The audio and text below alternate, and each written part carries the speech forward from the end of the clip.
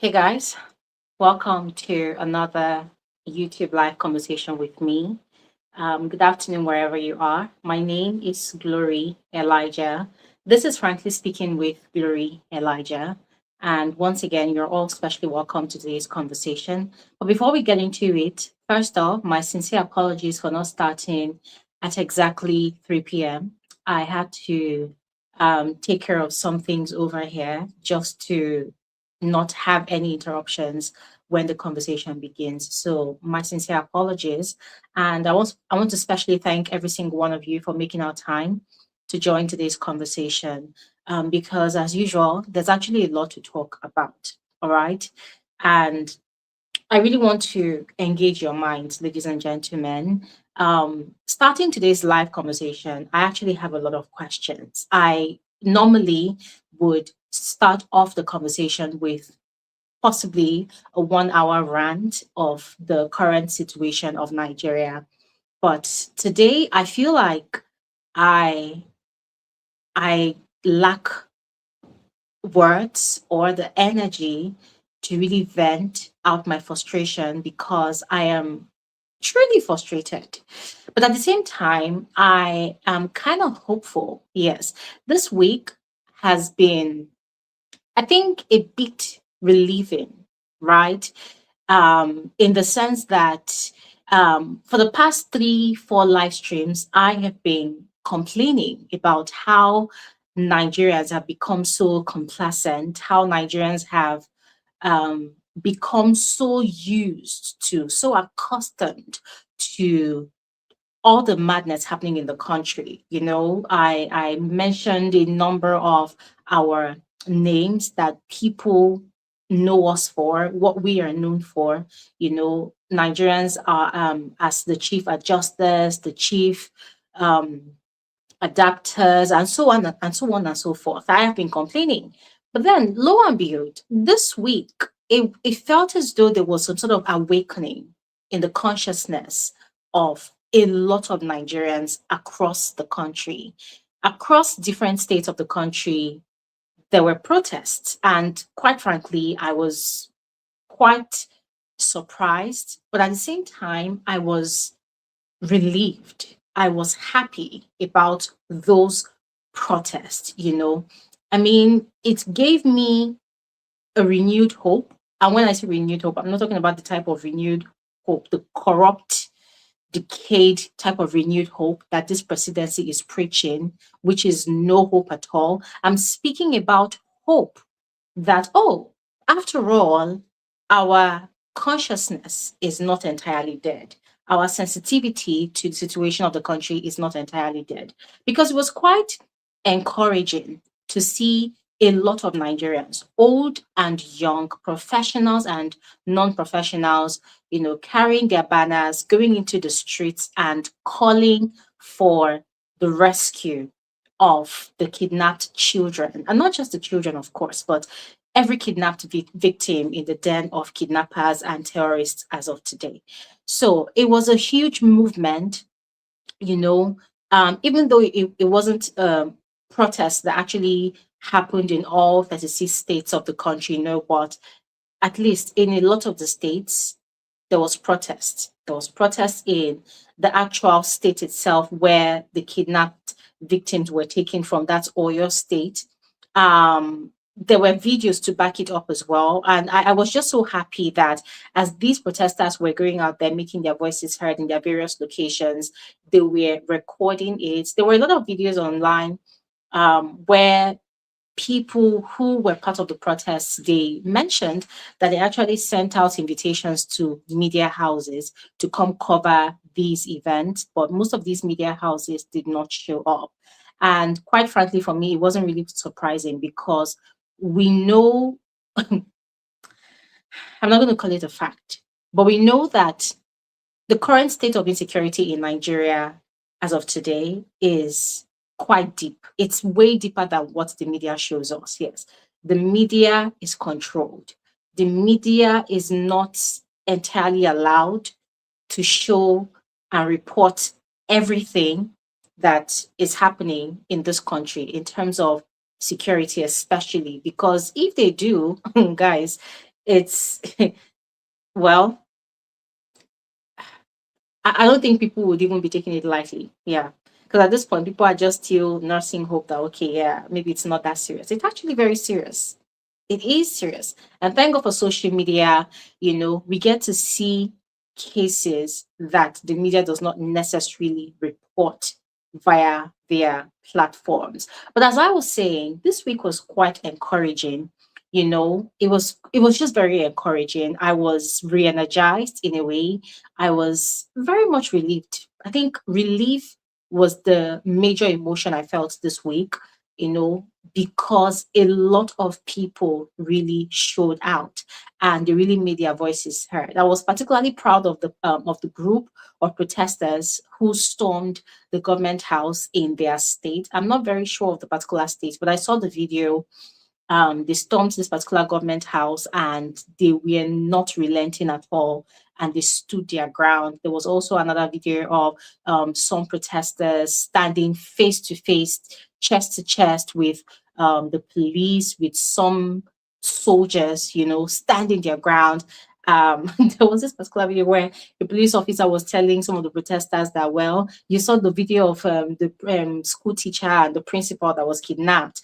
Look at them. Do they look like they're suffering? Do they look like the kidnappers are maltreating them? No, the kidnappers are actually taking care of them. It was just very ridiculous because I'm looking at this man and I'm thinking, this is somebody's best daddy of the year.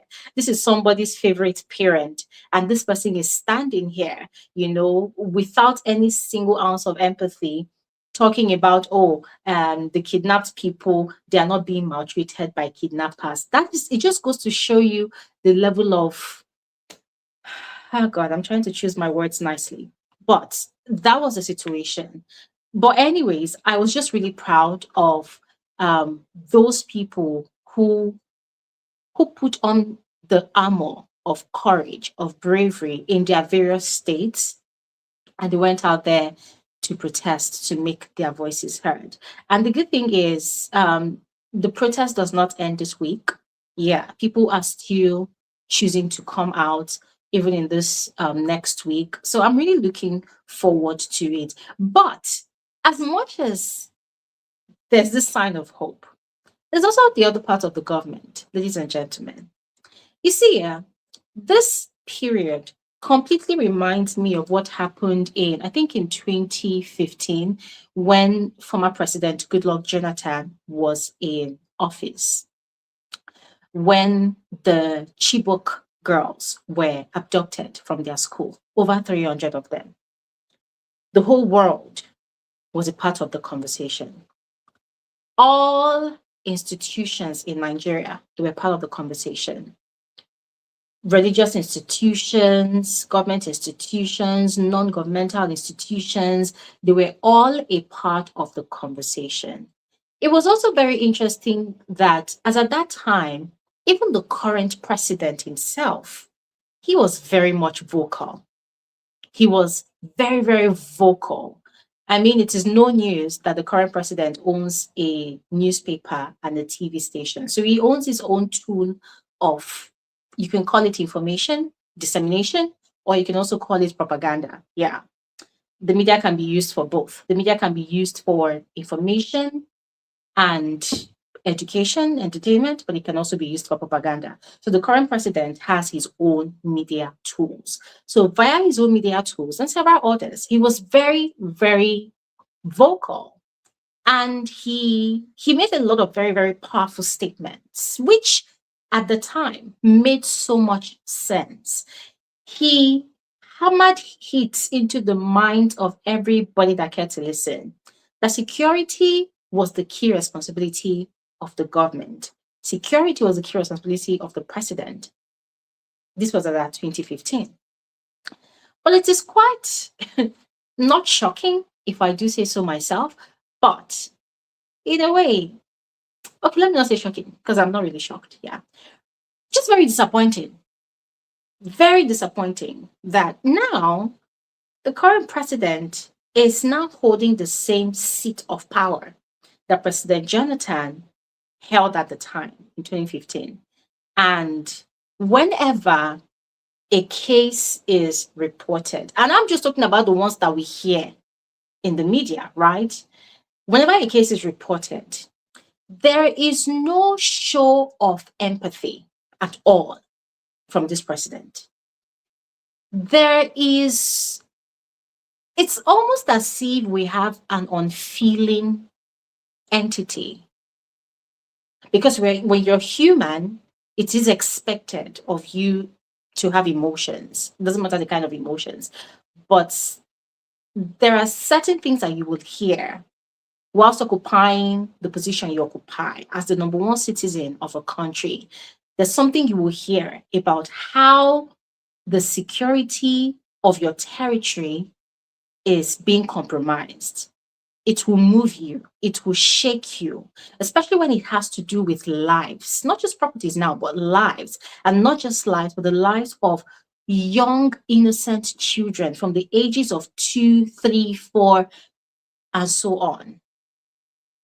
Infants, as young and as vulnerable as they are, there's a kind of information, news that you will hear that, oh, these children are being abducted.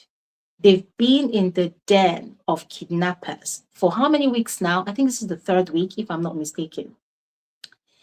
And there are certain actions that you will take. There are moves you will make. You will storm those kidnappers mercilessly. You will deal with them mercilessly.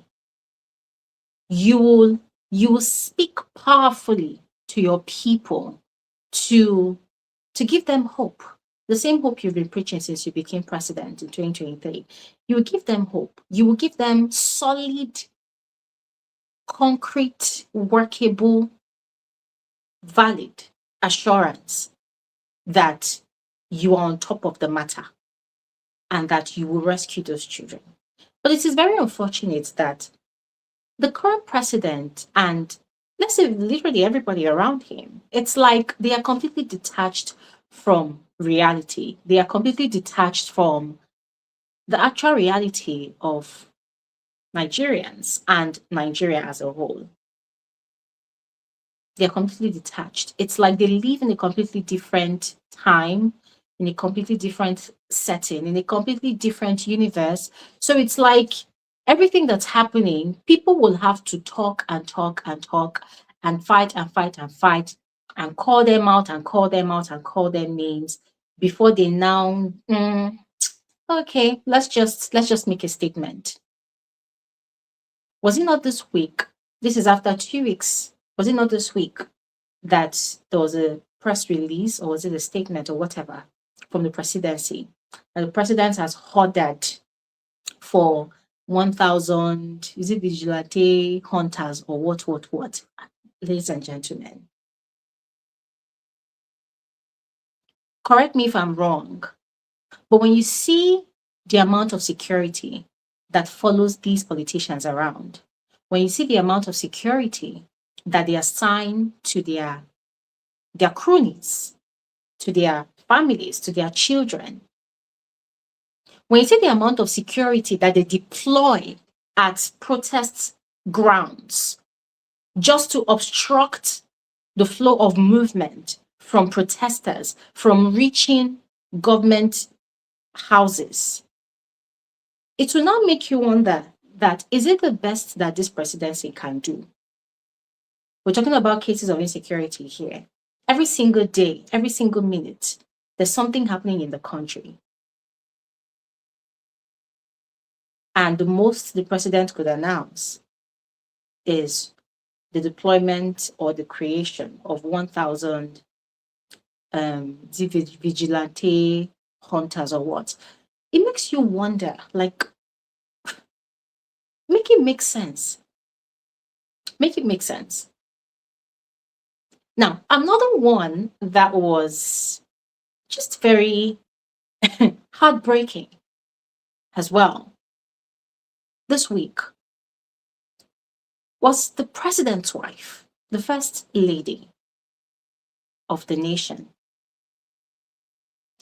Compare how she has handled these recent kidnapping situations, these recent terrorist attacks, especially on schools, on children, compare it to how former President Goodluck Jonathan's wife handled it. You will see a huge difference. In fact, let's just categorize them, both couples occupying the same capacity of power in Nigeria. You will see the difference. One had empathy, one had a conscience, one was troubled and he expressed it. I mean, I understand that human beings are different, people handle situations differently, and people express their emotions differently. However, as a leader, it is expected that you feel the pain of your people and you also show them. You show them because we're not spirits, so we cannot enter your mind. So you have to show by your actions, by your words, that you feel and you see what we are going through. So compare the two couples together.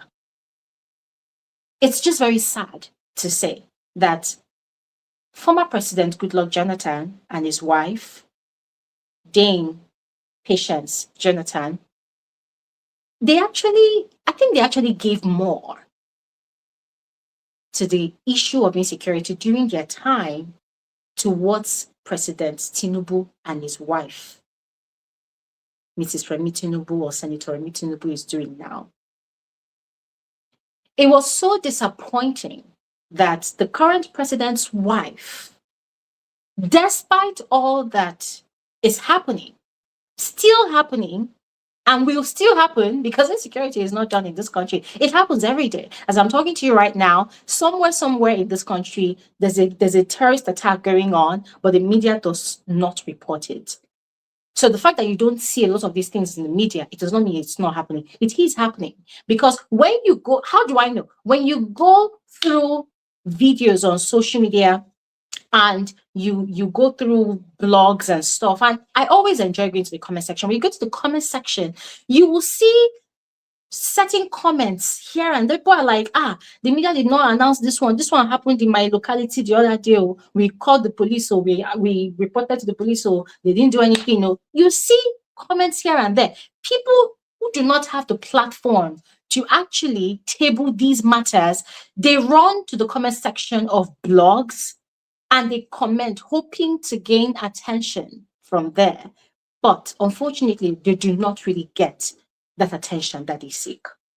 A lot of people would think it's false news. It is not false news. It only becomes major news when it now blows out of control. And sometimes it is the international community, like the American charity organizations that are here doing their charity works. Sometimes they are the ones that now announce it before the Nigerian government now picks up on such stories, or maybe the media now picks up on such stories and says, "Oh, this happened, but we are under control. We condemn it, but They are always condemning things by mouth, by words, by text. By the end of the day, nothing is done about it. But I digress. Still speaking about the president's wife, the first lady. This week, despite all that's happening, despite the fact that young, innocent babies, they are babies for crying out loud, they are still being held captive in the forest. God knows what's happening with those children. We don't know what's happening with them. They're out there in the cold. We don't know if they're being starved. We don't know if they are being molested. We don't know what's happening. But the president's wife chose this week, this period, to mobilize women for supporting her husband's political ambition to return to office come next year, 2027. They had what we call in Nigeria Ashwebi uniform, APC, renewed hope, bullshit, all their rubbish slogans. They had the uniforms and they wore it. I wish I had the video, I wish I had pictures, but I was just too disgusted to bother. They had on the uniforms. They wore it with pride. so-called mothers. And you see, I'm sorry to say, oh, it might seem like I'm digressing, but that is why I say that. Listen, it is not every woman that has a child that is a reasonable adult. I'm sorry. A lot of people think, oh, the moment they give birth and they have children, one, two, three, four, five, plenty, however many children they have, oh, they've become the most intelligent adult. I'm sorry. A lot of women who call themselves mothers, I feel like they're just lifeless things walking around without sympathy or empathy. Nothing. Just empty containers walking around. Because that was how I saw those women. And I don't know how many of you have noticed that in Nigeria, you will rarely see any government occasion or function or gathering where they sing the national anthem. They no longer sing the national anthem. Yep. They no longer sing the national anthem. What they sing now is the president's personal political party anthem. I can't even repeat it because I find that song very, very disgusting. I find it very troubling, very disturbing. It disturbs my spirit because it is just very disgusting. A president came into power in one day, automatically he changed the existing national anthem that I was born into, that I grew up learning all my life. He changed it in one day, and immediately in National Assembly, which is just like a daycare center for the president, whatever the president wants, the National Assembly immediately signs it into law. Boom. They changed it immediately. I don't even know the wordings of the new national anthem. And to be very honest with you, call me unpatriotic or whatever, I do not care enough to learn it because there is still no rationale as to why the president changed it from what it was before. But yes, the point is they changed it, but still, it is sort of useless whenever there's a government function because so long as it's that function has to do with the president and his wife, that is the song, not the national anthem now, but their political party anthem. That's what they sing. That on your mandates you shall all crumble bullshit song. That's what they sing. But anyways, still about the president's wife. They still went ahead to hold their political gathering. And all focus was on how to mobilize. The president's wife even went ahead to gift vehicles, one vehicle each, to all the females representing their political movement in each of the states in Nigeria where their political party has presence, which of course is all the states in Nigeria. Yeah. So she went ahead to gift every single woman representing their constituency a vehicle. And she made very bold declarations that it is their own for their personal use. And they should go ahead and register those vehicles under their name. If they cannot register, they should not worry. Everything is going to be taken care of. There is a full-blown budget for politicking in Nigeria.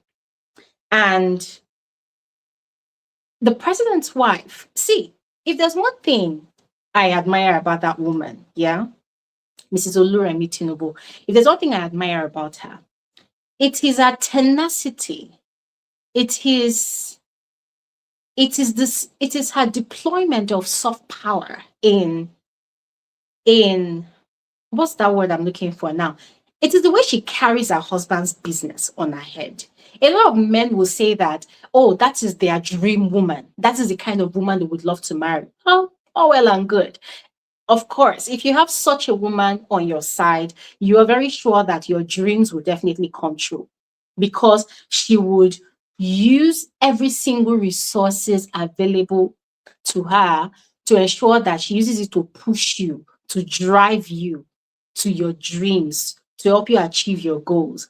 She's very good at that. I mean, we've seen how she has played this game of politics to the point that there is some sort of debate out there on the internet, like, who is really more powerful between this woman and her husband, Tinubu? Because the way she plays a game of politics, it's like this woman moves mountains. But that's their own family affair. I honestly do not care. Where I really do care is, as the first lady of the country, first of all, with the way the Nigerian political scene has been for the longest time, I personally now hate, I dislike, you see, that position of first lady. I find it to be very, very unnecessary. I find it to be very, very disgusting. I find it to be a complete waste of a country's national resources. Because if you think about it, my God, it is truly a waste. The allocations to the office of the first lady, the convoy that the first lady uses whenever she's moving around, all the unnecessary, it's a lot. It is a lot. When you look at the budget for every year, you just the allocations, the budget for the office of the first lady, if you channel all of that money to something else, trust me, it's really going to go a long way. Really will go a long way. But on the other hand, I am one of those women that actually advocates for female empowerment. I believe in women also, imprinting their mark in any position that they find themselves. Any position that the woman finds herself in Nigeria, that is a huge opportunity for that woman to make a difference. That is a huge opportunity for that woman to make a statement, to prove to the Nigerian patriarchy, because this country, Nigeria, is a very, very patriarchal country. Yeah. So that is an opportunity to prove to the patriarchy that, listen, even though we're women, we can also do as much as the male folks, right? So I am a huge advocate for women holding positions of power and, just making their mark in the loudest and most impactful way possible. I mean, look at this woman, Obiageli Ezekwesili. She's phenomenal. She's doing amazing in the World Bank. See the World, yeah, she's doing amazing. There's so many of them. They are doing great. But you see this current first lady. Yes, she has a lot of empowerment programs to her name. If you want to count the amount of impact she has actually made in society, well, she is actually doing great. I must give it to her. She's doing great. However,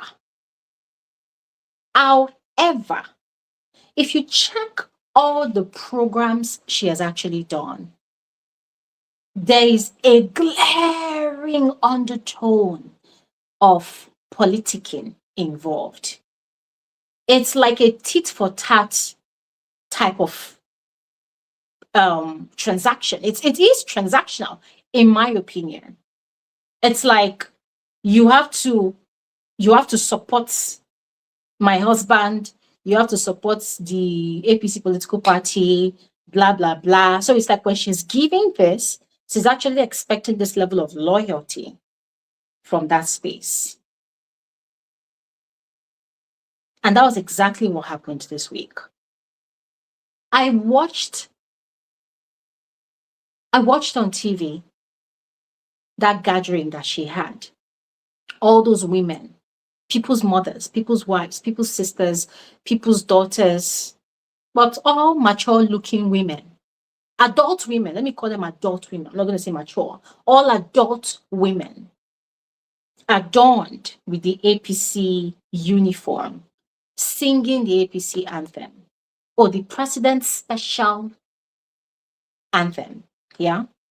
Singing it, pullulating, shouting, screaming for joy, getting all excited. Why? Because the first lady gifted them vehicles, personal vehicles. And you and I know that that party, or rather that gathering, that meeting, whatever it was they were doing, you and I know that it was never going to be complete without every single one of those women receiving a thanks for coming envelope.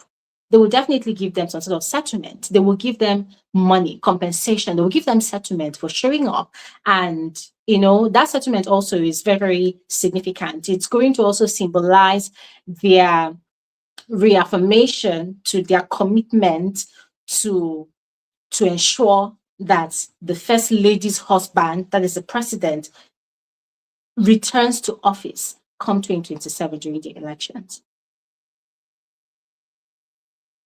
On the one hand, a lot of people are going to say, oh, that is women empowerment. That is the first lady carrying women along.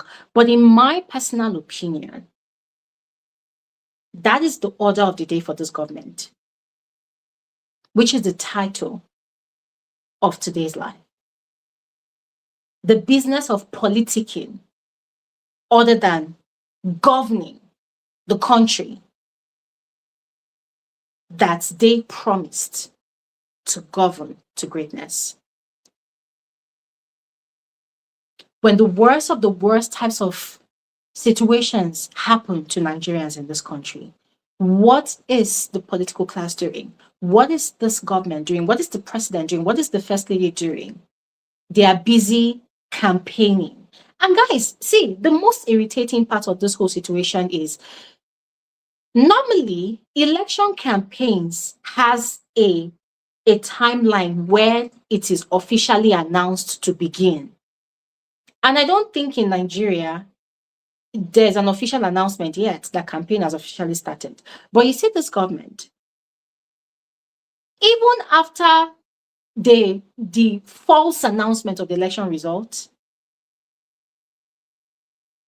the swearing in of the president as we have him now, these people have been campaigning. They've been campaigning.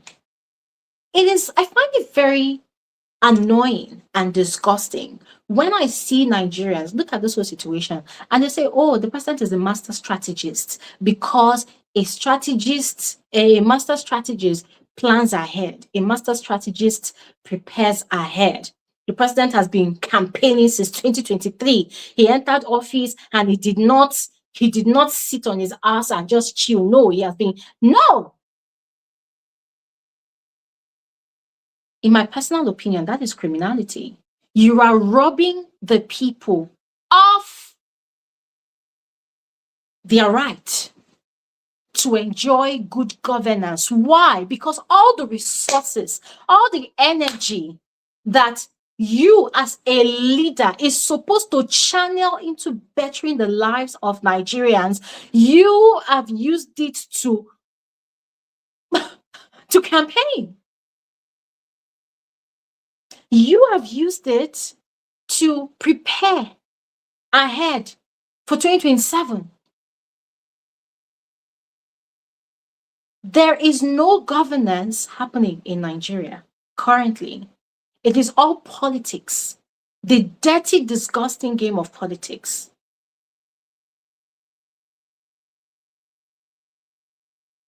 And you can't blame every other politician entirely, to be quite honest with you, because they are not the ones in power. The people that are in power are the people I'm actually referring to. Because why? You rigged your way into that power. You fought your way into that power. You snatched ballot boxes. You did whatever you wanted to do to find yourself in that office. Okay, now you are in that office. Now you're occupying that position of power. What are you doing with it?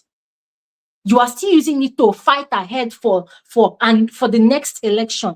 The one you fought for, you've not done anything to change the situation of the country. No. You are still fighting to secure the coming election. Is that not madness? Is that not madness? So, ladies and gentlemen, I'm going to quickly move on. Saturday last week during our live conversation, I mentioned that I was going to make a video to share on how we can actually protect our votes. I've actually given it a lot of thought. By the way, apologies for not putting out that video. There was just a lot going on with me this week. I could not find out time to make the video. So I'm just going to go ahead to spill it right now. First of all, Nigerians, wherever you are in the world, so long as you are eligible to vote, please get your PVC. Currently, there are complaints from all across the country that the INEC portal is almost always down. And when you go to the INEC office, there's this like a destical attitude from the officials there. It's like they are reluctant to register Nigerians. It's like they are deliberately trying to sabotage the process, which is expected, to be very honest with you, because even the current INEC chairman, in my personal opinion, is not entirely clean. There are allegations that in fact, there are proven allegations, proven allegations, proven by Grok, that's on the X app, proven by Grok, that is a certified, bona fide member of the current ruling party, which should not be the case. The INEC chairman should not have any political leanings at all. The INEC chairman should be neutral. So the fact that there are evidences all across the internet that this man is actually like is a part of the ruling party and obviously working in the favor of the current president, that is already a sign that the 2027 election, if Nigerians do not take it serious, might be a repeat of the 2023 elections. Yeah. So what do I advise? Nigerians that are yet to get their PVC, do not relent. Ensure that you fight, you insist that you get registered and you get your PVC. A lot of people have complaints that they go very early in the morning to INEC offices. They wait for hours upon hours. At the end of the day, the INEC officials in those offices, they only attend to only 20 people. This is a process that should not take up to an hour, but they only attend to only a few number of people. And then a lot of people, after going there 1 day, 2 days, 3 days, they get so frustrated and they decide that, you know what, the process is not worth it anymore. So they decide not to go back to the INEC offices anymore. So, ladies and gentlemen, all of these things that are happening, it is a clear indication that INEC is not particularly clean in all of this.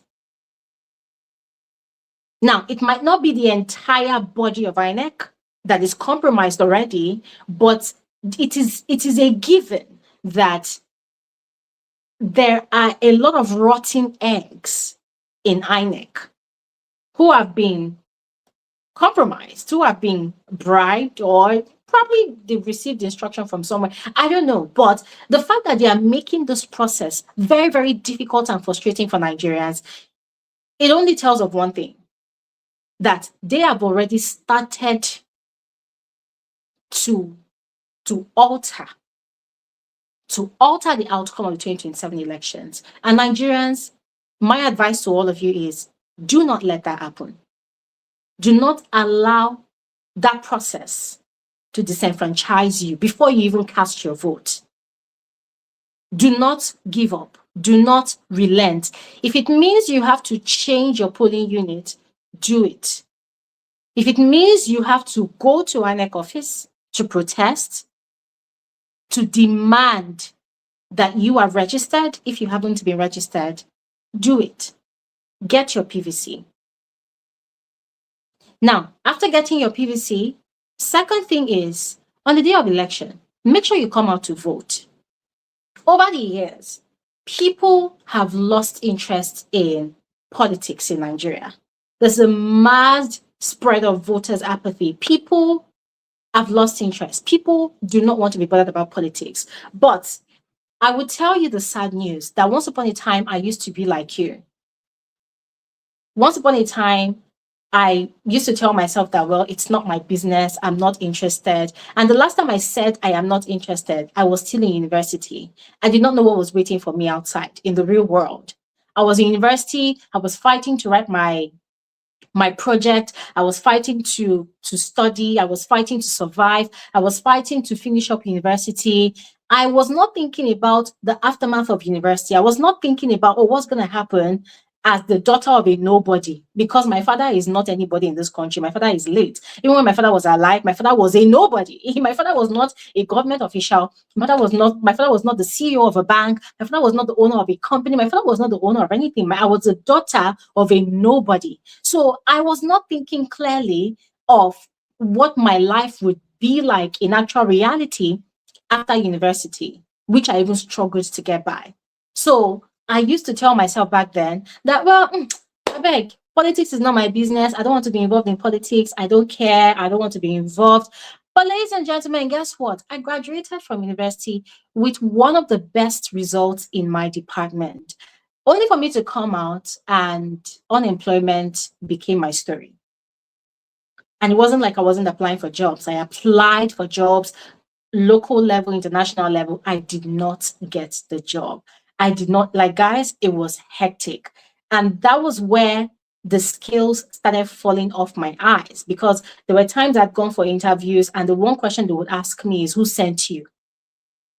And when they ask you who sent you, and you don't know who sent you because nobody actually sent you, that is when you realize that, oh, hello, welcome. Wakey wakey, now you know that you are in Nigeria, where money talks and bullshit works. So if you do not have money, you do not come from money, you do not have a connection or a contact, and you do not have anybody that can actually hook you up or link you up with somebody, you are doomed. And it has actually gotten worse now. So if you keep on deceiving yourself with the mentality of, oh, it is not my business, I don't want to be in politics, politics is not my business, well, sad news is you will regret it, because you are entitled to one vote, because you are one person. So you are entitled to one vote, and that your one vote can actually make or mar the state of the country. So if you want the country to be better, if you're tired of going to vigil, doing prayer and fasting, 100 days of prayers and fasting just to eat or just to have electricity, then you need to start fighting for it. You go to church and people are praying for electricity, people are praying for clean water. These are things you're not supposed to pray for. These are things that when you have a good leader governing the country, those are things that without prayers, that leader should ensure that they are all provided in even the most intricate locations in the country. A lot of people will say, oh, you should hold your local government accountable, you should hold your government accountable. But the fact still remains that a president who knows how to take accountability for any and everything, when you hear reports, and that is when they even surround themselves with actual honest people and not psychopaths like this current president has and the previous president did, when they hear reports, they hold these people accountable. If the head is corrupt, it will definitely affect the body. If the head has no direction, the body too loses direction. But anyways, as I said, you need to vote. So first, as I said, get your PVC. Second, vote. Now, still on that voting, another thing I'm going to talk about is a lot of people normally get scared to come out to vote on the day of election. They get scared, they get worried, and it is a very, very valid feeling. Why? Because election days in Nigeria is not particularly the most peaceful days. We almost had one of the most peaceful election days in Nigeria in 2020. Yes, but it was so unfortunate that it was marred by touts and hoodlums destroying, attacking people, burning things, and just going crazy. Ladies and gentlemen, this is what I have personally told myself. And I'm going to put out a disclaimer.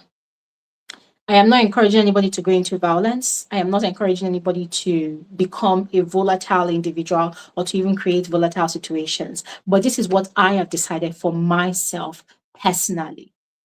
Come 2027 election, I, Gloria Elijah, I'm going to protect myself. I'm going to protect my vote in the sense that when I step out to vote and any mad individual born from the pit of hell thinks that they are mad enough or crazy enough to come and attack me for voting my preferred candidate, if that individual wants to harm me, I will harm that individual first. And that is my stance. I will protect myself and I will protect my vote. That is what I have decided to do. I'm not trying to be, what they call it, is it a martyr? I'm not trying to be a messiah, but I am not going to sit down and fold my arms and watch people intimidate me and watch people threaten me because of my choice for a candidate. I'm definitely not voting back this particular government. I'm not voting them back. They've just been so useless so far. But no tout, no hoodlum is going to come and threaten me or intimidate me over my vote, over me exercising my right as a Nigerian. I will defend myself. Now, this is a clear message to all of you Nigerians out there. Do not be scared to go out on the day of elections to exercise your vote.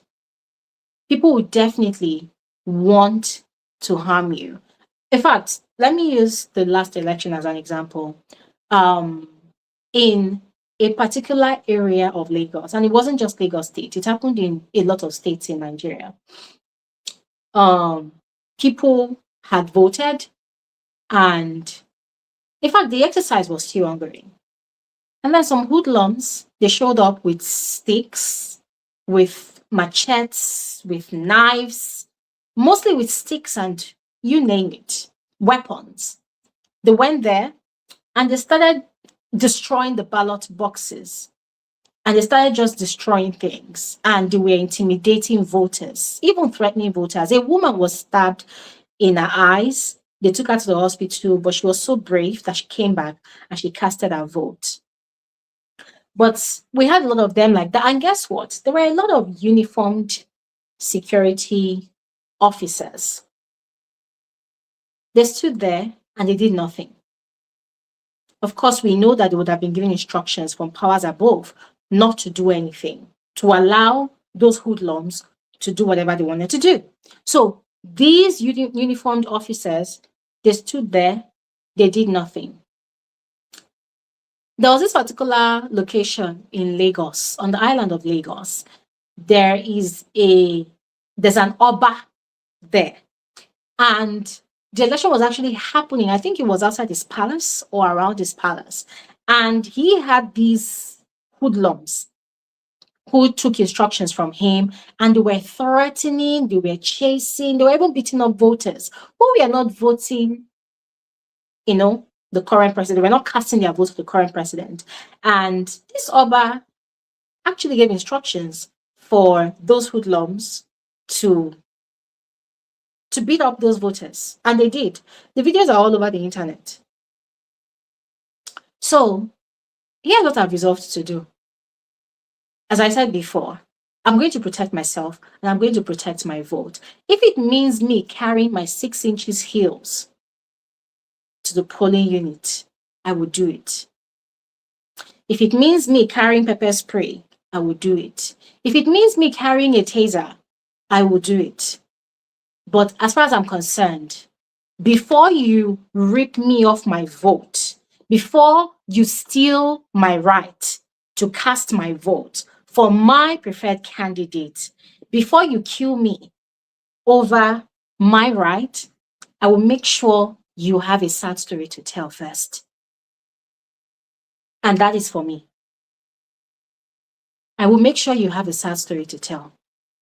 I will not be intimidated. Because at the end of the day, we're all in this together. Whether you are a normal human being or whether you are a hoodlum, we're all in this together. Go to the streets in different states of Nigeria. Look at these hoodlums. Look at the lives of the hoodlums, the touts, the senseless illiterates that they use to perpetrate all this madness during elections. Look at their lives. A lot of them are dead because they've been starved.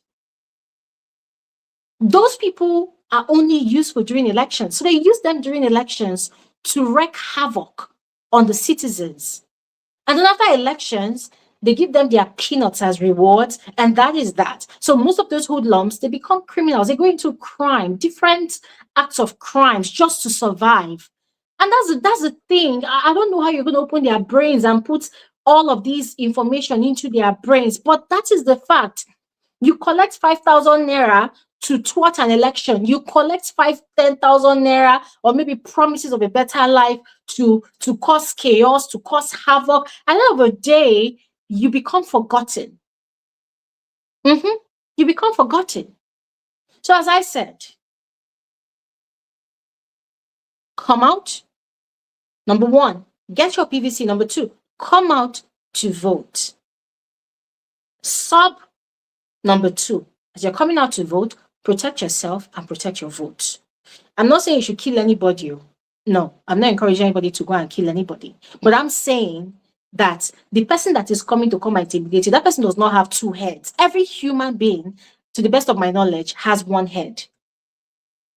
We both have two hands. We both have two legs. So if you think you're mad enough, or you think you have smoked weed, or maybe you smoked wood, or maybe you burnt your house and you smoked the ash of your house, and you think you are mad enough to come and intimidate me, or you want to come and shake me, you want to come and threaten me over my vote, I will give you a sad story to tell. And dearest Nigerians, I'm encouraging you all, make sure you give these people a sad story to tell. You know why? Because these people, they get more powerful, they get energized on your fear. Your fear fuels their madness. Your fear,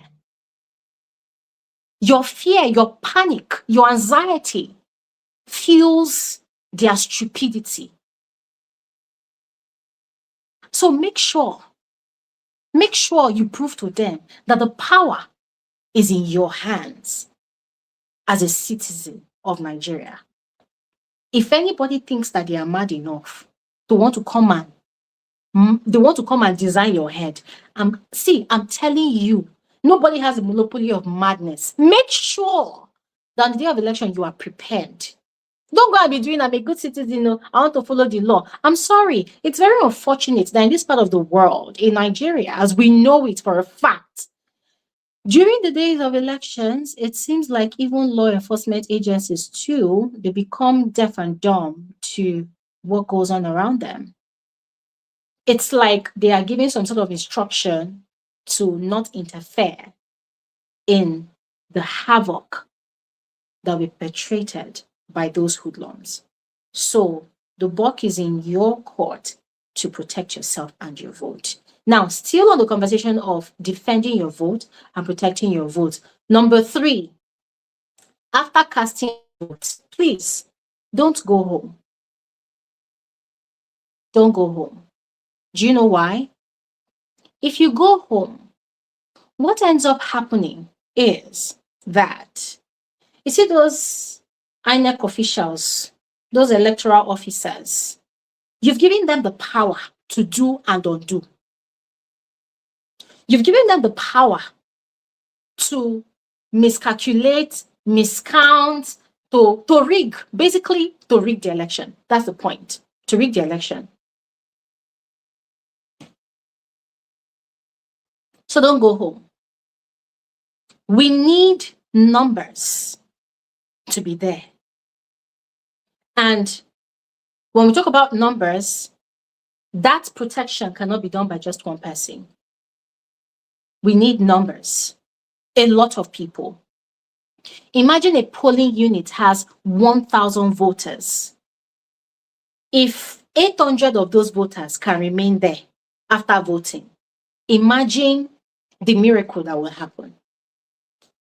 Because of course, the the electoral officers will need to count the votes after the vote has been casted, right? So you need to be there as they are counting. If you want to go back home, if your house is nearby, you can go back home whilst the voting process is going on. When you finish voting, if you want to quickly take a break, go and eat. But it would be nicer if you go to your polling unit with packs of water, you go with food, you go with snacks, go with entertainment. Make it a beautiful occasion. Make it a lively occasion where everybody is relaxed, everybody is chilled, put up canopies, liaise with people around, put up canopies, make it a very, very enjoyable occasion because it should be a nice occasion, Go with packs of water. Anything that will make you comfortable, you and the people around you comfortable, you just do it. Even bless the electoral officials with water, with snacks.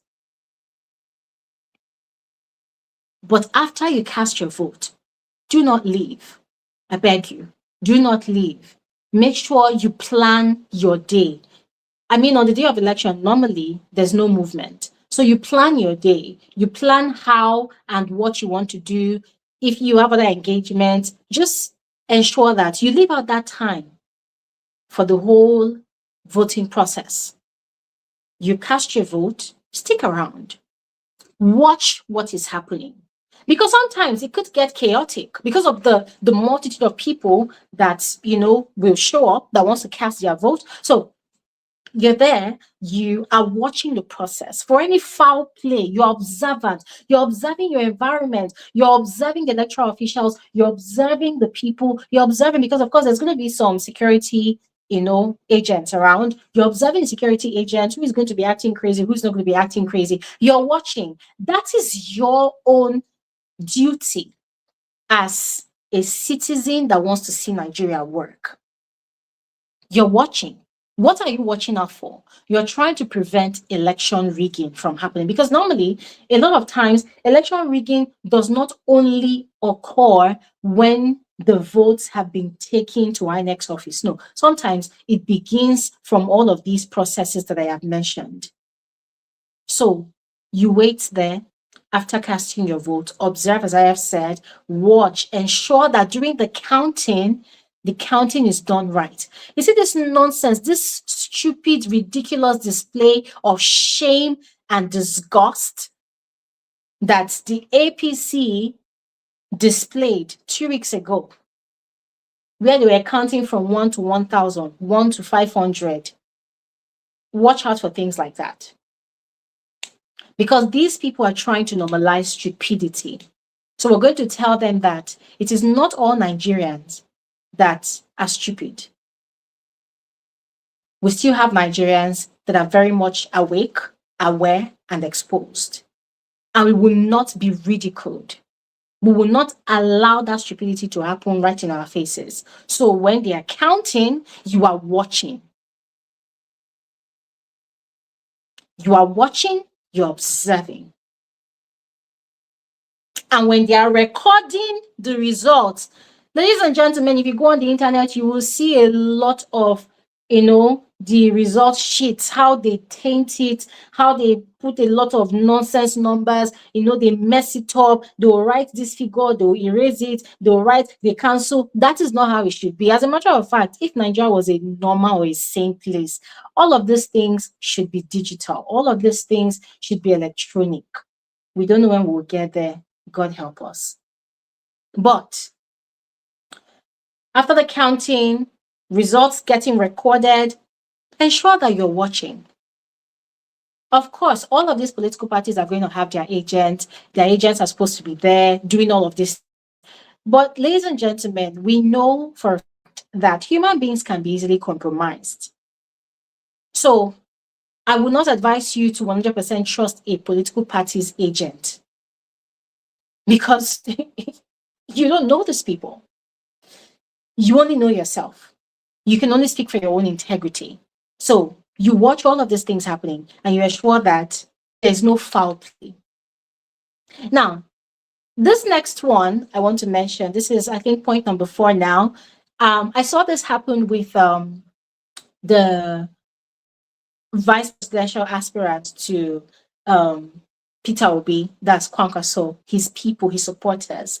I don't know how many of you saw those videos of how his supporters, in their multitude, they followed the electoral officers to carry the election results in their states to their office. They followed these people, meaning, guys, some of them were riding their bikes, some of them were walking, they were running.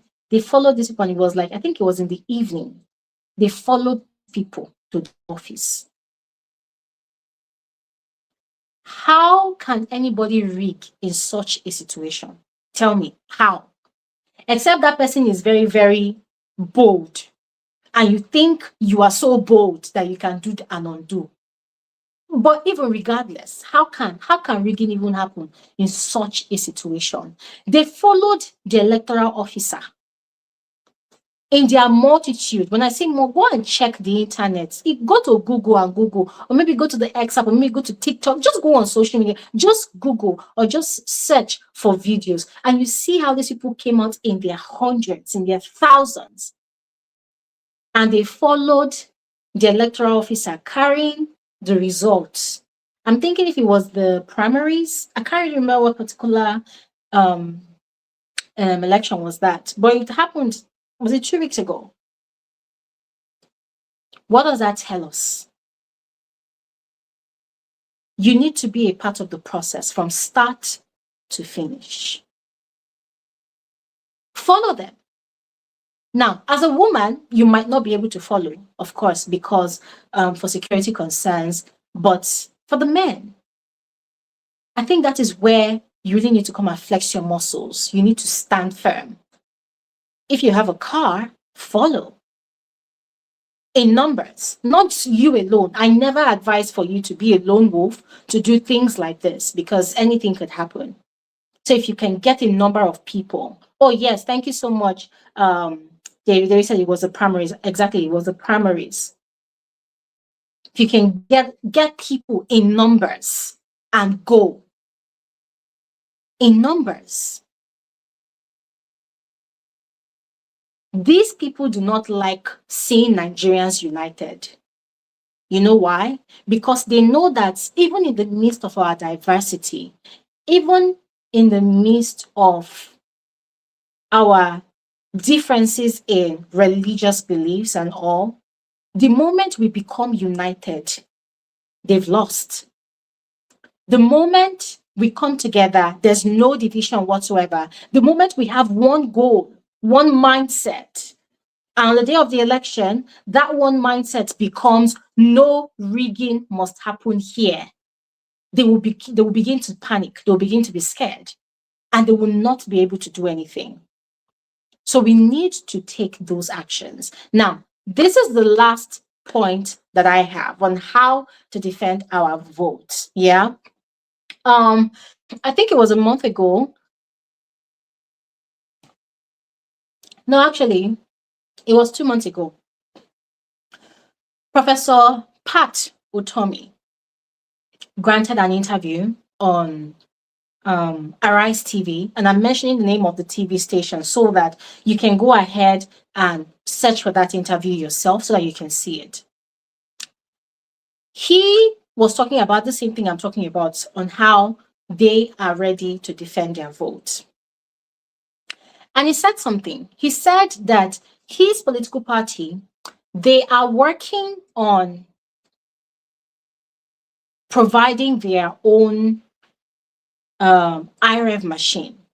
The IREV machine to transmit election results, so that INEC, who is already compromised, will not have any avenue to change the results and lie to the world about the outcome of the elections.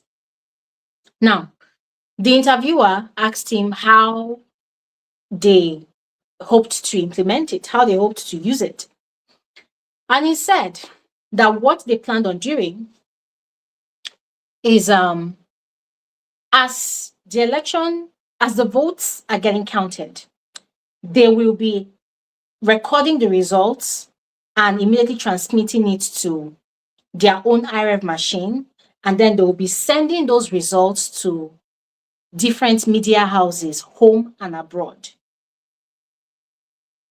Smart idea. So they're going to be sending those results so that there will be no time for INEC to change the result.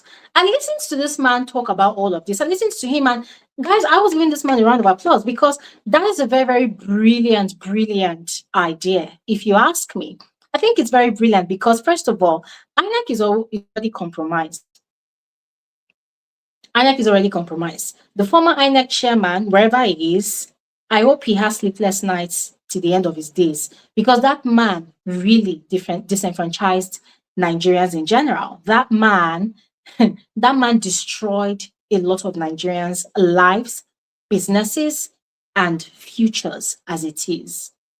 It's just unfortunate that he has been rewarded by the current president with an ambassadorial role. It's just very sad. But people like that, I just pray that they never have peace in their life. And it's also very sad that the current INEC chairman, it is already looking like he's towing the footsteps of the previous INEC chairman. There are already evidences to that. Yeah, but that's not the conversation for today. Now, what am I saying? I listened to Professor Patutomi. Everything he said, brilliant. Everything he said made so much sense. However, I became very concerned. I became very concerned because as much as everything he said made so much sense, he is with the ADC.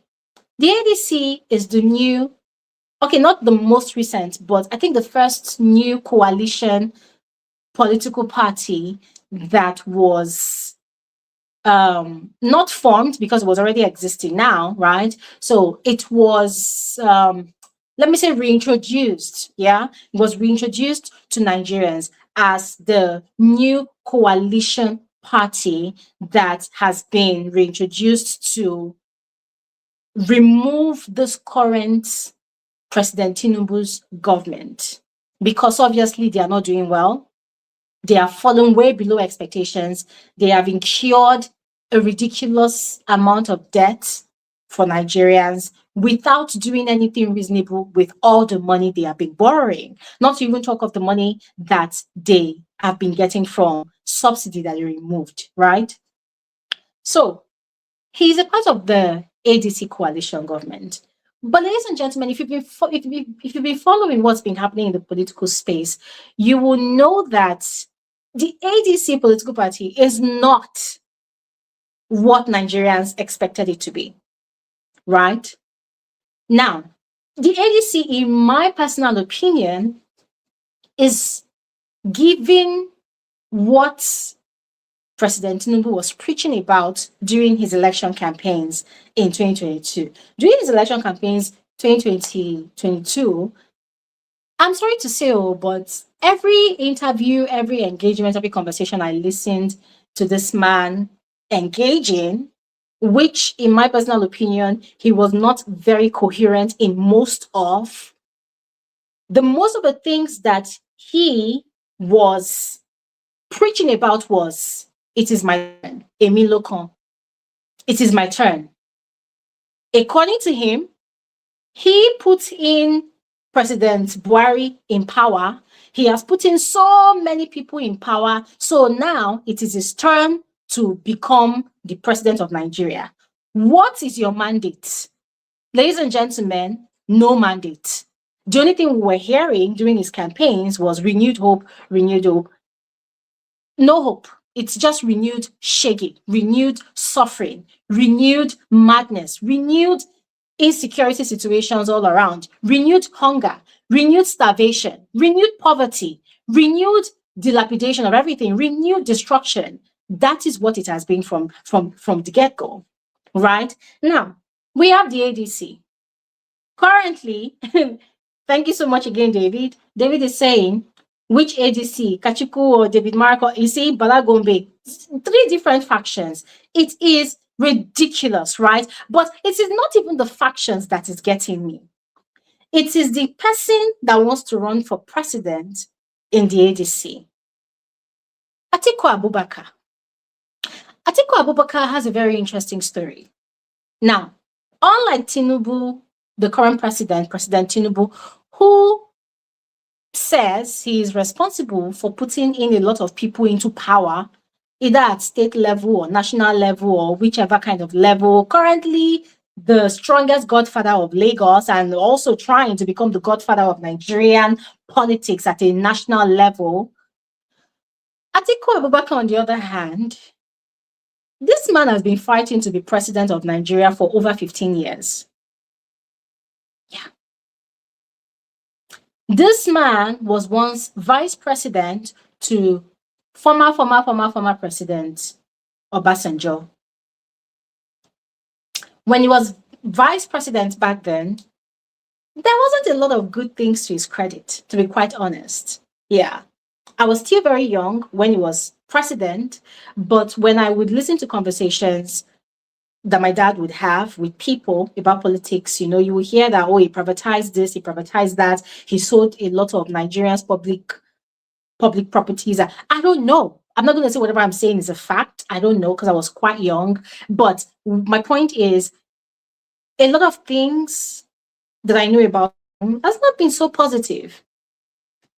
And this man is almost 80 years old now, if he is not already 80 years old, and he has been running for president, whether it is the turn of the South or whether it is the turn of the North. The man has been running for president. He just wants to be president. And for me, as far as I'm concerned, anybody that is running to be president for over 15 years, I have a problem with that. Because if you keep on running and running and running, I'm not saying you shouldn't keep your hope alive. I'm not saying you shouldn't keep your dreams alive, but I also believe that there are younger people that also have fresher ideas that are also, they also have the potential to do more outstanding things than you would have done in your prime. So why not stand as a supporter other than still insisting that you want to be president? So now it is supposed to still be the turn of the South, right? But Atiku Abubakar still wants to be president. So through all the plenty chaos in the ADC, in the most funniest and fishiest way, he somehow, I don't want to say what I don't know, but he somehow emerged as the ADC's presidential candidate. Now, what has that done? It has now made me not to trust this results idea transmission thing that Professor Pat Utomi wants to, he's saying that the ADC wants to implement during the 2027 elections. I don't know if you get what I mean. Because now, Atiku Abubakar wants to be president by all means. Though, the man has not even engaged in multiple campaign speeches. He hasn't. The man is not really that much of a plenty talker. He doesn't talk a lot like that, right? But I've not really heard him preach the gospel of Emi Lokon. It is my turn, right? So unlike current President Tinubu, who during all of his rallies and campaigns and consultations with so many people, you must hear Emi Lokon, it is my turn. With Atiku Abubakar, I have not really been hearing it, but all of his body language and everything is giving it is my turn, right? So now I am skeptical. I do not have confidence in this system that Professor Pat Utomi said that the ADC wants to implement during the 2027 election, because now my gut feeling is telling me that there is a very, very huge possibility that during that election, they might not necessarily transmit the right results to the media, both home and abroad. Because just like current President Tinubu, Atiku Abubakar and his people might want to forcefully declare that Atiku Abubakar has won the election. I don't know if you get what I mean. So, for me, it doesn't really make sense. So I've lost faith, I've lost hope in the ADC. I am not looking towards them anymore. And that leaves us now with Peter Obi and the Kwankwaso mix in the NDC. Those two, they are not necessarily bribing anybody with money. They are not promising anybody with positions or titles. They are not sharing bags of rice. They are not saying, Emiloko, it is my turn. They are not saying that. Rather, okay, not Kwakwaso. Kwakwaso, I've not really been hearing much. The man, I don't even know what his voice sounds like, to be very honest. I don't think I've ever really heard him speak. But at least Peter Obi, we know what it sounds like. So what he is doing, well, he is preaching what Nigerians wants to hear. So I am still watching, like, okay, fine, we're still watching. But as it is, there aren't really a lot of viable options. There is the Shoore person there who I would look at more as a revolutionary, an activist. But the moment he brought in that Nollywood, is she a Nollywood actor or whoever she is, Doris Ogala?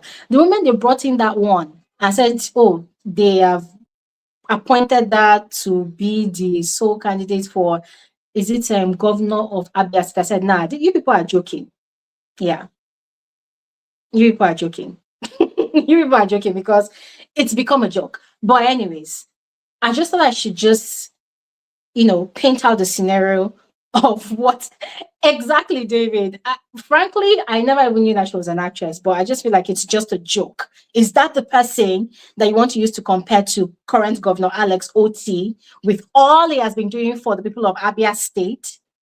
Have you noticed that when Nigerians are complaining about a lot of things, Abia State, they are flexing, they're enjoying, they're not even complaining. Why? Because their governor has got them sorted. But anyways, why am I saying all of these things? I'm saying all of these things because when I watched that interview that Professor Pat Utomi had with the news anchors or the journalists from Arise TV, I thought, okay, this is the silver lining that Nigerians have been looking for. But then when I now saw what was happening in the ADC with all the plenty factions, with the disenfranchisement of, what's his name, former Governor Rotimi Amechi, I said, nah, this is another APC, jamboree happening here, and I am not for it at all, right? So here is what I thought, that dearest Nigerians, we cannot entirely trust these politicians because at the end of the day, the majority of them are fighting for their own selfish interests. The majority of them, they are fighting for their own personal ambitions. Yes, the majority of them do not necessarily care about what is happening to you as a Nigerian or what is happening to us as Nigerians in general. For a lot of these politicians, they have a mark in their lives that, oh, at this age, I want to be president. At this age, this is what I want to be. At this age, I'm going to give this position to my son, to my daughter, to my this, to my dad. They have their personal ambitions. They don't really care about you or me. So what do I advise? This is what I advise. Remember, I've given you guys 3 points already. Get your PVCs, fight for it. On the day of elections, go and cast your vote. And as you are casting your vote, make sure you fight and defend your vote, protect your vote, defend your vote, stand, do not be threatened. Do not be intimidated. And then what is the other thing you can do? Ensure you stand there, watch as these people count the vote. Ensure that there's no foul play. Ensure that you do not give them breathing space to even rig. Yeah? Now, what is the next thing you should do? As they are counting the votes, make sure you're recording everything, all the counting process from start to finish. A lot of you will say, oh, what if my battery dies? Go with the power bank. Yeah. Go with the power bank.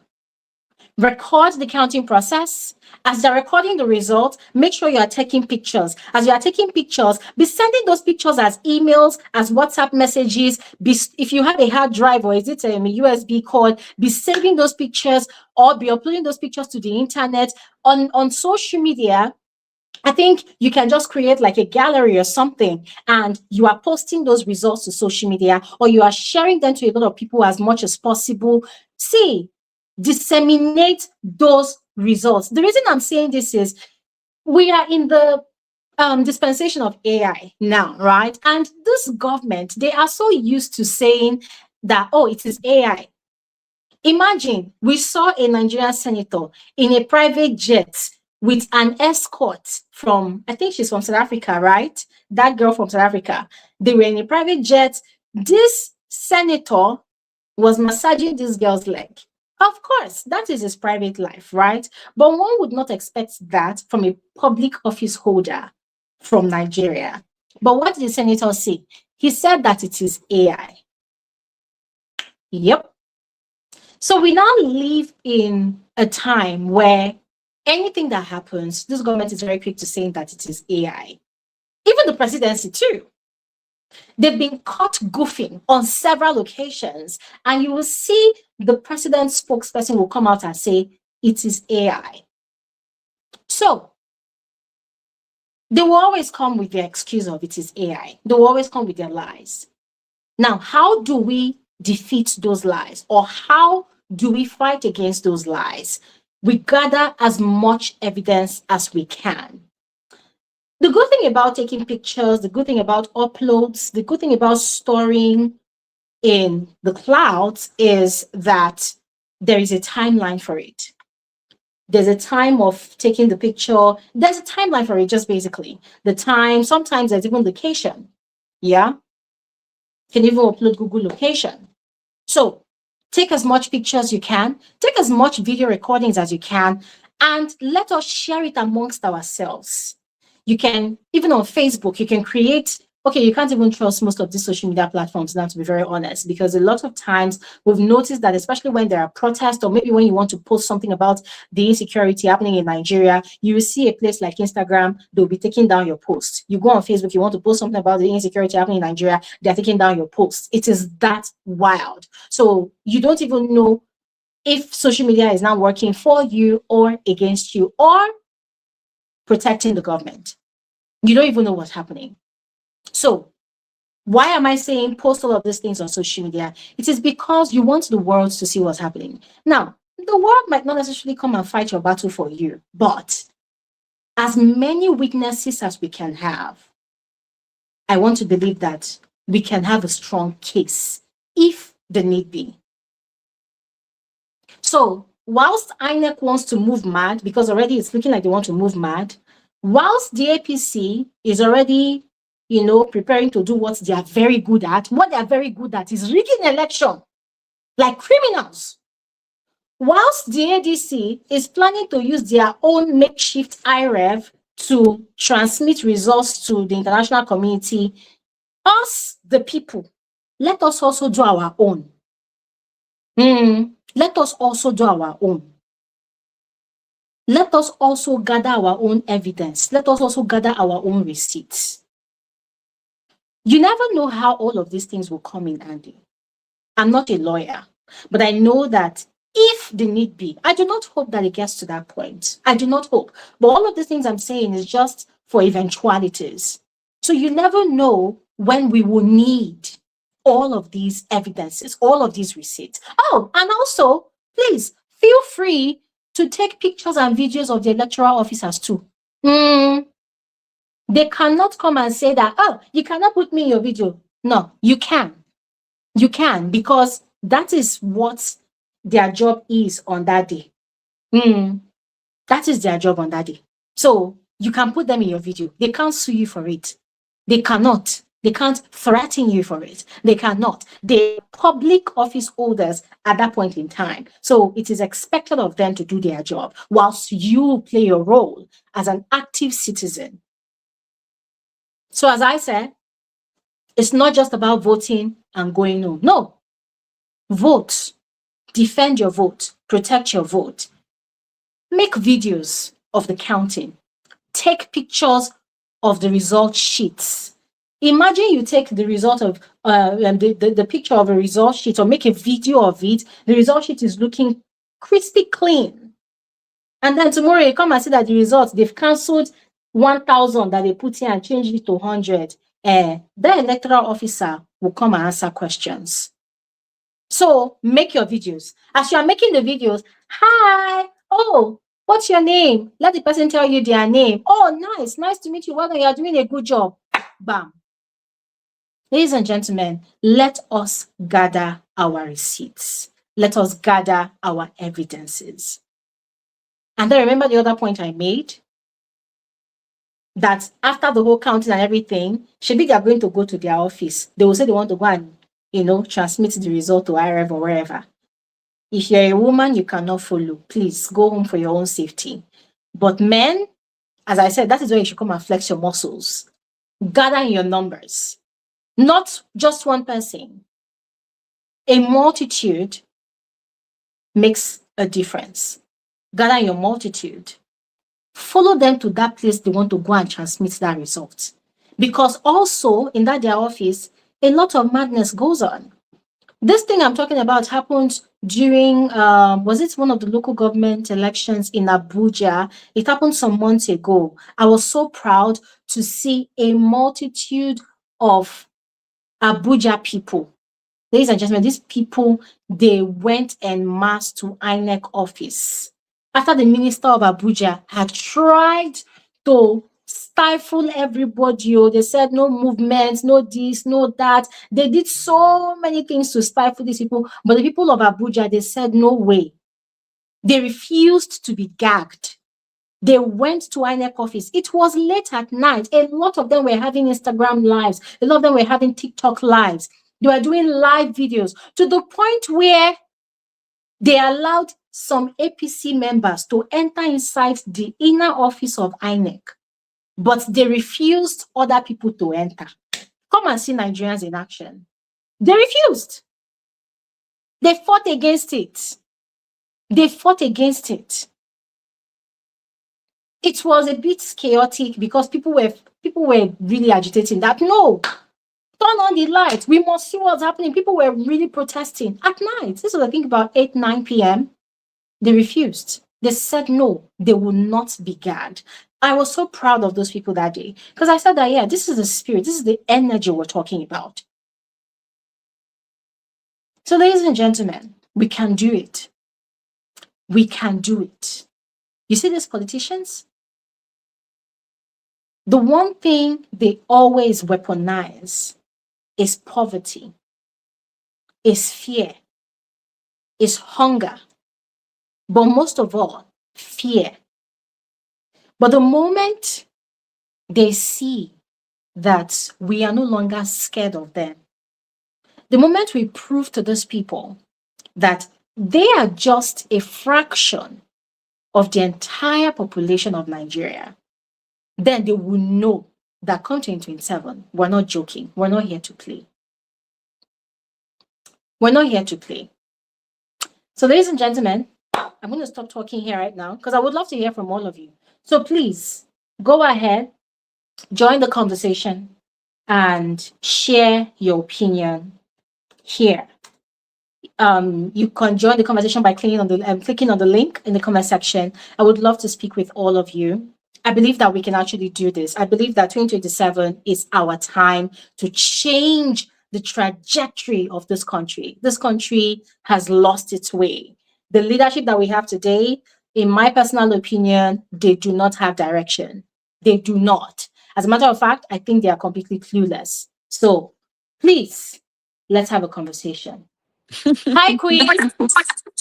Hi, love. Hi, love. Welcome. How are you? I'm here. I'm here. Welcome. Okay, talk to me. My dear, My dear, let me let me say say one. Tinubu did not Tinubu did not enter the enter first the first time. It time. was It was rigged. rigged. And it will And be it done will be done again again the the second second time. time. Because Because for some for some reason, reason, he feels he like the feels like the presidency presidency belongs to him. belongs to him. Hmm. And And that that is the is the problem. problem. My dear, let me My tell you a dear, let me tell story. you a story. So So I'm not going to I'm mention not the going to mention the states, states, but I'll but DM you I'll the DM you the states. states. One of my One of my uncles uncles wanted to run wanted to run for for House of House of Representatives. Representatives. And And in one of the in one of Yoruba the Yoruba states. states. Yeah. So he So ran a he couple ran a years couple ago. years ago. Only 7 Only people 7 voted people for him. voted for him. He He spent spent millions. millions. Only 7 Only people 7 voted for people him. voted for him. So So I'm I'm thinking thinking this year this he year wasn't he going to run wasn't going to again. run again. Guess what? Guess what? He did. He did. So So one of my one of other my other uncles uncles now told now me told me that the reason that why the he reason didn't why win he the didn't fight win the fight was because it was was an because it was an agreement agreement that he that should let he should somebody let else somebody win. else win. And this And year, this year, he would he win. would win. Guess what? Guess what? This year, This year, he he won, won, but he wasn't but he given to. wasn't given to. Hmm. They rigged They it in rigged blood, it in blood, like in like they. in they. So So apparently, what apparently, happened what was happened was the the governor governor of that of that state state wanted to give to wanted to give to somebody that he somebody can that he can control. control. Hmm. He didn't He get didn't it. get it. Bear in mind, my Bear in mind, uncle my was uncle like, was like, he's been in he's been in Nigeria Nigeria like like since like since like last year, last year, August, August, campaigning, campaigning, spending spending millions, million, but the but the governor didn't give governor it to didn't him give it to him because they because they said said they can't they can't control him control him because he has his because own he has his money. own money. Hmm. He has no He money. has no money. Hmm. He didn't get He it. didn't get it. My dear, let me My day, repeat let me repeat myself. myself. They They they they promised it to, promised it to, and and they he didn't get he it. didn't get it. Hmm. Which is Which why is why Tinubu is a Tinubu very is a very funny funny president to me. president to He's me. always been He's always funny been to me. funny to me. And the reason why And the he's reason why funny he's to me funny is to me is because because it's like it's like one one person has person has so much so much power in power in Nigeria. Nigeria. Like Like a a majority of things majority in of things in Lagos, Lagos, he he runs. runs. Like Like I never I never understood understood why he why wanted he to be wanted to be president president because because you already you already had had money, money. you already You had already had influence influence to the point to the that you point were that you were bragging bragging that that you you put put presidents presidents in their in their space. You get what I'm space. You get what saying? I'm saying? So I don't So I don't understand understand what the what the logic logic is. is. And that his wife, if God is supposed to punish somebody, it would be her. Because can you hear me? I can't hear you. Yeah, I can hear you, but people are saying that there's an echo from your end. I don't know, so I'm going to mute myself so that Okay. you can okay. Please. I've listen. I never expected Tinubu's wife to be useful. She's just as useless. But I want you guys to understand that Nigeria can never be great. But okay, I am talking from the United States. America cannot be great right now either because we have it's like living in two useless countries at once. It's very useless right now. It's very ghetto because it's like people that don't even know politics are running politics. You got wives, you got kids missing, and this lady is passing out cars. You got people that did it not happen on TikTok yesterday when kidnappers are giving giveaways? Are we okay? And people drop their account number. Like, no, no, no. Are we okay? Are we cool? Like, is everything okay here? But what do we expect from a country where there's 3 million people starving? People are poor. And then what's it called? People are coming out, the political parties, the aides are coming out saying that, oh, Pekpa see, oh, Tinubu is doing great. You may not see it now. What great, my nigga, what great. The country is suffering. Average people that are successful cannot even afford things again. There's no electricity, water. People cannot even go to school again without thinking something will happen to them. But there's not a problem.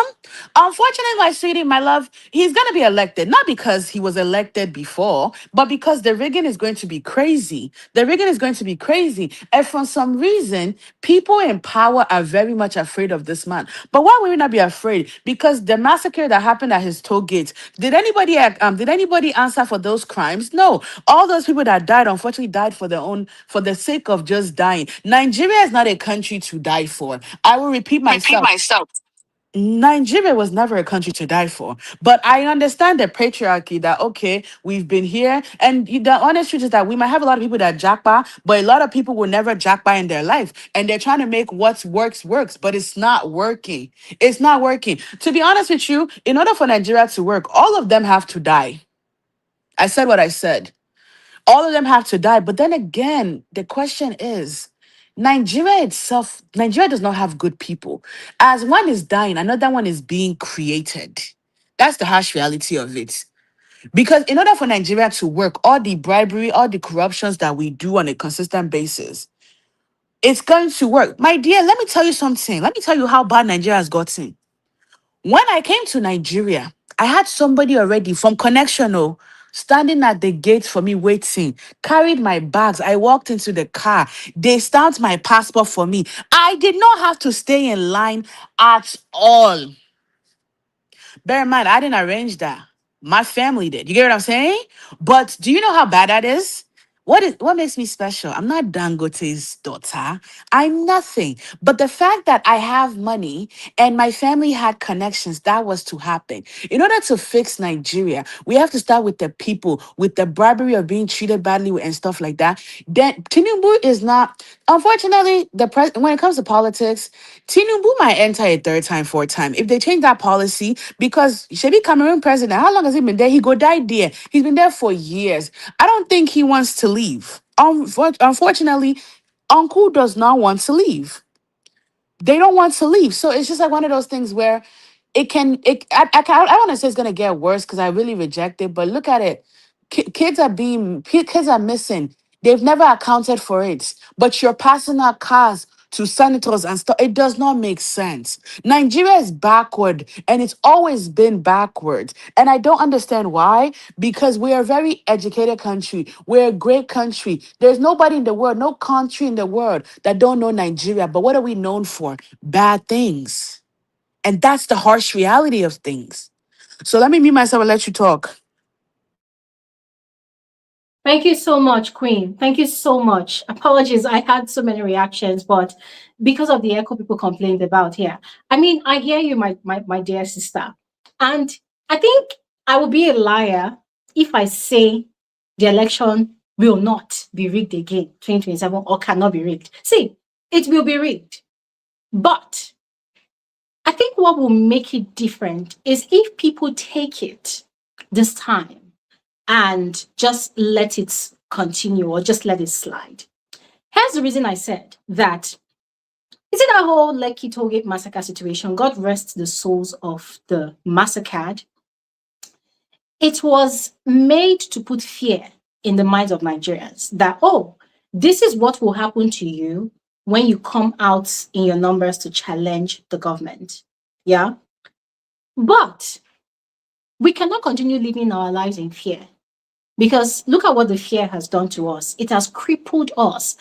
In the first 1 year of President Tinubu coming into power, I don't know if you saw the news that over 7,000 SMEs shut down because of all the subsidies gone and all the new policies. And then this band A, band B, band C, electricity distribution that they introduced.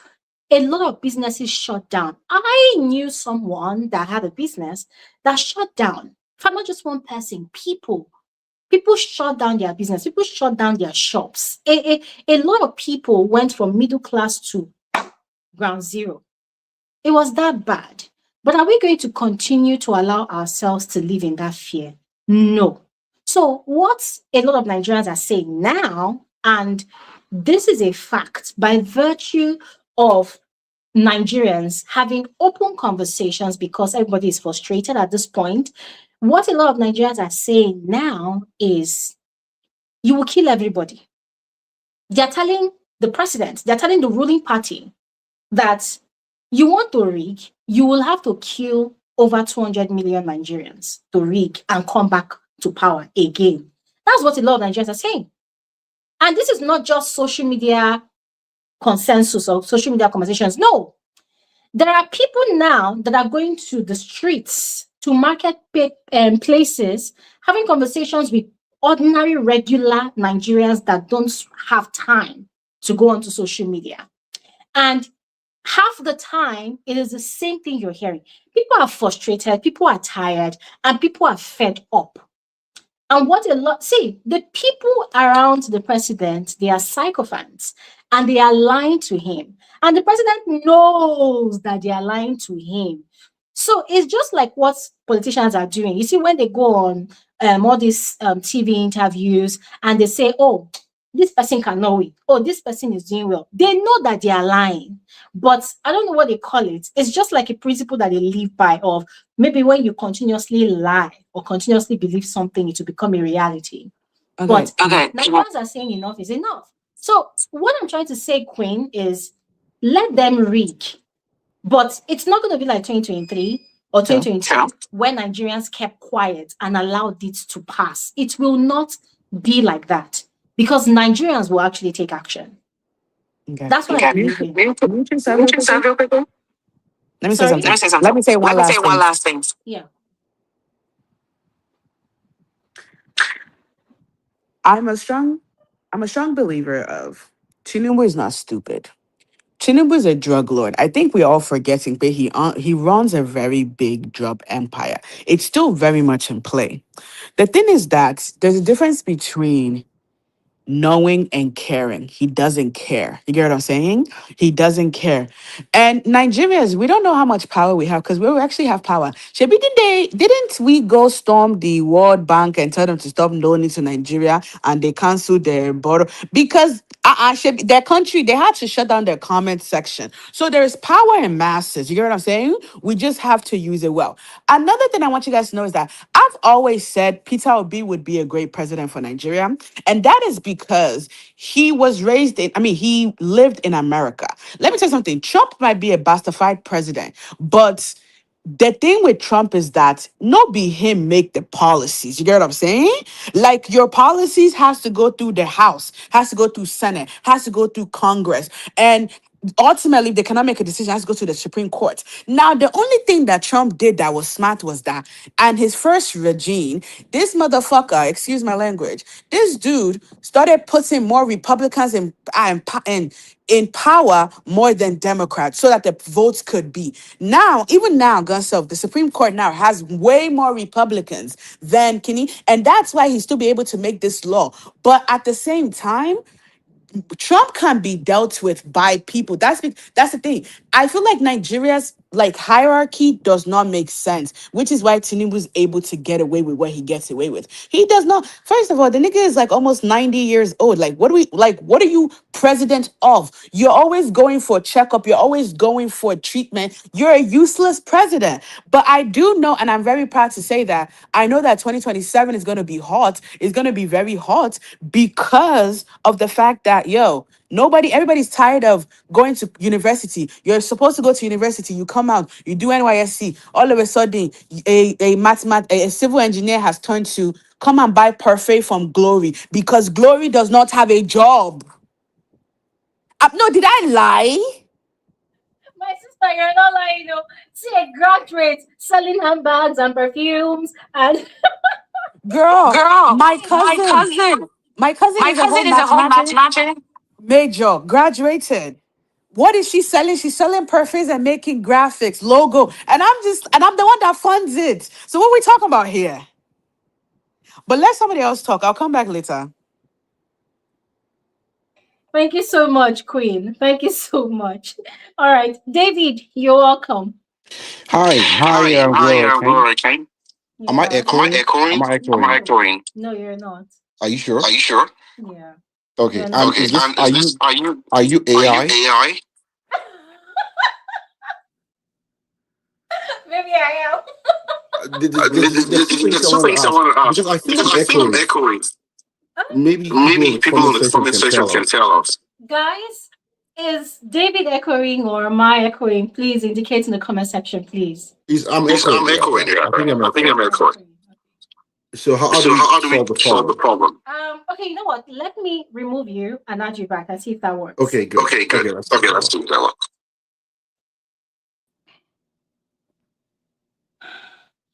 Hello. Okay. Hello. Am I Am echoing? I echoing? Guys, is David echoing now? I think I'm I still think I'm still echoing. echoing. Um, Um, Okay, David, I think you can just go ahead and you speak. sure? you sure? Okay. Okay. Okay. Okay. So So the one the one you're not you're AI, not right? AI, right? Yes, I'm still Yes, I'm still echoing. Yeah, echoing. great. Yeah, great. Uh, Uh, Okay, do David, you hold want to? on. want Hold on, to? let me do something. Hold on, let me do something. Okay. Okay.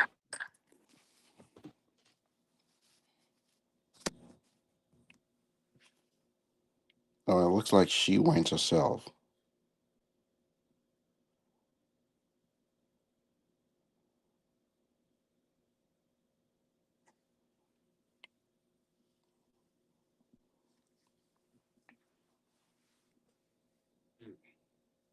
Okay.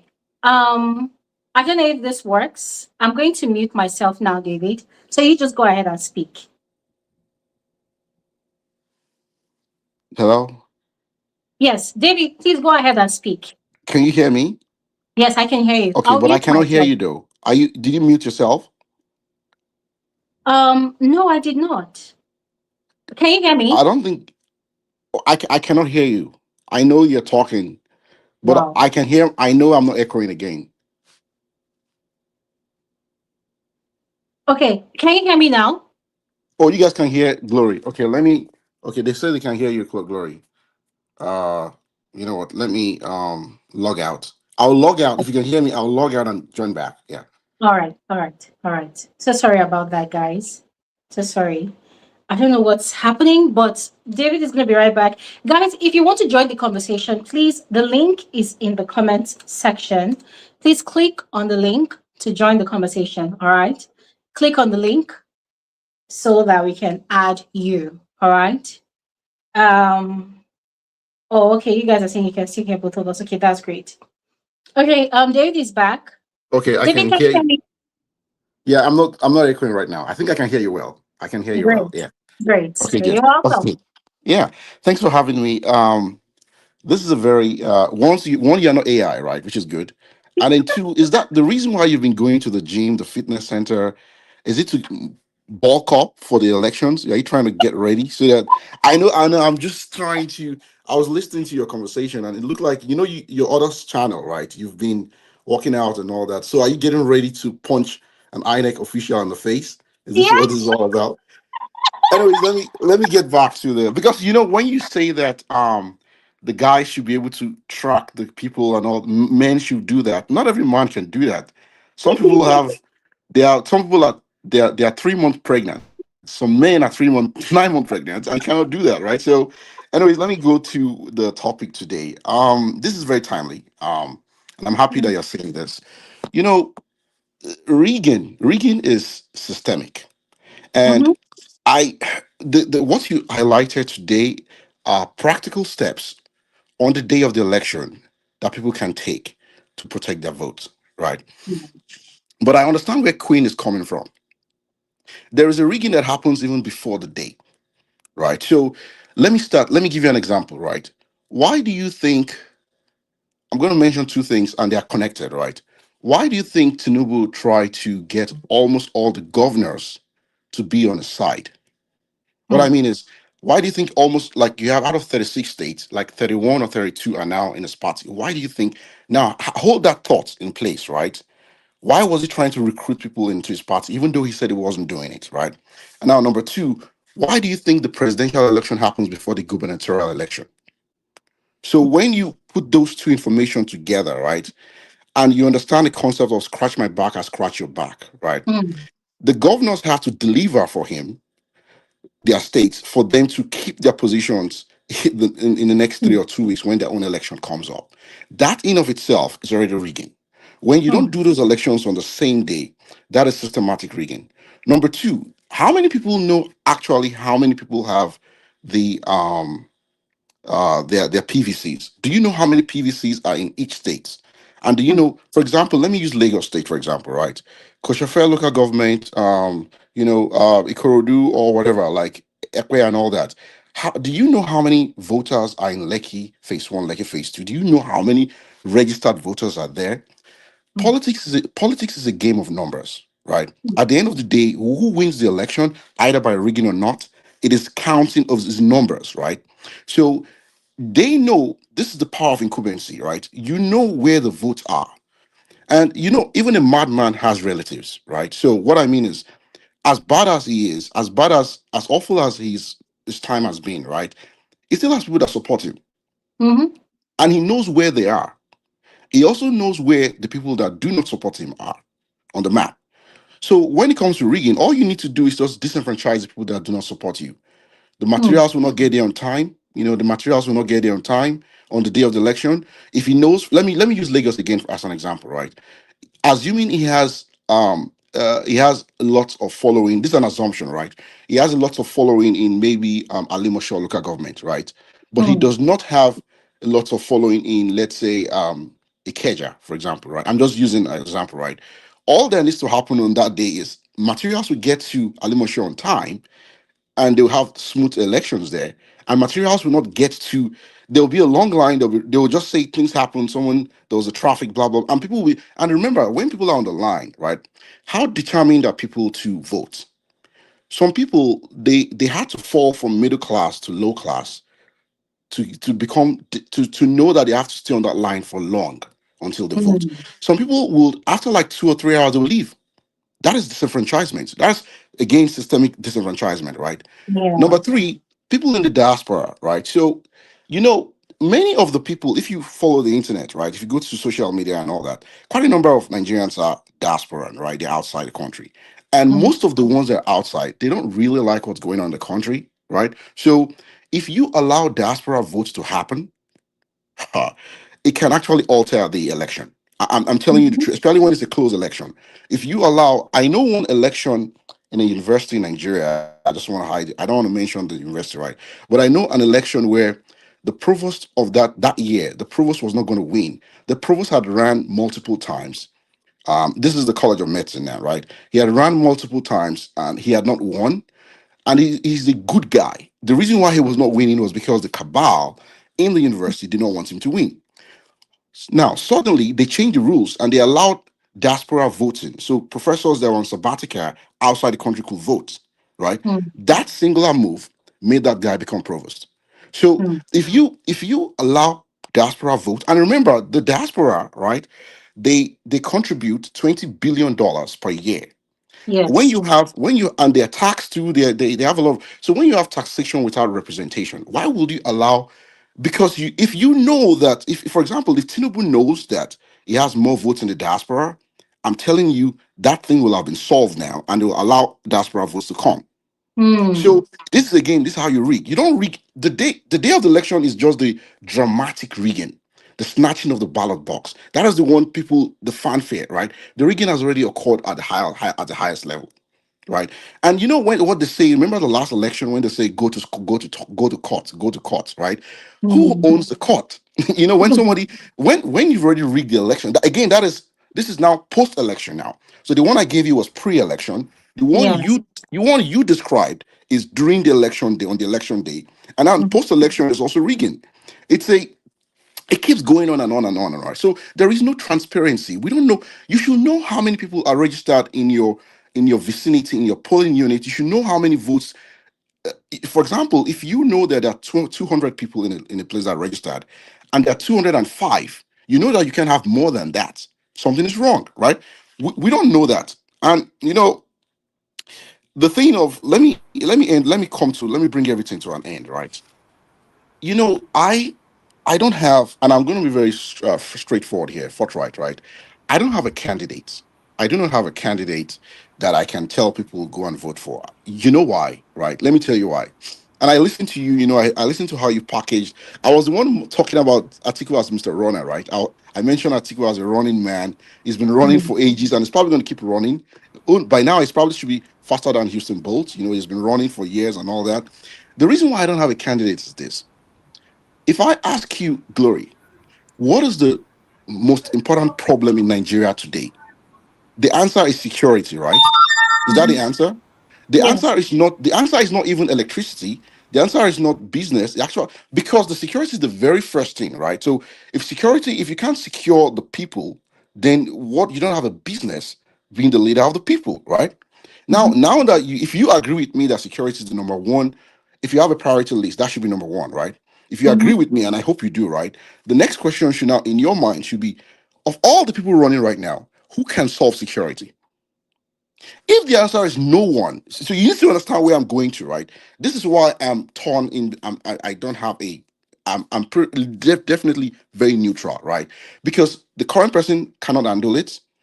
The past person could not handle it. The like I don't know anyone who's giving me the vibes that they can answer the problem of security. No one. And if there anyone can, I'm not talking of economy now. I'm not talking of you saying that you can turn around. I'm talking of security. Like, can you secure the people, right? Can you, the Fulani headsmen, the bandits in all the forest in the southern part of the country, and in the cities in the northern part of the country, right? Can you? Is there one person that can say we can vouch that this person has either a track record, or even not a track record, can actually solve the problem? And right now, I don't see that. And this is not me.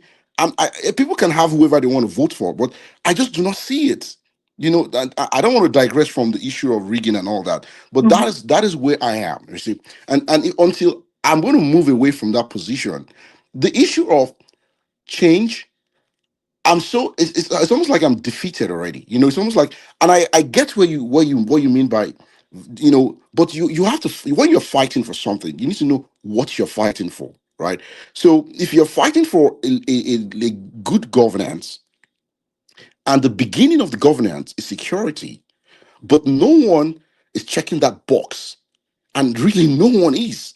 The to, so that you know how truthful I am when I'm saying I don't have any candidate, right? The current person now is a disaster, right? It tripled in his time, so you can is excluded, right? The one that was vice president in the past is a disaster, because when he was there, his principal was an ex-military guy and couldn't even solve the problem. And then Mhm. the one that the other ones you mentioned, the other guy is a joker. I'm sorry to say, the one, I don't want to mention his name, the guy that owns Sarah Reporters, right? Sarah Reporters. He's Yeah, a I'm sure. he can't solve the security problem.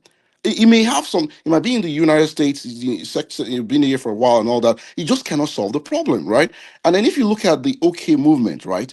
Kwankwaso himself has been the defense minister in the past, and he was minister of defense, and he could not solve the problem. Like, so I don't even know.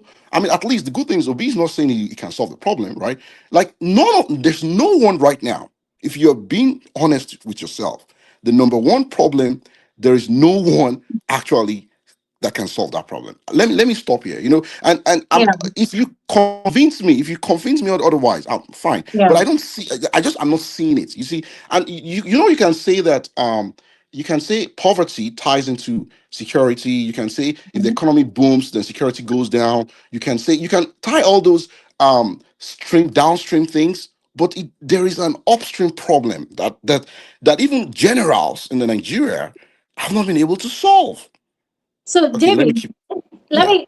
I hear you, and quite frankly, what you're saying right now, it totally mirrors how I felt, like my sentiments after the yeah, 2023 elections, right? And I'm going to be very outright with naming names here. So, yeah. after the elections, um, I looked at how, what is his name? Peter Obi handled the situation and Hmm. how Nigerians reacted to it. Nigerians Yeah. called him a coward. Well, why didn't he fight for his mandate? Why didn't he call for people to, Correct. you know, Correct. protest? I was also angry because I felt like, oh my God, he's such a coward. He should have, if he had given the go ahead, the country would have burnt down. But then I had to rethink about it and I thought, okay, fine. Look at it from this angle. This Okay. man would rather not spill blood, right? Because Hmm. of what Nigerians expect him to do, right? So Okay. let these people, I mean, of course, he went to the courts, he tried to fight for it, but we know what happened with the judiciary. They own the court. They own the court, basically. They own the courts. I mean, obviously, Yeah. Wike's wife Yeah. is one of the top tier Exactly. judges. Yeah. So Yeah. we know So. what happened. But there was something that now happened some months ago. There was a story that came online, and a lot of people backed it up as facts. Fact. So it Okay. was said that when Peter Obi was governor of his state, a particular, is it principal of a school or maybe the head of WAEC in his Hmm. state? I Hmm. don't know if you've heard of that story where the man embezzled all the money and the students were stranded. And Okay. Peter Obi went to the man's house, disgraced the man. I think the man was excommunicated. And I think they seized all his, but not his properties. I'm not really getting all the stories right. But the Okay. point is, everything he embezzled, they recovered it back from him. But Peter Obi went to the man's house and challenged him. Okay. Now, when I see stories like that, of course, you go through the comment section of blogs, especially on Facebook. You hear stories like that a lot on Facebook where Ju- people will give you a lot Yeah. of details to it, especially people that were there when it happened. And we were like, oh, it was true. I know the man. This man was my uncle. Da, da, da, da. So What I took out of that story was this is someone who knows that there's no skeleton in his cupboard. So he's Which is not, good. Which is good, by the yeah, way. which That's is good, good. right? Yeah. Yeah. So he's very decisive. He knows how to take decisive action. He Mhm. is not afraid to do what is needed to set things right. That is Okay. the kind of character he has been proven to have. And this is Okay. from the testimonials of people who have worked with him or who have Okay. been under his leadership. Now, when compared with the previous president and the current president, you will Mhm. see that their characters is totally far from that. Now, the current president, who obviously has all eyes on him because he's the one in Yeah. power now, Right. Yeah. he does not and has never portrayed the characteristics of someone who is even bothered at all by what is happening in the country. Mhm. Mhm. He has never given the character or the energy of one who knows how to just take decisive action. He behaves like someone who knows that, oh, if I say go after these people now, they're going to expose all the bad things I've done. That's the way he behaves. He's very Okay. sneaky, in my So opinion, so right? you so yeah. So you have a point, right? Mhm, Let me be again. I'm very objective here, right? So this is the mhm, same. The current guy is the same guy who, correct me if I'm wrong. The very first day he got there, he was the one mhm, who stopped subsidy, right? He mhm, was decisive in that. It was so he choose. So there are some things he can be decisive on, but when it comes to corruption, he's not. So what I mean is, he was decisive when it came to stopping subsidy or floating the naira, right? He was mhm, decisive in that, right? Like economic things, right? But when it comes to like what you're saying, like because he has lots of skeleton. Obviously, he has lots of skeleton in his cupboard. He cannot be mhm, decisive because it's going to affect him down the road, right? So you well, that is good.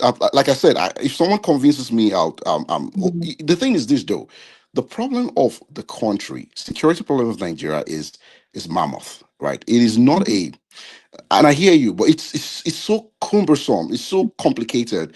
You're dealing with Fulani hegemony, right? You're dealing with people that are deep seated. Look at what Jonathan said when Jonathan was there. He said the people that part of my cabinet, like you're dealing with people that literally they won't even allow you stay there if you're not going to play ball. Right, this is how mhm, bad it is. Jonathan Goodluck and his wife Dame, right? That is an mhm, example of how you see the frustration you had when in 2023 that you expected Obi to come out and and he did not do it because of block. That was also what Jonathan did when he actually accepted defeat. Jonathan did not have mhm, to accept defeat to Buhari, right? He accepted defeat, right? That gentleman behavior, right? I don't know if Nigeria. So this is what like the way the country is set up, and the security challenges we're talking about, Glory. We're not talking of mhm, we're talking of these guys are in the forest, like they are like literally they can pick you up now, right? But they cannot pick mhm. those guys up. Do you think they don't know where those guys are? I'm talking of the guys They that kidnap do. people. They They do. So what powers that be? What is really be? How powerful are see, this cabal that we're dealing with? see, The president. The president. I'm yeah. going to stop here, right? Mhm, The president is going to deal with different fights, right? If the mhm, person who sits on the seat is the one who knows the problem that they're faced with, right? So the mhm, president is dealing with this electricity cabal. The president is dealing with security cabal. The mhm, president is dealing with like in almost every segment of the country, there's a cabal. The cabal has been there for 50, 60, 70 years, right? Now, one man in 4 years or 8 years is trying to turn it around, right? You have to have a spine. That's what I'm saying. You have to have a spine, mhm. and you have to be clean. So if Obi is clean, that's fantastic. Does he have a spine? So Yeah. if Tinubu has a spine but it's not clean, right? If Obasanjo had a spine but it's not clean, you have to have both. That's what I'm saying. You have to have the Mhm. spine and you have to be clean. And again, anyways, let me keep quiet. There are other people Mhm. here, but thank you. I At least I'm going to think about So that before now. you go, JB, before you You've given go, me I wanted to yeah. say that I do not for any reason think that President Tinubu is economically decisive. And the reason is Okay, saying to say that, subsidy yeah, is go ahead. gone. Yeah, saying subsidy is gone, floating the naira, but you people still budgeted 5 billion for a yacht. still bought Oh, fleet of there are two. cars. Glory, I'm separating the two events, right? They are Okay. wishful. They are spenders. They're doing literally. His budget shows that he's very, very he doesn't have connection with the common man. What I mean is He's he's reckless. lost. He's reckless, exactly right. And this is a guy that had bullion van driving to his money. You know the whole story, right? So Mhm. I'm not surprised about that, right?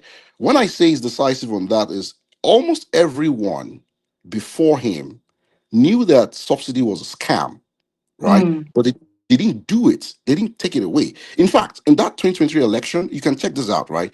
All the candidates, the major candidates. So I'm talking of Peter Obi, I'm talking of Mhm. Atiku, I'm talking of Kwankwaso, right? All of them all said when they get there, they will scrap subsidy. So Mhm. so what he did was not something that was. It's just how he did it, right? Like how can you do it in a way where you've not cushioned the people, right? Exactly. But he made a decisive move. You can't. What I'm saying is that it was a decision he made, an executive decision, whether it's good or bad. Which now it's of course the hardship is just unbearable. That is for Mhm. another day, right? Again, Mhm. but he has a lot of skeleton in his cupboard. And to what Queen was saying, you see, the rigging in 2027, right? I don't want to discourage people because I believe what you are doing is right. Let people go defend their votes and all that. I'm just opening people's eyes to the politics in Nigeria. It is beyond that day.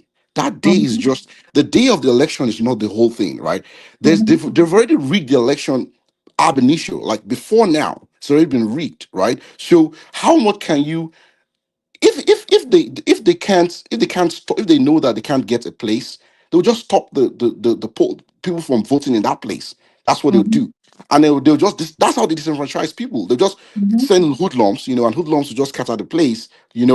When hoodlums scatter a place, then INEC now says they cannot rely on that result. It's only the places where he's losing that they don't rely on. You see what I'm saying? But the Yeah. places where he's winning, they rely on those ones. That's also rigging. So Mhm. when you my fear. I'll end on this note, right? This is my fear, right? When you want to win an election in a country like Nigeria, right? It has 36 states. You have to be very look at the last election. Obi won Abuja and Lagos, right? He won Mhm. both places, but he lost the election. Well, it was announced that he lost the election. Let me use my right words, It was right? announced. So what I'm this is where I'm going to, right? The country has 36 states. The constitution says you have to win 20 is it 25% in 24 states, and then you have to have a simple majority. That's what the constitution says, right? So you don't really have to win a lot of states. You can even come second in all the states. You can even not win any single state and be the president of the country based on how the constitution is written, right? You have to know what the constitution says and how you actually. That's what they are playing by. They are not playing. This game is you can lose 6 states in the south and be second in 7 states in the north and still be the president of the country. You need to know where the population is. And if the population, there are some states that are not like Lagos, right? There are some states where the majority of the population is in the rural area where they can write the results. People don't even show up, they just write results for them. How do you solve that problem? So if even if you have your people in the polling units in cities, major cities, but the rigging is happening in the rural area, whatever you do in the city is being counteracted by people in the rural area. At the end of the day, when they now bring all the votes, you still lose the election. So if you want to play the game, you need to play the game like Donald Trump played in the US. When Donald Trump lost in 2020, right? Do you know what Trump did? From the moment Biden got in, the next day Trump started campaigning. He started campaigning from the next day. What I was expecting was after 2023 election, and this is me now, I'll end here, right? The moment the people lost in 2023, right, and Tinubu somehow got in there somehow because they split their votes because Atiku was not willing to step down. Hopefully, that's the truth, right? Atiku split the votes with Obi. That was what happened then, right? What I was expecting is that from that moment on, the opposition, and the opposition here is either Atiku or Obi, let's just say Obi now, for example, right, will have literally gone to those I'm talking of the rural places, the places where they rig the election, where the people in the city do not even know about. If you don't penetrate those places, and then result comes out, don't you will now be saying, oh, they rigged it. That's why they rigged the election. Okay, I keep quiet now. Sorry, Glory. Yeah. I'm just frustrated. Like it's just I don't know if people are seeing No. what I'm saying. It's Yeah. not enough for you to sit down in your comfort zone or in Lekki phase one, Lekki phase two. Do not think that Nigeria is Lekki. Like Nigeria is not like Mhm. Nigeria is not Lagos. Like there are many ways you can get the number you lose in Lagos and still win the Yeah. election. All right. Yeah. I mean, David, thank you so much. And I totally understand your frustration, which is just as real as mine. And I'm going to say this before I move on to the next speaker, that there are a lot of issues with regards to politics and elections in this country. Let's start with the campaign. The INEC, is it INEC electoral rules or laws, does not allow for election campaigns until when INEC says the time is now. But what did the Tinubu government do? Right from when Tinubu was sworn in as president, they've already started campaigning. They already started their so-called renewed madness agenda. Renewed hope, renewed Even shege, renewed madness. renewed shege, renewed Renewed shame. shege. There's no hope. There's no hope anywhere. They already started their renewed stupidity. They already started buying campaign buses. They already started campaigning, basically. And INEC never said anything. You And know then, why? You know why INEC didn't see anything? Politics 101. For everyone listening, Politics 101. The primary goal of a politician is to win re-election. I'm sorry, this is mhm, the hardcore now. It's supposed to be to give the dividends of democracy. That's the issue, governance, but that is not the reason. For every politician in any country in the world, their main goal, if they can come in again, is to come in again. So the mhm, moment they get in, the next thing they're already campaigning. They're not even governing, they're campaigning again, right? The mhm, real problem here, and this is again alludes to what I said, that it's systemic racism, systemic rigging, is that why would you allow the president to be the one to choose the INEC chairman? That that exactly. that action alone, it goes back to the constitution, right? If you Mhm, really want to change the game, you got to change the rules. The rules mhm, has been rigged against you, right? So until you figure that out, right, and people are pushed to the wall when they yeah, get to the streets and they're protesting, VDM and whoever, anybody's sure. When people are protesting, what are they protesting for? Are they protesting for the same status quo, the same rules, hoping that it will be different players, different actors, or are they protesting that the rules should be changed? If the rules are not changed, I'm sorry, man. These are the people that wrote the rules. They know the rules even more than you. They know mhm. all the loopholes, and they own the Exactly. courts. Yeah. Yeah, Okay, now I'm definitely exactly. going to keep quiet. Let someone Yes. else talk. Yeah. All right. Thanks. Thank you so much, David. Thank you so much, David. Listen, ladies and gentlemen. This conversation is not to discourage anybody. It's just to show you guys all the loopholes, the possibilities, the what seems like impossibilities. But the goal is for us to still stand firm and to still take what belongs to us. What David has pointed out, they are realities, unfortunately. And somehow it looks like things that we cannot control. But what we can control is how we vote in the next president and who we want to lead Nigeria for the next coming years. So let's not be discouraged. All right. Thank you so much, David. I really appreciate your contribution. Let's speak with Ovi Man. Welcome, sir. You're welcome to the conversation. Uh, Hello, Glory. Can you hear me? Hope I I'm can not hear echoing. you. No, you're Yeah, not. Welcome. yeah. Thank you so much. Greetings to everyone, the speakers, the people in the panel, Glory, people listening, everyone. So, well, Glory, thank you for doing this again, and it's a very good thing you're doing. And please don't get tired. Don't be discouraged. Just keep doing it. Um, And I think based on what I've been listening to be honest, I feel like okay, there's something you said just right now that what the speaker was saying is kind of yeah, is more about reality. But I think in some things he said, yes, I would say it's reality. But to be honest, for the large part of what he said, I don't think it's reality. I just think it's the same. Um, just respectfully is my opinion. I just think it's the same. People trying to be clever, people trying to be here and there, and all those things. Let me be honest with you. We are past this stage, Glory. There's nobody that is coming that will come up here and start arguing or trying to say that nobody can change it, that the problem is deep. Anybody, we already know what is wrong with us now. Okay, let's assume that there are some people that don't have access to. No, it's not an assumption; it's actually a reality. There are people on ground that don't have access to maybe maybe the social media that much, or maybe they have access but they don't have time. So for people like that, those are the people that we can say we can excuse and be like, okay, we need to, maybe they are still voting based on their old um, recollection of how politics work, or maybe they are still doing the tribal politics because they Yeah. don't know better. But I'm telling you, for anyone that is exposed, that is online, that is listening to these things over the, for some years now, everybody already knows what the truth is. And if anyone is telling you that they want you to convince, because I had the speaker saying several times that you can convince him, change his mind. You see, anybody that's coming up with that thing, to be honest, respectfully, according to me, I don't think that's just like some smoke screen stuff.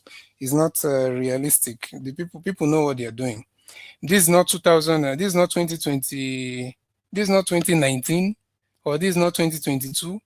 We've seen people fail. We've seen people promise and fail. So we already know what is going on. And I understand the thing of people saying that there is the possibility of rigging and all this stuff.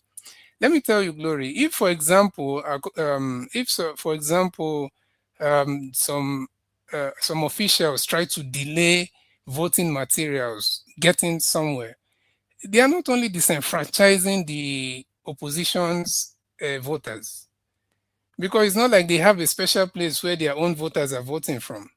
So I understand that they might, the way I can see that um, that malpractice being done, it will be in terms of inflating numbers, Mm. or trying to. But you see this thing of them, and that's why what you said holds a lot of value when you say like people should be ready to record what is going on in those centers.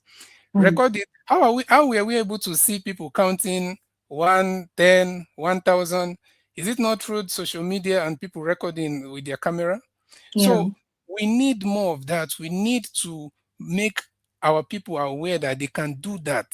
Yeah. Just record the process. And in fact, like what Peter Obi was saying recently when he said that they have to will count. He said that they are going to count their own, that they are going to also count the votes. So this Mm. time it will not be only INEC.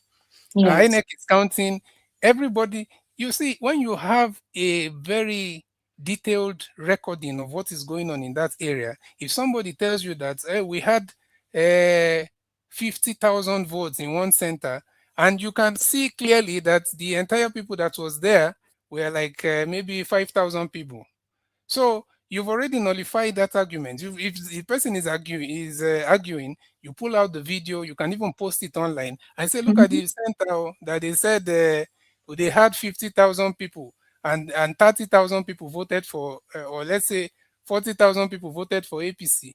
Can you see that we are not even up to 5,000 here?" So Mhm. those are the ways that we can counter these things. It's good sometimes Yeah. we start talking about solutions also. So it's not just to just come and say, oh, they will. They can only do that if people are very lackadaisical, if people are not even interested in what is going on the ground, and which we have gone past that stage right now. I don't think people are that, um, you know, uninterested in how things turn out, to be honest. So, and that's why I'm saying that no matter how corrupt the system is, these people cannot, um, they cannot, they still need people to support them. Mhm. They still need people to support them. If not, they won't campaign. Yeah. So the only thing that you have to be, I feel like we have to watch out for, and we have to monitor them closely, is for them not to inflate numbers like what you see them doing in the primaries. Yes. What they were doing that is the only thing they have left. But in terms of that they will stop materials, they are stopping materials for themselves too. So how will they declare themselves the winners? Mm. So that's something that we need to understand. And this thing of I've noticed, I think I've had it now a few times when someone come and say Fulani. You see, yeah, you might say some of the politicians that are at the end of this corruption at the end, because they actually have their networks all around, all over the country, whether it's in the southeast or south or southwest. So but it's not a tribal thing. Mm. They did not gather all the Fulani in one table and say we are going to dominate the country. Oh, and we are no, it's just some of those their leaders that are there trying to giving their people bad name actually. But so it's something that some people have agreed. And you cannot separate Tinubu from the North because he said it by himself. I'm not the one saying it. He said it by himself that Buhari, him is Buhari. I don't know if you saw that. He said he is Buhari. So what are we fighting for him for? He's telling you that you're trying to separate him from the North. He's telling you that me myself am Buhari. So because he's the one, they are the people that did everything that brought the man into power. Mhm. And propaganda for propaganda, because they already know how the propaganda works. That is how they all combined and did the worst propaganda that Nigeria have ever seen in recent times. They did it against Jonathan. Mhm. They did it against Jonathan. Some people are claiming that Jonathan was the coward. Jonathan saw that these people have imported. I'm not saying a specific politician or not, but it is clear that these people opened the borders for these terrorist guys that are more of they are not just even just the normal Fulanis. These are like some set of, they are called the Baroro or something. Those guys that are, their job, they are not even religious, not many of them. Some people think there are some extremist Islamic. No, Mm. maybe you talk about Boko Haram if you're talking about religion or something. But you see Mm. these terrorists going on motorbikes and doing, they are all terrorists. But you see these particular ones that are going all over the country doing these abductions and doing all this, the most heinous thing. These Mm. people, they are from, they are not even religious. These are just terror. They are mercenaries. The report that was released by United States, was it last week? They said they have 30,000. Is it not last week? This week, early this week, they have Mm. 30,000 of these guys roaming across the country. Mm. They actually is not, they actually know that this is some primitive forest marauders, and that they're also using them for political gains. You think that these people don't know what is going on? So Mhm. if you can actually stop these people if you want, but unfortunately these people don't control themselves. You think if the people that brought them in want them out, they will not tell the military and everything, give them instruction to do what they want to do. So, but Mhm. they still need them around to do their for them to do their political bidding, maybe during Mhm. election or pre-election or post-election. So that is how these people are still there, and they are going everywhere. And if you don't stand up as a community to protect yourself and say no, these people will not play politics with the lives of your people, they will come. You saw how Southwest is actually the last place that they're even coming to. They've been doing, you see what they've been doing all through in the middle belt. Then Mhm. they tried the southeast. There was a lot of reaction, you know. Mhm. They did some things there, but you saw the reaction of the people They are from still that place. resisting them till this week. They're still resisting them. So Mm. they can't feel so comfortable entering there, you know. Mm. I think somebody wants to speak, or I don't know, he's raising up his hands. No, please go ahead and finish. Yeah, Sorry. yeah, Yeah. yeah. So they are still resisting them, and it's the same thing. You don't just keep quiet and expect the government is good. The government put pressure on the government. I love what is happening now. The protests, everybody marching, expose Mm. this thing. Finally, this propaganda media. Unfortunately, it's not a tribal thing, but unfortunately, some of these propaganda media are based in the southwest. Some of them are owned by people from the southwest. So maybe finally they can now use their media for good and expose it, since it's now at their backyard. Mm. Because all this time they were acting like they are not seeing what is happening in the middle belt. They were acting like they are not seeing what is happening in the southeast, in the north.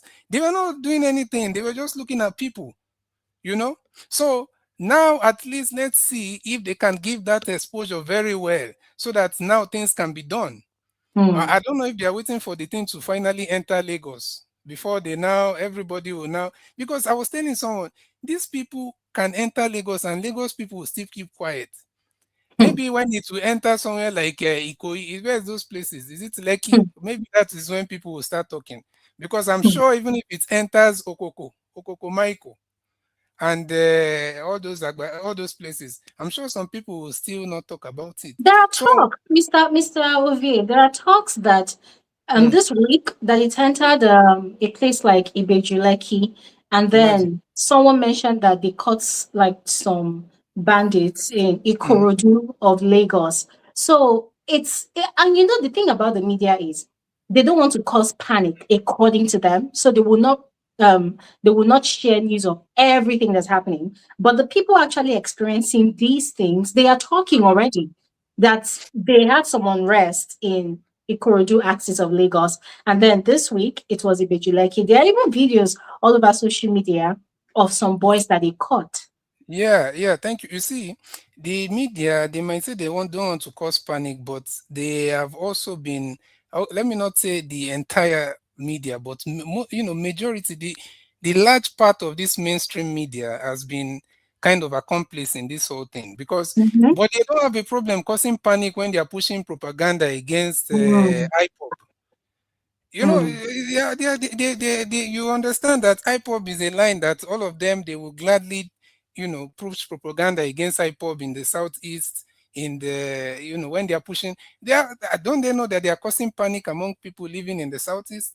So now mhm, they don't want to cause panic among them, for this other side. So what I'm trying to say is that these people, the media has a responsibility, and we cannot say okay maybe all of them because we have a few people, someone like Rufai over Rise. You see the way he usually tackles these guys, you know. So Peter Obi was speaking the other day, and he said, I think it was when he was speaking in the European Parliament. He spoke there. Was it yesterday or yeah, 2 days ago? He 2 days. said, like, yeah, he said, that the same bandits where they are in the forest, they said they called emergency doctor to come and check somebody that was sick or somebody that is about to die. So he's saying that doctors they know where these people are, and police are saying they don't know where these people are. How is that possible? They Hmm. can invite somebody to come and treat them or to come and do something for them, and police will tell you that they don't know where they are. The governor of that state is telling you that they need, what do you say? That the what is it called? The drone will be ready by the end of June By the to end of solve, June. not even the drone to show them where these people are, to survey the place. So you see that this whole thing is a joke, and this whole thing is something that is, is man-made, is artificial. If it's something that is organic, that people are just rising up and becoming insane, crazy, scattering everywhere, it will be much. We'll say that, hey, how do we stop this? Maybe we need to start educating people. But this thing is just an artificial thing that they can stop if they want to. Hmm. But they need, but unfortunately, like Jonathan said clearly, he said Boko Haram. These things. I'm not the one that said. Jonathan said Boko Haram is in his cabinet. He said he's in his government. So why do you think that things have changed? Hmm. So this is the problem. And someone like Peter Obi, somebody was talking about spine, and he says spine and what? Is it spine and an idea? Or I don't know what he's saying. But the truth of the matter is that someone like Peter Obi both has the spine and is also clean. Because go and ask how Peter Obi governed in Anambra. The man did not joke with. Up till now, there are some there are some members of IPOB that are still angry with Peter Obi for how he came at them during when IPOB was protesting and marching in Anambra State. Because and Peter Obi is saying, I'm not against you people. I understand the injustice that has been done, all these things. But you people cannot, it's good for us not to make this society in a rowdy way where people don't feel safe. Even though IPOB was not engaging in violence, then it was more of protest, all those protests and marching on the streets and all that. Yeah.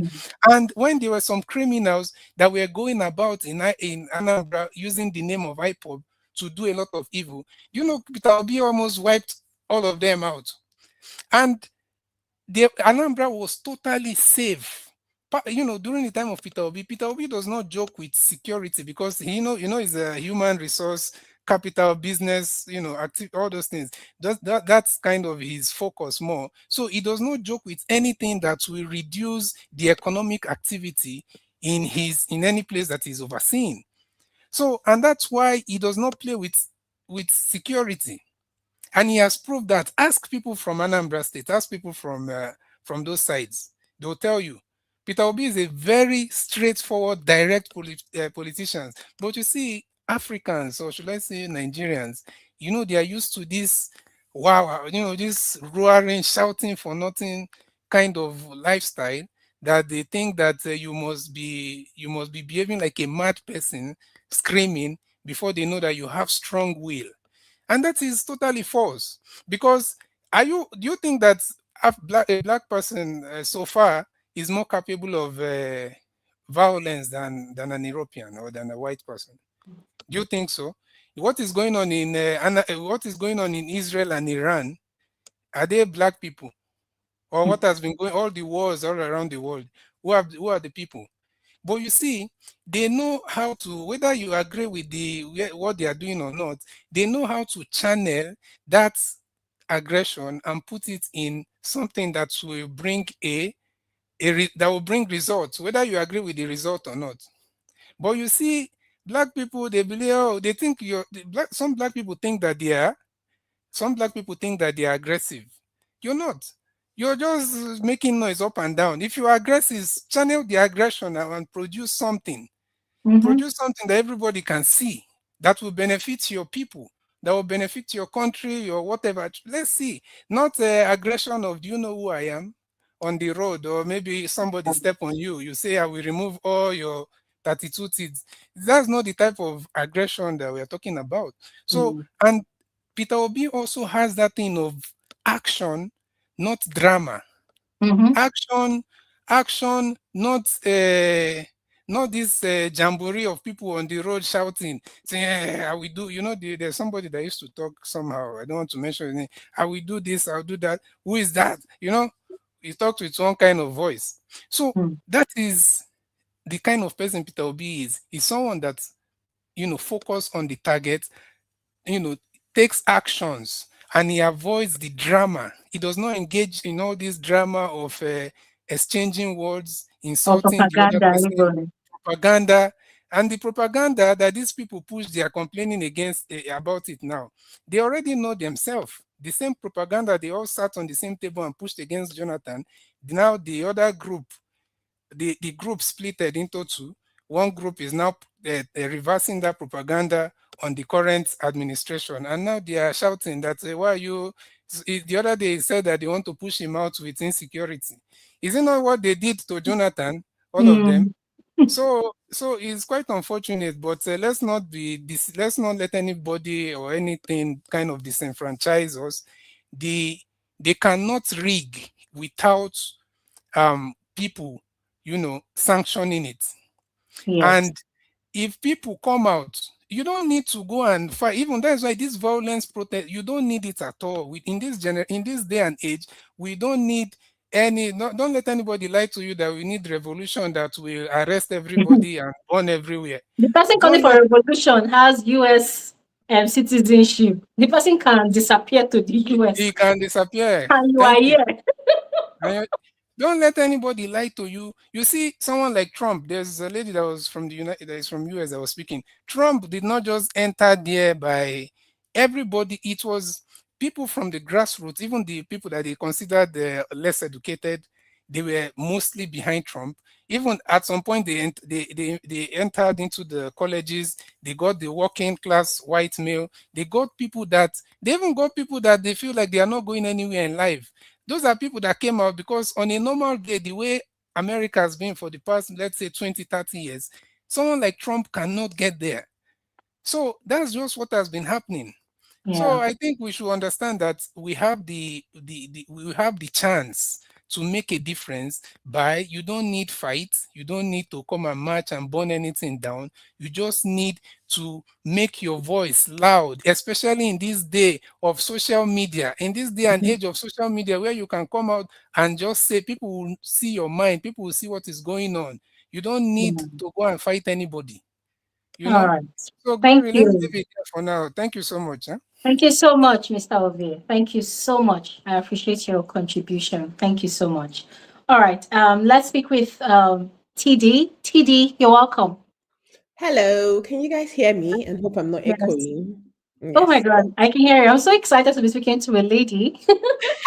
At last. No, but you spoke with a lady a bit a few minutes Yes. ago. Yeah, I Hi. did. I was really hoping for like more ladies to More. come on here and Okay. also speak as well. Yeah. Yeah. I mean, great to be speaking with you again. I think I was here last 2 weeks, and thanks for hosting this session. Awesome. I like the last speaker that spoke. Thank you very much. I think he captured a lot, but I'll just take it one at a time. I Hmm. joined earlier when you were talking about the quote first lady. So let's start with her. Hmm. Um that woman, I don't even know where to start. But let's also trace it back to patience. Like I'll just take it step by step, coming into all the conversations we've had today, and try Yeah. to be as concise as possible. Yeah. We took patience for granted. That's what happened. And Yes. in retrospect, right? Let's say we were younger, or I just, I was speaking with someone yesterday. I was saying that I can't imagine how Nigerians, or how we are, because part of me, I left the country, but I left the country in 2015. Hmm. Partly how we sat down, and I can remember in 2014, I had started working. I finished my NYC. It was still hard to get a job then, but you could get a job. You could dream as a Nigerian then. Because even Hmm. when I was supposed to go for my master's, I could still dream that I would leave and come back. Like, I wasn't part of the I'm leaving Nigeria, I'm never coming back. I was going to come back to Nigeria because you could even still get a job. It was hard then, but you could even like source for a job as someone that doesn't know anyone and has no connection. It's Yes. even possible to get something. But you we were so mad at PDP then because they were so flamboyant, they were so extravagant. We could see what they were doing. They were not governing per se. Okay, they were starting to leave governance and doing more politicking. And I saw Hmm. how mad the average Nigerian then was, because the country was still pretty much decent, right? Hmm. It was still a middle class population that were thriving in a way. It wasn't getting better, I mean, but it wasn't bad, right? And we're still Hmm. saying we need to get better. There's so much potential. Then investors were still coming into the country, because I was working for a foreign organization that was partnering with a Nigerian entrepreneur, right? Then you could dream of we had hope in the country. And then the Southwesterners, like this other man said, I wasn't into keen into politics like that, but we knew they had the media, right? Because Yes. sometimes if you can trace back where you're coming from, you understand, because everything is linked. This same so-called president was among the people, and that is why Nigerians keep pushing on these leaders and the celebrities. Everyone put hand together Hmm. as a decent collective, and we're screaming that PDP, we can't take what you're doing. And they painted Buhari perfect to us. Hmm. Everything they said Buhari was going to do, because all Nigerian needed then was a change. I'm not going to lie, I'm non-partisan. A lot of young people also joined politics. I voted in 2014, 2015, because we wanted change, right? We Hmm. all blocked our ear because the media was filling us with how Buhari was someone of integrity. And most of us didn't have an idea of the last time. So people were saying it, but they didn't even give those people the media, the time, right? I can't remember seeing them on my screen. But most of the feed we're getting there everywhere, even with the protest, the Occupy Nigeria, was that Buhari was going to change us from the extravagance, right? Only for APC. We saw that many of the people that were in APC then were people that were angry or mad at not getting their way Hmm. based off what PDP was doing, right? So, Hmm. but we were like, okay, you know what? They will not. We weren't thinking it was going to be this bad, but I'm just thinking about how these same Nigerians are now sitting down and folding their hands. Buhari came in and did a terrible 4 years.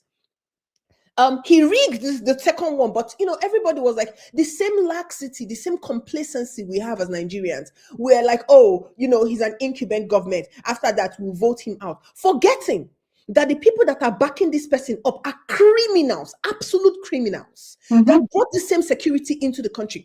I'm going to go back to what David was saying. Okay, so in 2015, we couldn't take Nigeria was not this bad. I grew up in FCT.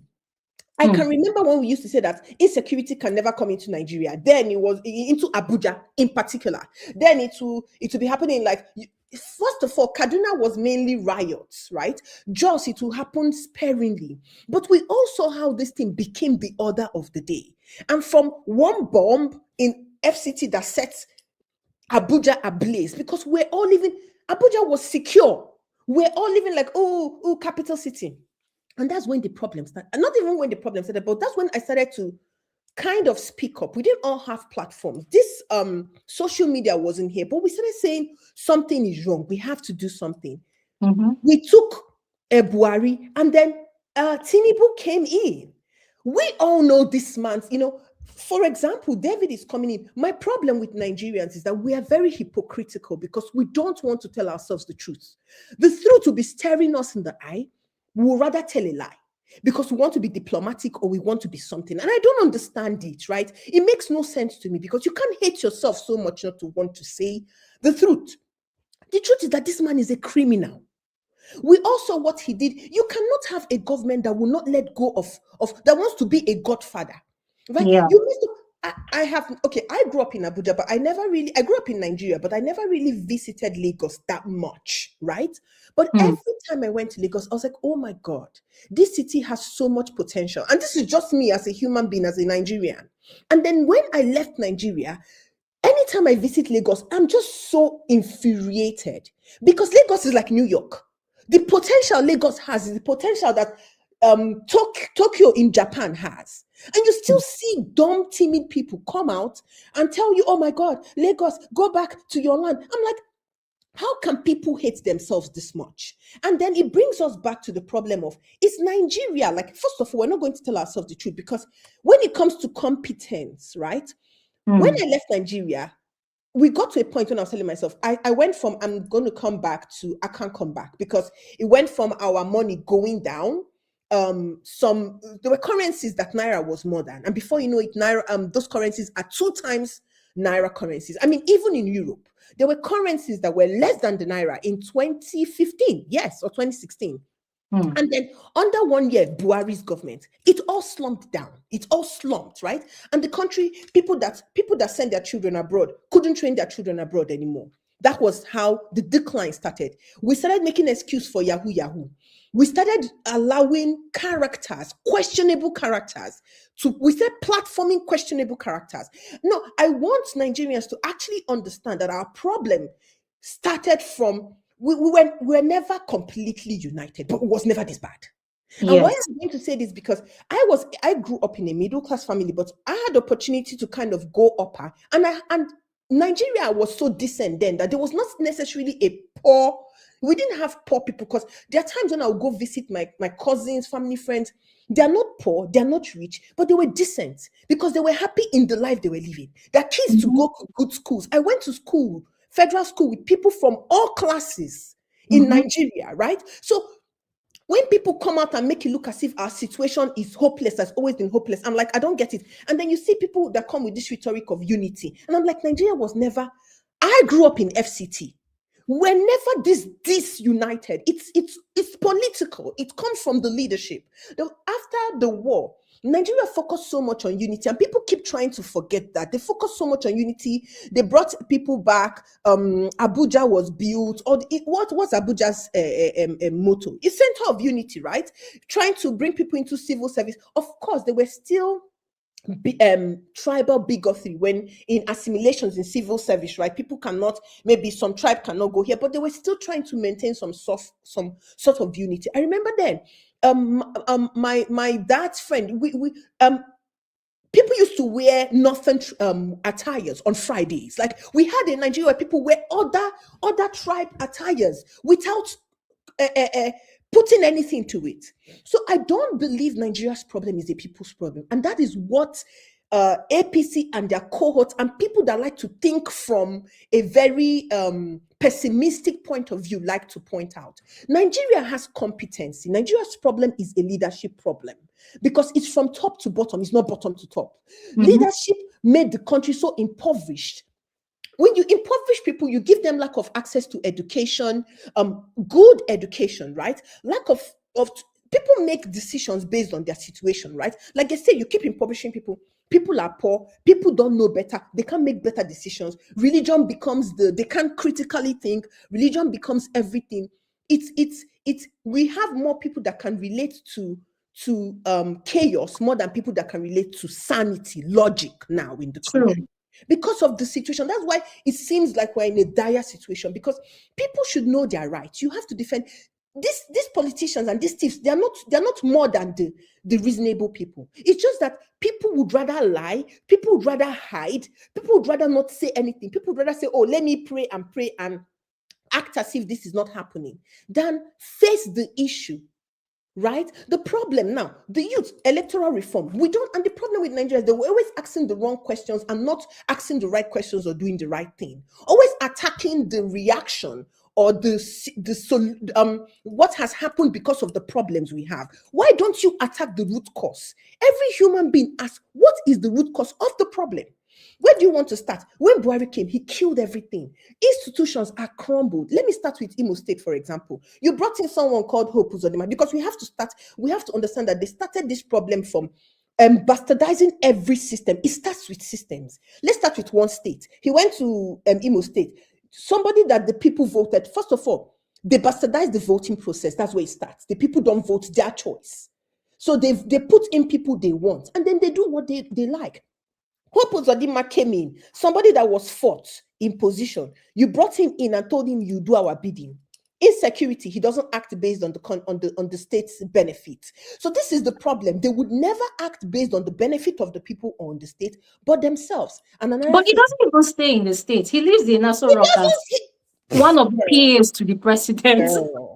if you want to start and you then apply it in every, okay, let's then take into what this Delta State governor came out to say, that his mandate is the president. Where does this, like, Buhari was bad, but okay, when I visited Nigeria, I knew that Nigeria was in a bad state. I started to speak out on platforms myself, even before now. I even told my family, I went to the market one time and one wheelbarrow pusher confronted me for reasons best known to him. And he was saying that I can't do anything after all. And the first thing, it took me aback because I was like, oh my God, this is my country. And somebody that is an illiterate is threatening me and telling me that I can't do anything. That's when I knew we had a problem. We had a huge problem because people started being careful about what they can say in your own country.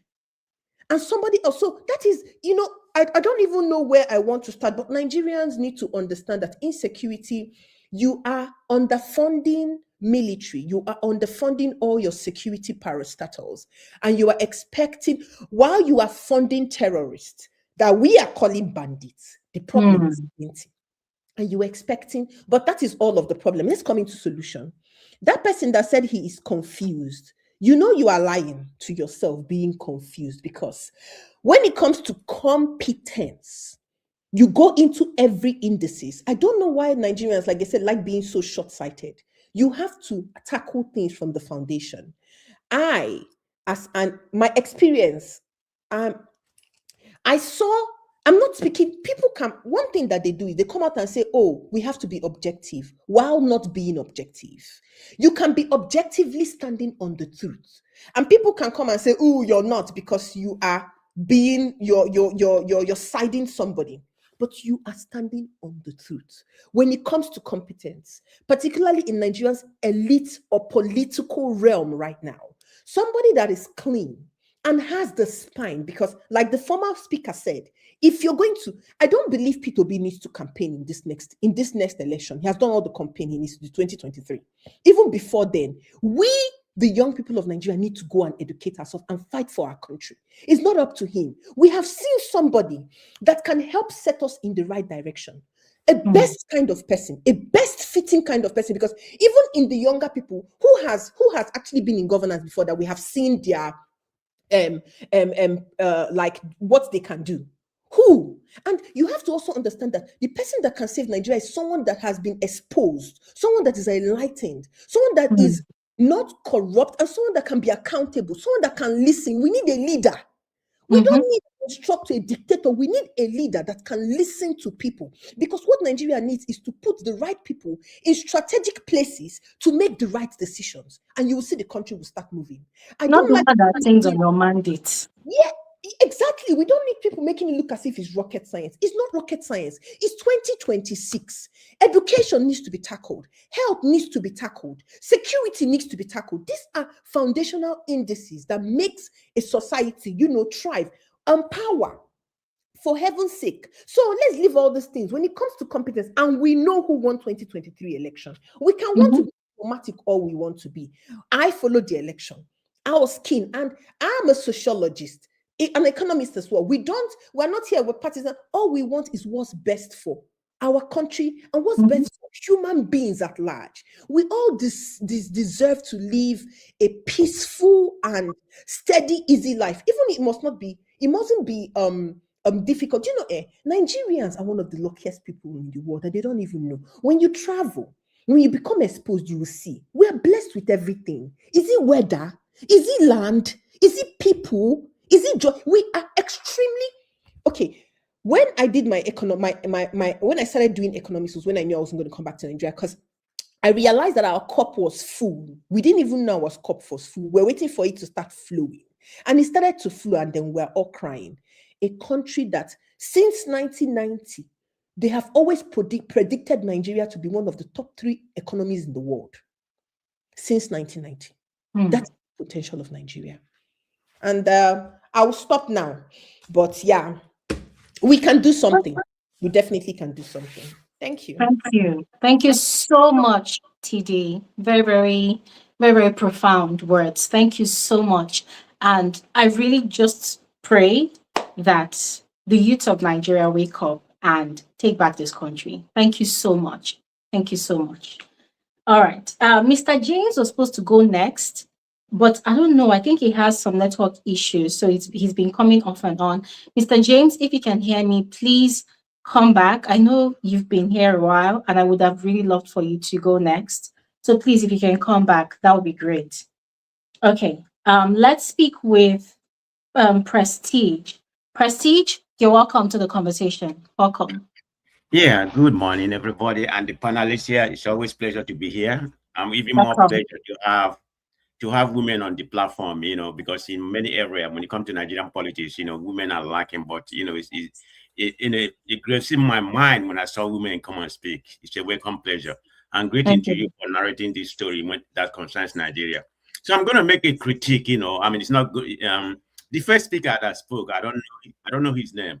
Everything he said, I was agreeing everything that he said. But where he lost me, he said he doesn't have a candidate. He doesn't know who to support or whatever. I think he lost me in that, because if we try to save the country in Nigeria, you're not setting a good example. When you come to a national platform and you profess that you don't know who you vote or you're not going to vote, that's not a good example. As of by now, you should have known who you're going to vote for, who you like to.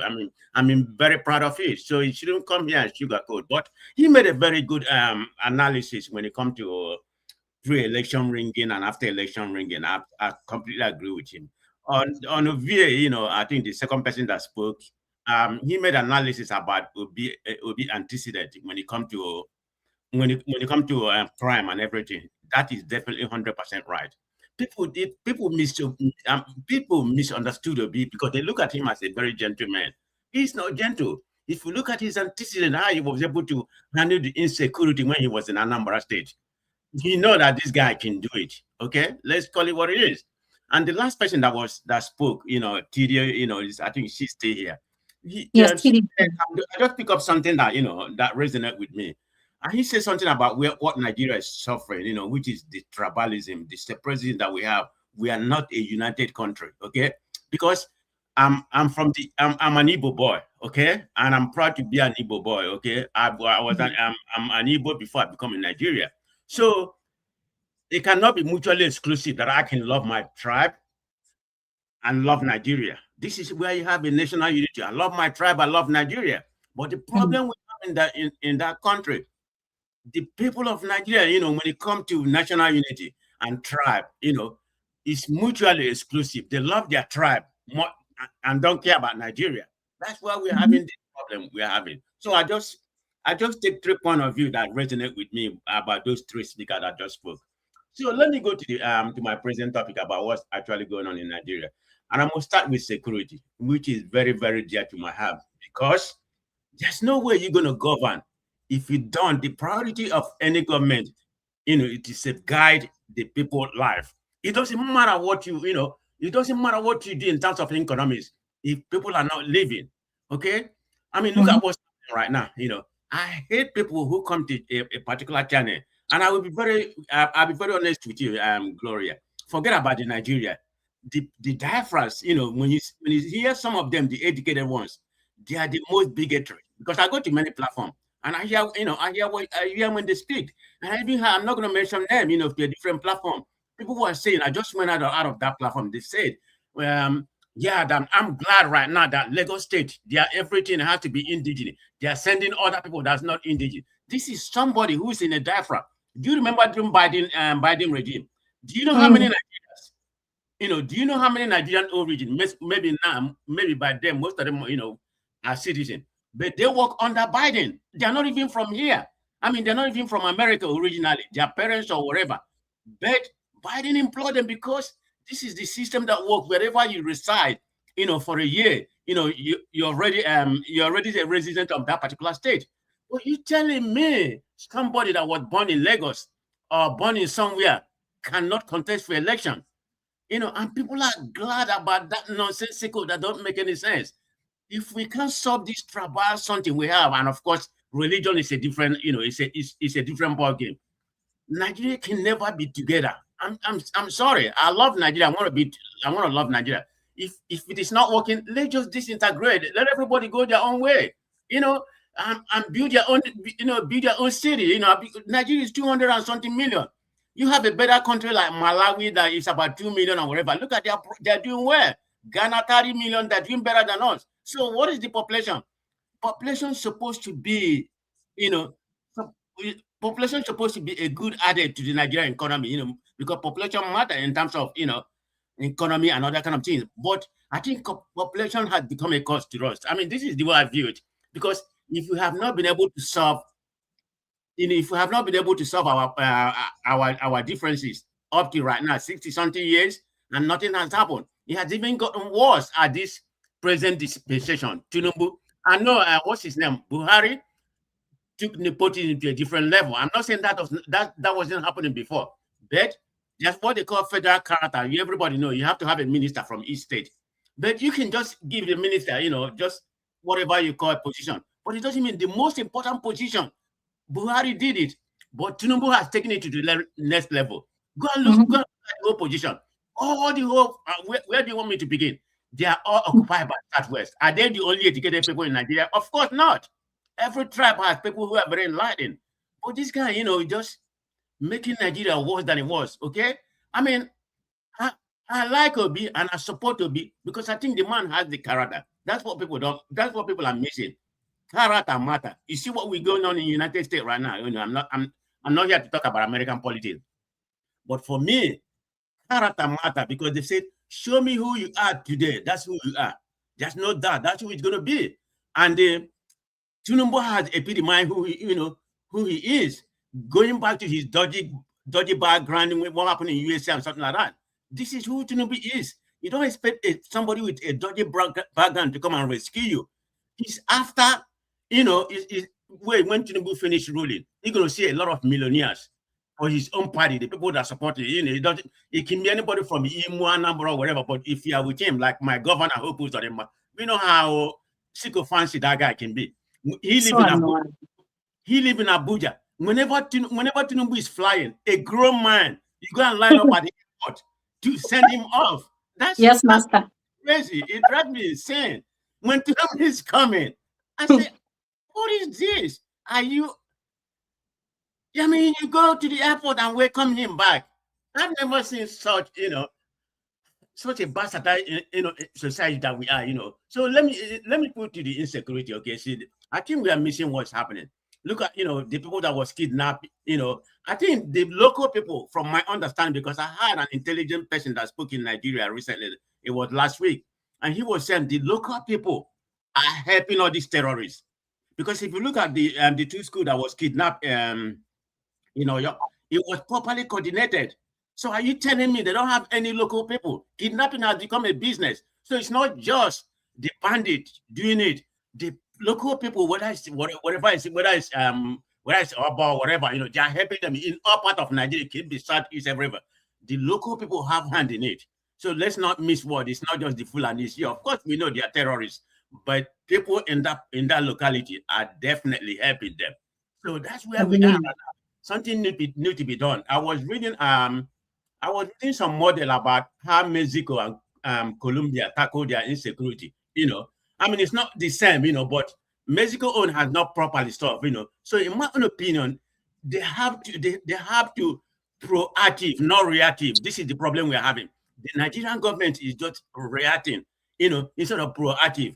I don't know if Tinubu, because they said most of these people working for Tinubu, a lot of them are the sponsor of these terrorists. He probably know all of them, but because of 2027 is his priority. Life doesn't matter. Everybody saw what happened. I think somebody has stated it earlier. He saw his wife going to APC, see what's happening, in Oyo, and he's going to give people a car. But Gloria, do you know whose money is that? It's our money. Exactly. It's our money. That's their money, and you are proud of it. I'm giving you. I'm giving you a car. I'm going to give you key and all that kind of nonsense. I mean, it makes me want to throw up. But I mean, I'm just sorry. Okay. I mean, I'm not saying everything is bad about Nigeria. Individually, we are very intelligent people, and and we have functioned a lot. And let me give you an analogy how Nigeria has fallen. And I'm going to use football analogy because I'm a sports fan, football fan. I know. Deteriorated. We have some of the best footballer, in Africa. Usime and everybody, Ekom, Adam, and everyone follow Nigerian football, religiously. But when it comes to Africa, we have not been able to achieve anything. Whatever is happening in the government right now is happening in the NFA, which is Nigerian Football Association. It's been dollarized. They're after their money. Do you know that Nigerian female football called Falcons? They have not been able to, since they win the African Cup in Morocco, they have not been able to have any friendly match. Do you know what NFA say? They say people don't want to, they try to, people don't want to play them.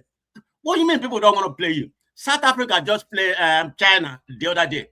Are you telling me you can arrange, I'm just using this as an analogy, okay? How Nigeria has fallen. Can you tell me that you can arrange a friendly match in order to keep them informed? Because they're about to play African Cup of Nations again in Morocco. The guys, they have not practiced. The only last match they played was yesterday. They played Senegal. And not more than a year, they have not been able to arrange any match for them. When you ask them, they say nobody wants to play you. What do you mean nobody wants to play you? Because you are keeping the money, you are siphoning the money. You don't want to arrange because that's entail paying, money and everything, some logistic thing. They are using the money. So this is where we have become. The last time Nigeria hosted any African Cup of Nations or any African tournament was in 2000 when we hosted the African Cup of Nations in conjunction with Ghana. That was the last time. We don't have any approved stadium in Nigeria. National Stadium, Abuja, they're all not good. The only place we can play any tournament being affirmed by the FIFA is in Uyo, Akwa Ibom. That is the only stadium. So everything you give them money, they eat it. This is where we are right now. And Yes. Tinubu has made everything worse because of this is exactly what he perpetuated when he was Lagos. He has what we call a hegemony. That's why he dominated Lagos. Gloria, if I can give you exactly what Tinubu, promoted when he was in Lagos, in order to go back to pivot Obi. Do you know that Obi does not take any pension? Obi don't get any money from Anambra. But look in Lagos, let me give you a little bit of table content before I leave. I don't want to bore you with everything. In Lagos, after you leave your government office, you're gonna have a car for the I think 6 car every. I think I did pull out the table of contents earlier. I don't know what I did with it because I'm going to be talking from 5 years. Okay, I have the table of contents. This is the kind of pension you get after you retire. You get one house Abuja. You get one house in Lagos. You know, you receive 6 vehicle. You receive 6 vehicle every year, and you change it every other year. You get another 6 vehicle. You For receive pension. life? Yes, you receive pension for life. You know, you have an entertainment. You know, you have an entertainment allowance. This is after you retire. Okay, you It's have six 10. vehicles every year. Yes, 6 vehicle, and you have house in Abuja. After some years, after 10 years, you get a new house again in Lagos and Abuja. This is what Tinubu. I'm just telling you about how Tinubu was corrupt. This is what Tinubu did when he was in Lagos, and this is what Lagos. I mean, they have money. Lagos is the richest state in Nigeria. Their And IGR guess is. who implemented that law? Guess who even created the law in the first place? I know. I know. Your president. You know, your president do. I mean, I can go on and on. Everybody has had it. I mean, they have nanny, they have staff for life and their family. They have free medical care for life and their family member.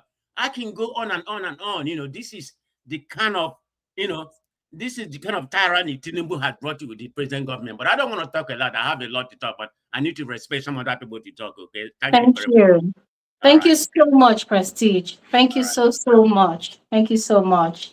I wanted to just quickly say something before we move on to the next speaker. You see this whole thing about godfatherism, as the current president has been practicing in Lagos and is now obviously trying to populate across the nation. The one question I always ask myself, oh, I forgot to mention the current FCT minister, Nyesom Wike. That is what he is practicing in Rivers State. So the one question that always plagues my mind is, why do the people allow this to exist in the first place?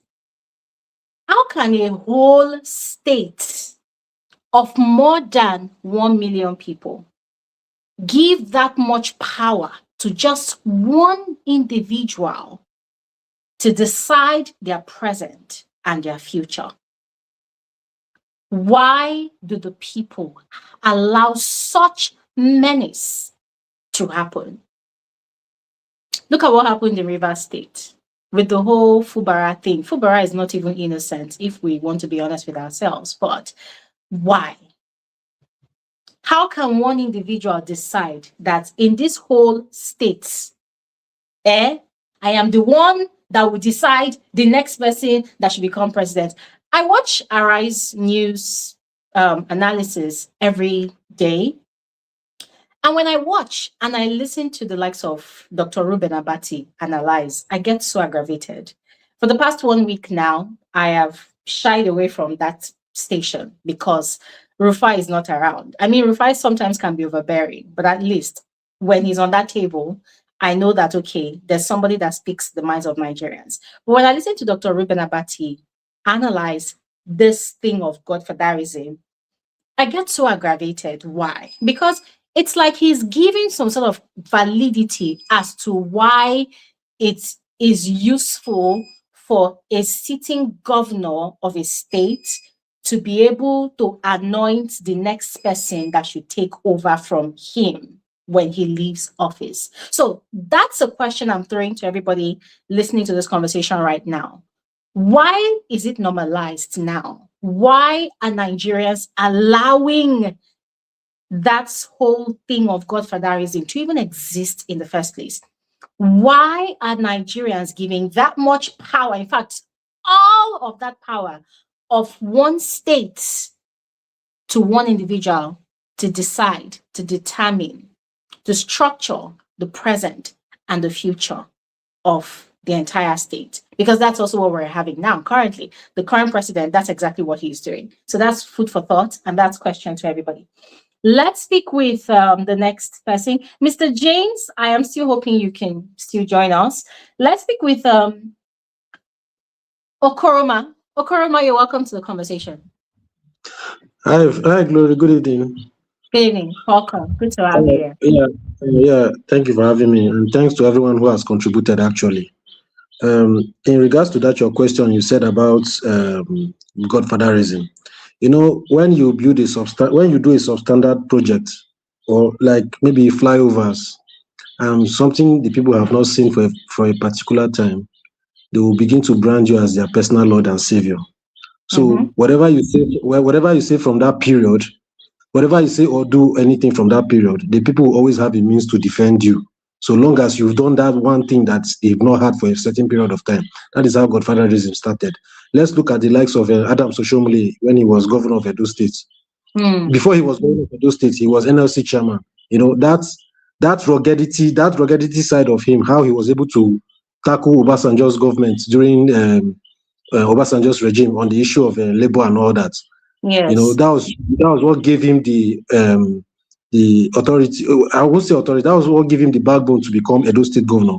And whatever politics and gimmicks he was playing, it was not just to his favor, but also to the Edo people. Also, he had the opportunity to bring anybody as his godson to represent the people of Edo State. So now to my own contribution, I would just like you to use your platform to encourage Nigerians in your platform. PVC collection the deadline is on the 10th of July. So maybe you can just give them that awareness. Before 10th of July, they should try their possible best to get their PVC. Although I was there on Friday, these people in the INEC, they are not really trying at all. They are frustrating people and frustrating every means for people to get their voters card.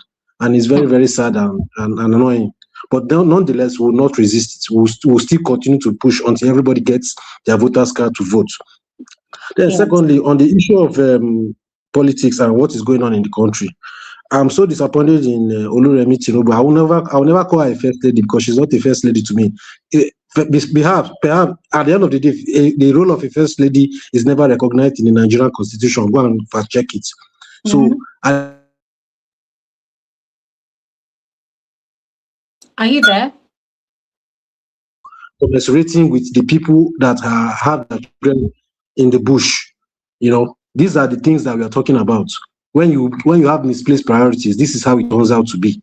So when you give priorities to things that are not important, this is how it turns out to be. Patience, we all mocked Patience Jonathan when she was crying on TV. Oh, the blood you are sharing, there is God, oh, there's God, oh, kiniko. But now we are seeing the effect of what she has done. Now that thing will continue to stay for as long as it is. The woman, I don't know. Is it that I'm just asking myself, this government, is it that they don't even have sympathy for the youths? They don't even have sympathy for life or whatever is going on? These are the challenges. And honestly, in this 2027, please, let's do everything within our power to vote. Because at the end of the day, the way I'm looking at it, if we don't turn out to do what we are supposed to do by voting and protecting our votes extensively, I'm not even scared of 2027. I'm scared of 2031 because if anything, that will make the current president to enter to come back second term in 2027. 2021, he will be the person responsible for bringing the presidential candidates that will rule this country in 2031. So indirectly, he's still the president. So that is the challenge we are facing. So we need to do everything within our power to make sure that this thing does not happen. Yeah. And again, on the part of the way the country is being structured, you know, I feel this thing has been happening. Our issue can also be traced back in the days when we had that reconstruction of government after the First Republic, when we had at the end of the day, I feel personally, what can work for Nigeria right now is regional system. The regional system of government and a little bit of true federalism, where every state will be held accountable for their resources. You don't need to answer to the top. You manage your resources extensively, but that can only be achieved if we have an accountable leader that will be able to harness and govern the affairs of the country. US, for example, they operate on true federalism, but they still have the regional system of government whereby the state controls their resources. This is what I feel every responsible leader should do. But now you have issues of Nigerian leaders. What they are all concerned about now is 2027 election. Go to any media now, you see them talking about 2027 election. Kidnapping is on the high side. Nobody's talking about the killings and the kidnappings going on. We all know it's an enterprise, it's a network. Because see what happened in that Oyo state. You can't tell me one person can pull up that stuff. It's a network. It's a full network of people that have decided to come together to exhibit that action, particularly the locals, like one of the speakers said, in that region. So these are the challenges we are facing. I live in Abuja, and I can tell you for free, Abuja is not safe as it is 12 years ago. We are going through it here. We are really going through it a lot. The FCT minister, yes, he's trying in some part, but he still has to work on this insecurity issue right now in the federal capital and also other states. Money that you are supposed to be that is supposed to be for the welfare of the masses, you are allocating billions, building substandard roads. You are allocating billions for election that we don't even know the outcome of it. The way these guys are going, they've already written the election on ground. But we cannot continue like this. Honestly, we cannot continue like this. We need to push further. We need to make sure that our votes count. Now they are frustrating people that are yet to get their PVC. Now it's even becoming difficult. Even yesterday, I had to make sure I had someone in INEC office. He even confided in me that we should try as much as we can to do everything before that 10th of July, because these people will do everything to frustrate the process. So now we just need to try as much as we can to make sure that things work out, and we do everything within our power to come out and do the right thing. We have seen from the candidates here. It's only an unserious Nigerian now that will not know the particular candidate that is suitable for the country as it is currently. So we should just pay attention. We should do everything within our power to make sure that things work our way. On the issue of tribalism, the way it is now, we can't prevent tribalism right now in Nigeria. It is not something that can be worked on overnight. It is everywhere. Even where I work, we experience some form of tribalism. But at the end of the day, it's not going to take the country forward. It's not going to take anybody forward. The issue of the country, as we blaming our political leaders, we also Nigerians, the average Nigerian is also part of the problem. Let's look at it critically too. The average Nigerian is also part of the problem. That issue of tribalism, all those little things, segregation and all that, we should have a way of eliminating them before we should start, before anything else. Because when you do that, you have a clearer chance of standing against these irresponsible leaders that are yet to do the needful.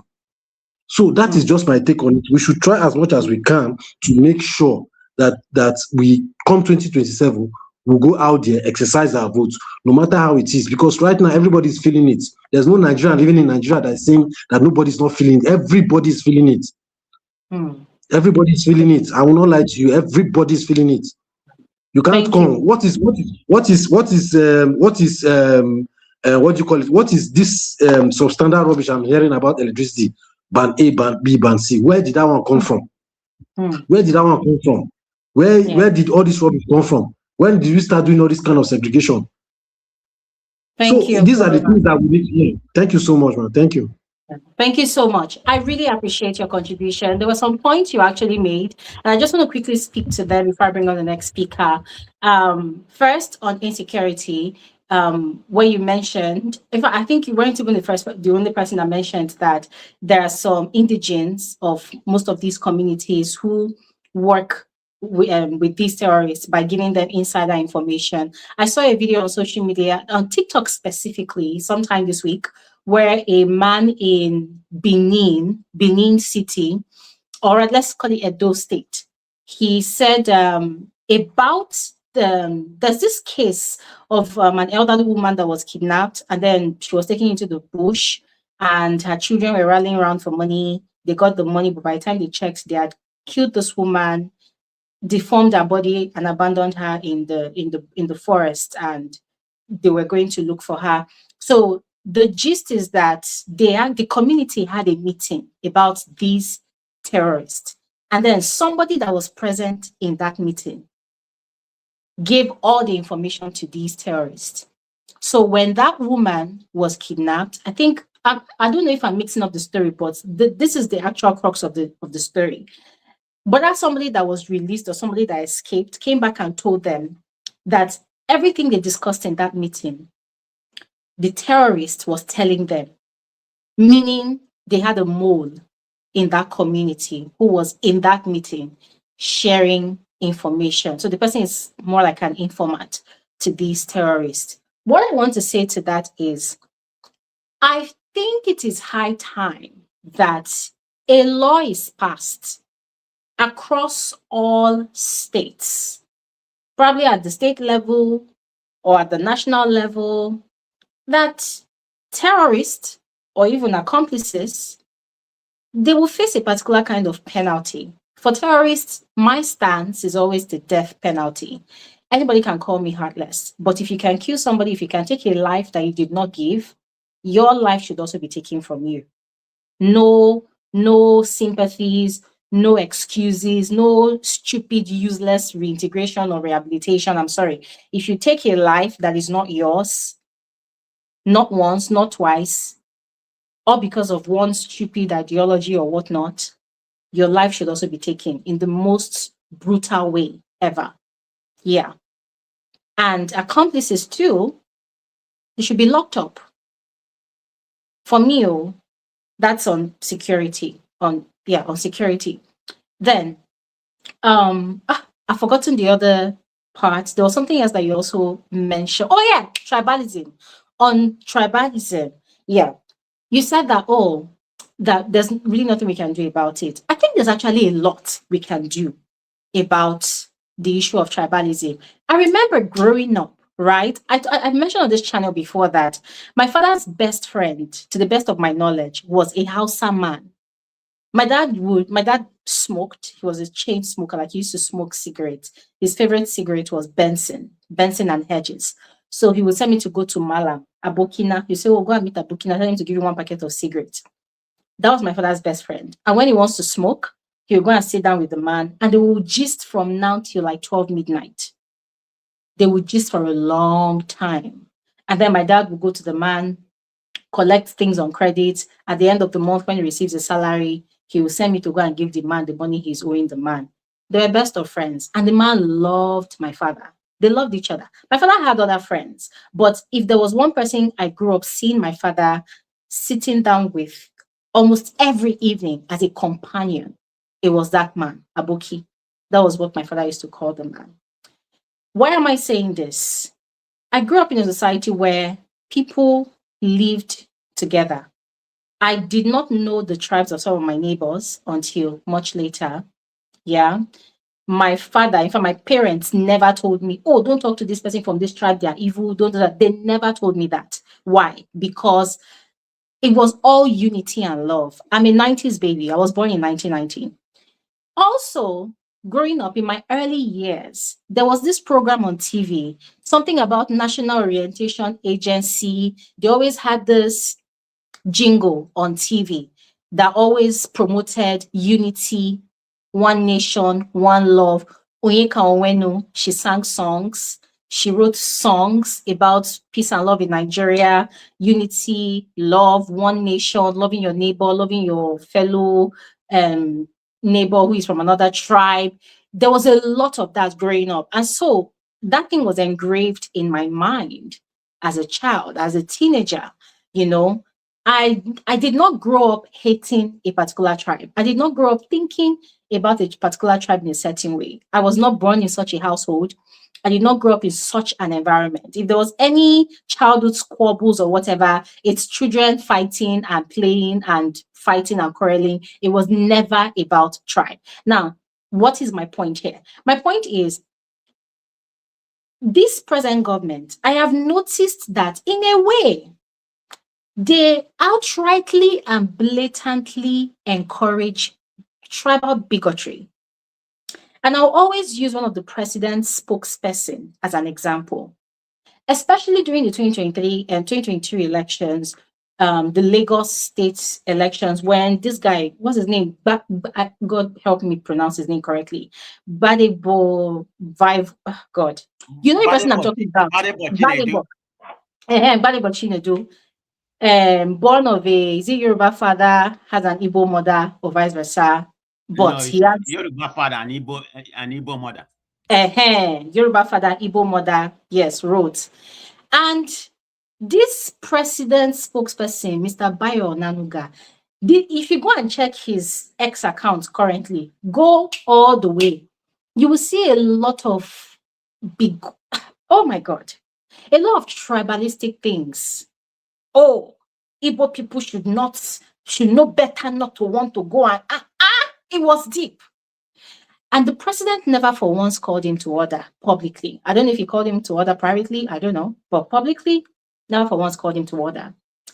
And a lot of the people that are actually supporters of this particular government from the ruling party too, but even the ruling party, the APC, they have sections too. They try to act like everything is fine and well, but it's a lie.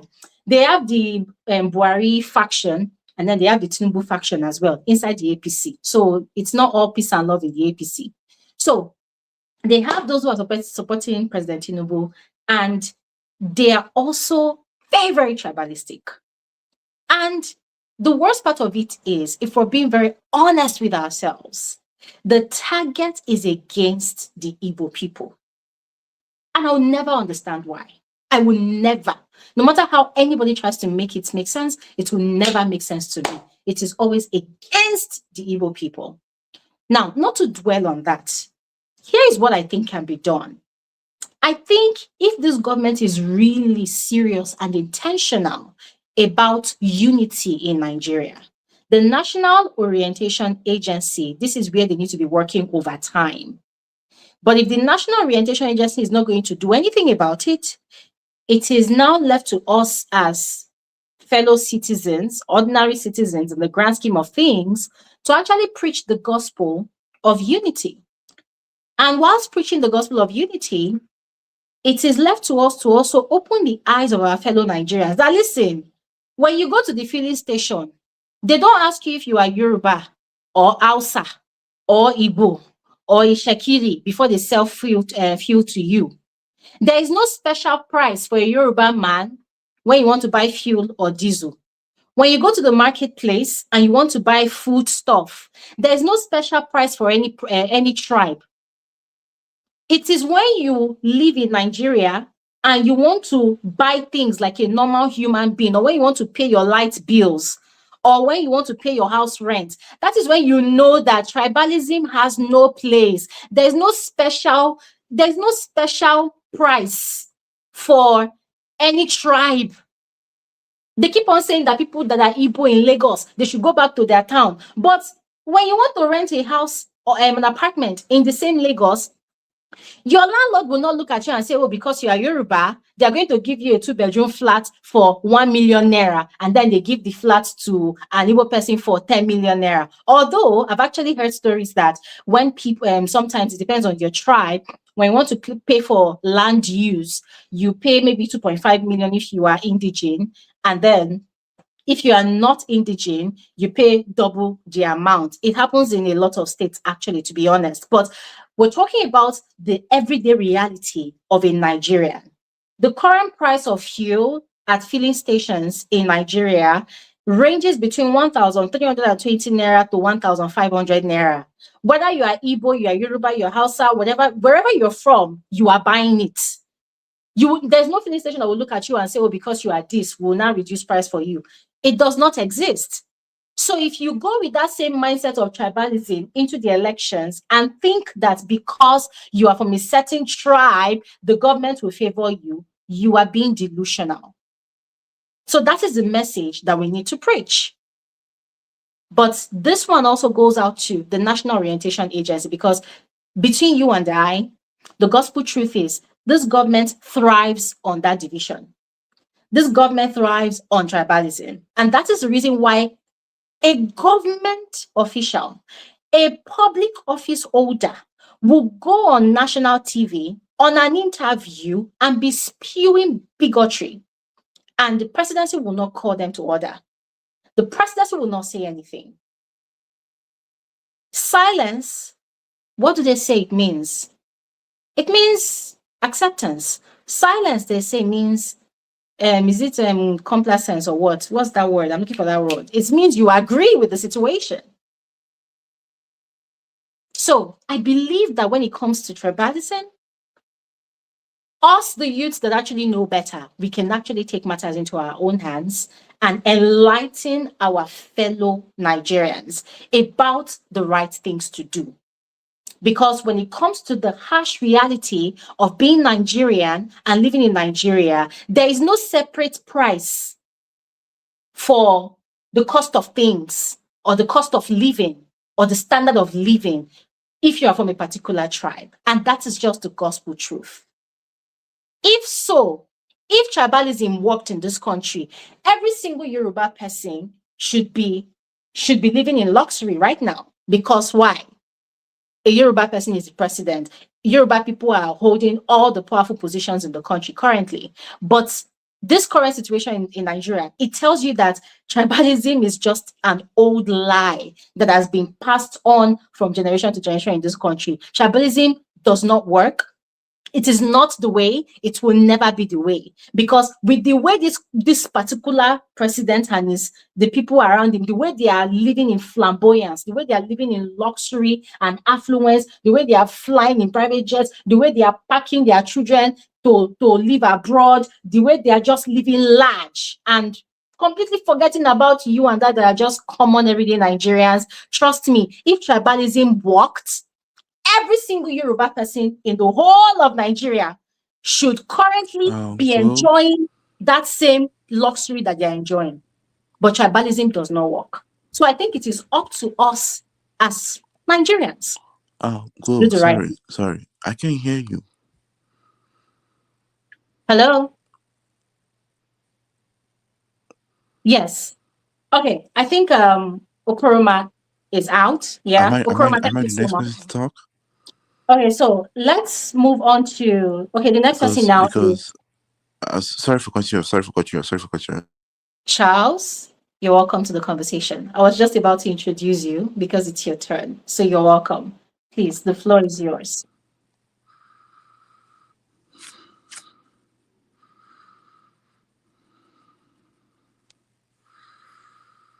Charles, the floor is yours.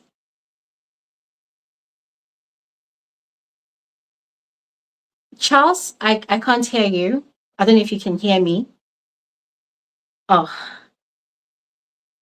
okay. I'm going to remove you and bring you back. I don't know if you can hear me, Charles.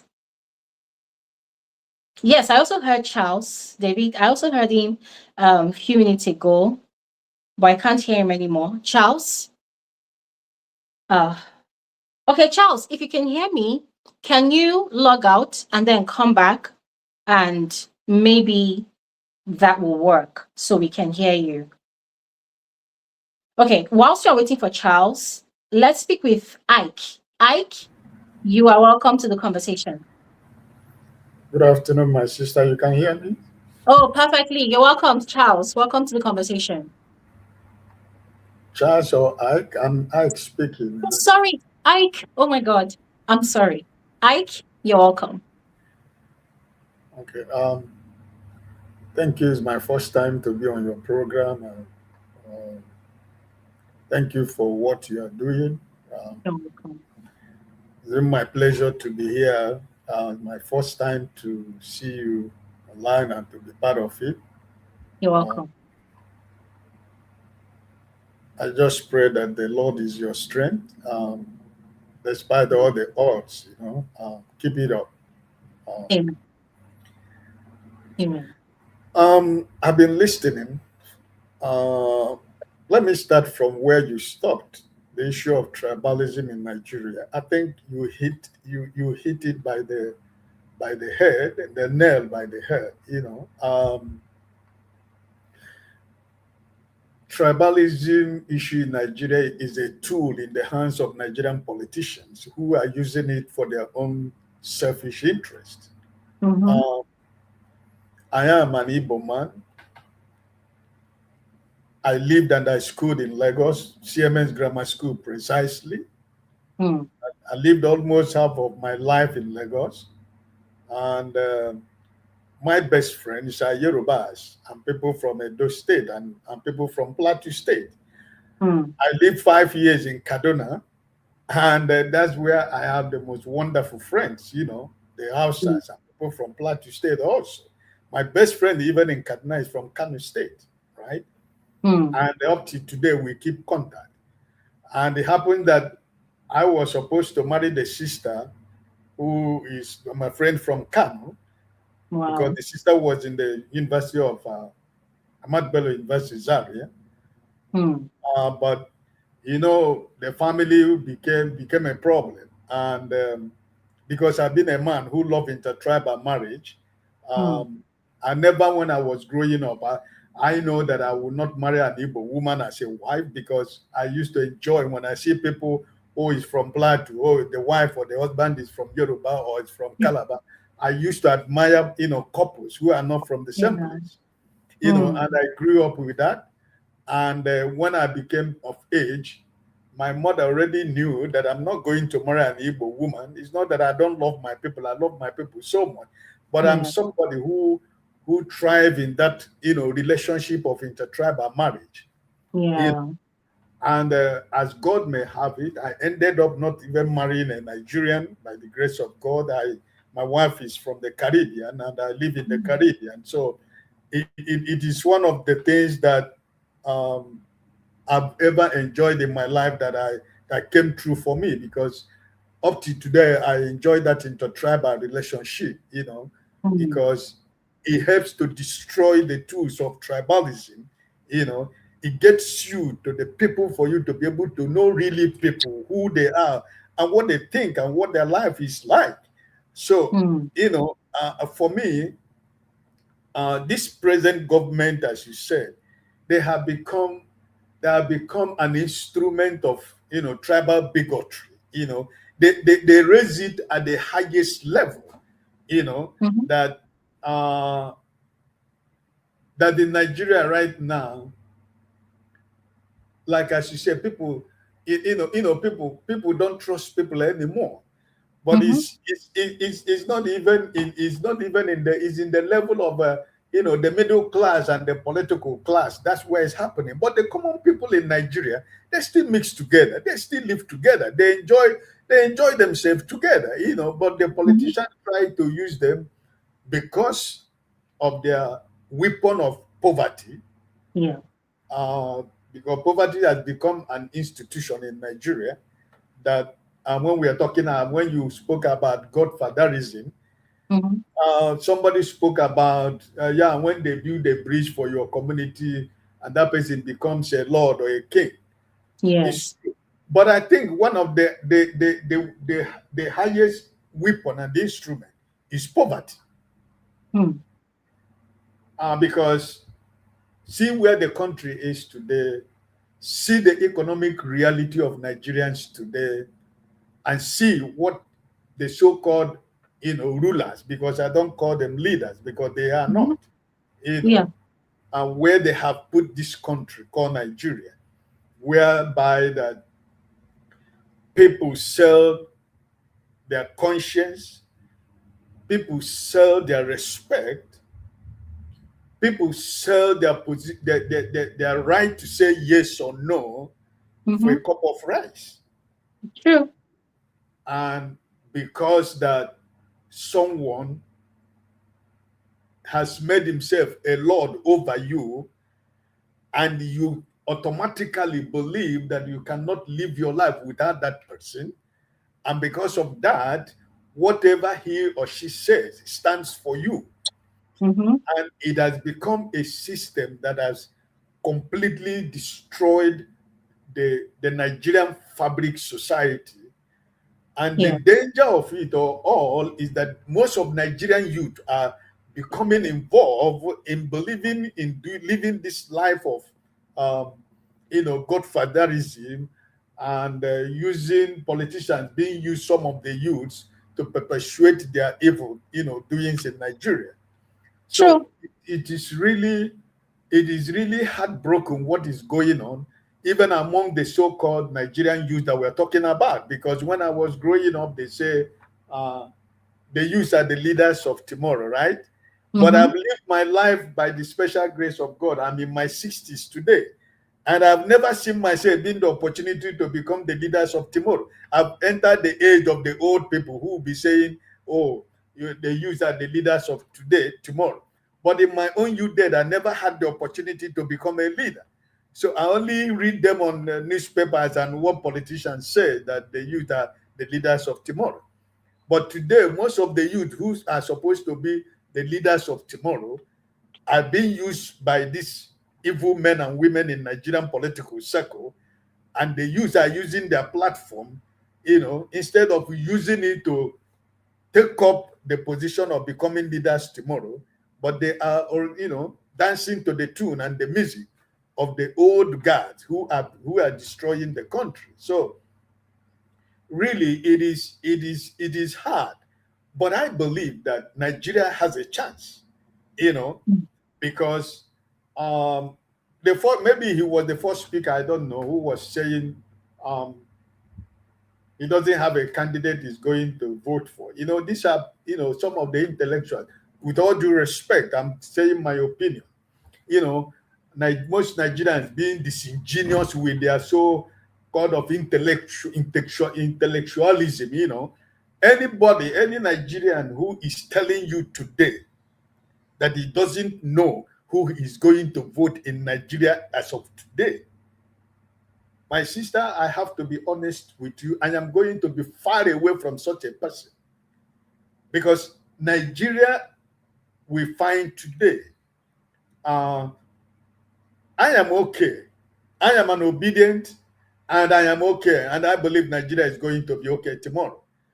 So, and he did mention that Peter Obi, after the 2023, he didn't continue to, maybe build a political party or whatever he was saying. Who, Mr. Peter Obi, after the Supreme Court judgment, he has never rested. He has been all the nooks and corners of Nigeria. Even as we are talking today, he is still moving around in Nigeria. So I don't know where he came with. I don't know what he was talking about. This is a man who said after the Supreme Court that this is just the beginning of the struggle, that is not anybody who is thinking he's going in, is not going anywhere. And he has kept that word. And anybody who is telling himself or herself the truth, oh, he couldn't manage Labour Party, oh, he's not a strong politician, like the speaker said, he's a good man, but he doesn't have the spine. That's the word he used. Does he really understand what Peter means? The hardest state to rule in Nigeria is Anambra State. The most toughest state you can rule in Nigeria today is that state called Anambra State. Because that's where the whatever you want, that is the center of everything you want. But this is a man who was the governor of Anambra State without having any member in the State House of Assembly. It was PDP that was in majority in Anambra State. But upon all that, he was able to do what he did in every aspect of human life. He touched life in every department of life. And ever since he has left, he has been touching life privately, even as we are speaking right now. And when you see his posture, you think he's a very quiet man, he's a very soft man. No, when you meet Peter, when you meet Peter where you're supposed to meet Peter, you will know that he's a rock. He's not. Don't allow his physical look or the way he speaks deceive you. That man is a rock. And people say, oh, they are political strategists. Today, who is a political strategist? He is the man. He's the man. Because he was very calculating, to be honest. He told you, listen, I am going to be on the ballot. And everybody will say, which ballot? Which ballot? I'm going to be on the ballot. The government don't want me to be on the ballot, but I'm going to be on the ballot. Nobody saw it coming. Yes. He shocked everybody. And the worst part of it, most of people who don't know, people don't really know or understand why Mr. Peter Obi joined the ADC. The reason and the purpose behind Mr. Peter Obi joining ADC, Nigerians will know, a day shall come when they will know that reason. There was never a time, I myself know, there was never a time that I know that Mr. Peter B is going to stay in ADC. Never a time. I know. Because there was a reason and purpose to see and to understand what these people are made of. He already know. But people who know we are telling him, you got to get in first. There is something we want to take out of ADC. And I tell you, my sister, people don't know, but like he said himself, that a day shall come when he will write it on a book what has transpired or why he has left all these political parties. Now, what are they saying? The same campaign they did in 2023 that never stick is what they have gone back to. Oh, he gave the Northerners ID card. Oh, he destroyed the mosque of the Northerners. Oh, there's so many things that couldn't stick, and it's not going to stick now. Now they are saying, oh, the Kwankwaso, why should the Kwankwaso now has showed the culture and traditions of the North? So many things that have been said. This is one of the reasons. So many reasons brought about Obi going to ADC. It is sad for me to say this here. I think that was a man that I respect. But the last interview we had, he was speaking from everywhere. And I felt that, it is this double standard of a thing in Nigeria. The same thing he was saying, he expected Mr. Peter Obi to do in Labour Party, was the same reason he himself left Labour Party to PRP. Exactly. So, my sister, sometimes I don't know what these people who think they are so educated and so learned that when they are speaking to people, they think that people, some of us who didn't go to school, we don't have even common brain to think about what somebody is saying. Everything you were saying, what you expected your principal to do, was the same exactly why you left. He left the Labour Party for you. And the same thing you thought was the reason why he left was the same reason that you left. But you're still going to the national television and begin to talk about sympathy, vote, sympathy. I joined his platform because of sympathy. I lived in Kaduna for 6 years. Who knows about that? Do I know who there was the name called Dati Ahmed? I was going to Zaria and the whole of Southern Kaduna. I know everywhere in Southern Kaduna. Do I know about that? I know about his senior brother. Who knows about this young man? The man who brought you into limelight now is the man who you followed him because of sympathy. But sir, why did they do that, sir? Sorry for cutting. Let me even ask you, why did they do that? I mean, I'm also listening to the other one, Kenneth Okonkwo. I feel like that one is just acting in Nollywood. Every time he gets the audience from a media house, it's Peter Obi attack. Why do they feel the need to do that? What do they think is going to benefit them? For me, I feel like they do not know that they are knowingly making the man more popular. That's the area I was coming. You already spoken it. I want them to continue to do it.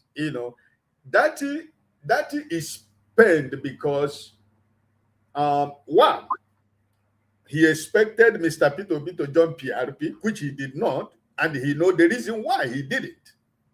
Second, he was thinking still that at whatever point Mr. Peter Obi will land himself in a political party based on the popular support he has got through Mr. Peter Obi, that Mr. Peter Obi will still choose him as his running mate. But he forgot that in the midst of what was going on, he was one of the people who advised Mr. Peter Obi to approach Kwankwaso and the El-Rufai. So maybe he thought we are the obedient. Some of us know what is going on. I don't live in Nigeria, but most of us know what is going on, right? So maybe he forgot. And that this conversation did not start today. It started in 2022. But this man, Mr. Kwankwaso, decided to try his own political popularity in 2023. And when he tried it, he saw himself that now I can see. It's not about I was governor before you, I was a senator, defense minister. All those doesn't count. The movement is what counts. And now he has come to realize that it is time now for him to follow this man, because his agreement with Nigerians is 4 years. And if you can walk, it's an assurance for you that you are very closer to become a presidential candidate or a president in Nigeria if you walk and do what you're supposed to do, more than any other place that you think they will promise you anything. You see the propaganda that is going on now in Nigeria, my sister? Oh, Kwankwaso is going to betray him. Oh, Kwankwaso is not going to be his vice presidential candidate at the end of the day. This is what they have planted. Their people on the internet and the online. This is the campaign that is going everywhere now to tell you, oh no, he's going to betray him. He's going to do this. He's going to do this. Yes, we are not afraid of what he's going to do. The most important thing is that most of us who believe in Mr. Peter Obi, if he goes to village political party, anywhere he go, we go. And that's wherever he goes, we go. I'm not talking. Nigerians. We're not going to talk about political party because Labour Party taught us a lot of lessons. It's not going to be up to bottom. No, it can never be from top to bottom. In this present one, no, it's not going to be. So we shine our eyes, my sister. We don't shine our eyes. So this present one, it can never be. What is happening in NDC now? Do you know what it is? It is the same people that have been sent to NDC to make sure that they rubbish the name of Mr. P2B with his credibility, with I don't do this, I'm not going to be part of this, I'm not going to be part of this, I am only telling people who are members of the obedient movement or Nigerians who believe in the principles of Mr. P2B to keep your eyes to the ball. Don't worry about what they are saying. They are helping us to market our candidate. Because at the end of the day, what is going to be is going to be. And, people who are obedient, they are trying to, there are a lot of comments that I want people who are members of the obedient community to, you have to be able to understand the man you are following. Example of what happened in Delta State between Kempela and the man who supposedly is going to be the governorship candidate in Delta State. Two of them are obedient members. They are founding members of the obedient. Why should Mr. Peter Obi say that it should be Kempela? Why should he support one person and leave another one? These two guys they are strong obedient members in Delta State. So what is the problem? Why do we have to fight ourselves? And that's why I was happy when there was a consensus meeting from people from Delta State with Patriot Tom. And it was a consensus because these two people are people that are following our principle and that they are strong members of the obedient. Are they going to kill themselves? Probably if Mr. Peter Obi has never, and what he did before this, the so-called primary, was that he's not going to talk about supporting anybody. Go to the field. A lot of people are expecting, oh, why did he not do this? Why did he not do this? What? No. If you know Mr. Peter Obi, you should know him by now. That is a man who believes that things are supposed to be done right. And that's why he's begging everybody. You lose now. You're not going to lose tomorrow. But be part of it. Because the family is enough to contain everybody. You know, this is the political party that just about 3 or 4 months. What do you expect? There is going to be hiccups and ups and downs. But we should know what is your vision? What is your dream? What are you going for yourself? Are you trying to make the new Nigeria we're talking about to be possible? So I am standing here to say to you, anybody who is telling you, a Nigerian who is telling you today, I don't know who I'm going to vote for, my sister, stay far away from such people, because Nigeria, as I used to tell them in some other platform that I belong, those who are clapping for this government, Nigeria is going to happen to you. It doesn't matter wherever you are. It's inevitable. it is a medicine everybody is going to drink. This one is not that, oh, I'm comfortable, I'm okay, I have everything. Nigeria is going to happen to you, and it is happening. We are talking about 2 years child in the bush right now, and the wife of your president is making campaign, is campaigning about 2027. The smart woman who's supposed to be a mother is already on the street for the past 2 weeks, going everywhere making campaign for his husband. That is to tell you that human life does not matter to this APC. Yeah. Thank you so much, sir. Thank you so much, Mr. Ike. Thank you so much for your very solid contribution. Thank you very much. All right. We're going to move on to the last speaker now, Charles. Charles, are you here? Charles, can you hear me? Oh my God. Charles, there are about 3 of your devices here, and I have added all 3 of them. Can you try using any other one? And let's see which one we can hear you from. I am unmuting all your mics. Oh, you have to unmute. I'm seeing here that you have to unmute all of them. I think he's having communication problem. I think he's having Yeah. issue. And he has 3 devices here, and all of them, they are on. I can see. I think he's having issue with himself. Okay, Charles, I'm going to try to remove 2 of your devices and leave the one that is unmuted. All right. Let's see if it's going to solve the problem. I don't know. Charles, are you there? Okay, let me remove you and add you again, because we tried it with David before and it kind of worked. So let me remove you and add you. Hopefully. Charles, are you there? This is so sad. Okay, let me just go ahead and round up anyways. But Charles, if you can log off and come back, we are still here for you. All right. Anyways, ladies and gentlemen, whilst we wait for Charles, hopefully he's able to speak so we can hear. I just want to thank you all for your time. I really appreciate every single person that joined this conversation, that is still here in this conversation. Thank you all so much for your time. Thank you all so much for your commitment for a better Nigeria. To those who vocalize their thoughts, thank you all so much. To every single person engaging in the comment section, thank you so much. To the silent listeners, thank you. Oh, Charles said he's still here. Charles, can you log off and then come back again? Because we cannot hear you at all. If you can hear me, know that we cannot hear you. So please log off and come back. Yes, you are here. Charles, you said I should take, yeah, you're here. I can't hear you.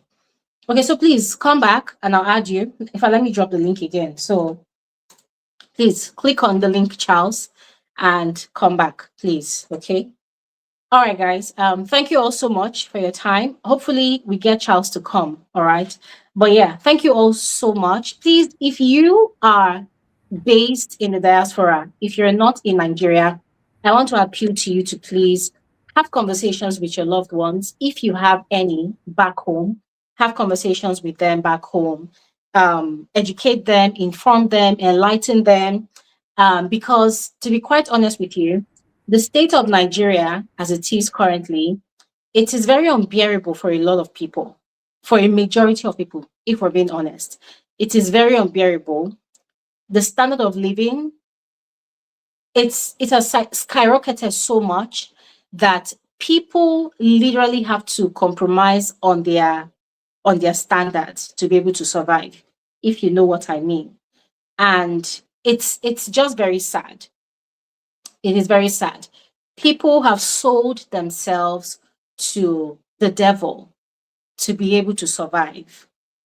I have heard stories of people who are broke, and the only way for them to survive is to become online bullies to anybody that is not a supporter of this current government. So for them, the only way that they can survive is to become a supporter of this current government. I entered a taxi some months ago, that was early this year, and the driver, he's a cab driver with a particular taxi company.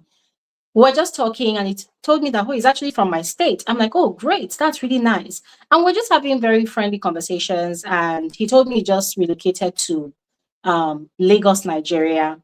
And the reason why he left where he was because he was in school as a student. When he graduated, he was broke. There was no job in my state. So the only way for him to survive at that point in time, whilst still seeking employment, was to join the WhatsApp group of a political party. So the assignments they give them every day is they go on social media and they look at people's posts and people's tweets, people who speak up against the ills of the government. So they screenshot those persons' tweets and they put it on their WhatsApp group, and then they now tell all of them that, hey, go to that person's comment section, go and attack the person. That is the assignments they give to them. In a day, they could attack as much post as is given to them on that WhatsApp group. So they call them some sort of mobilization, something like that. And how much were they paying them?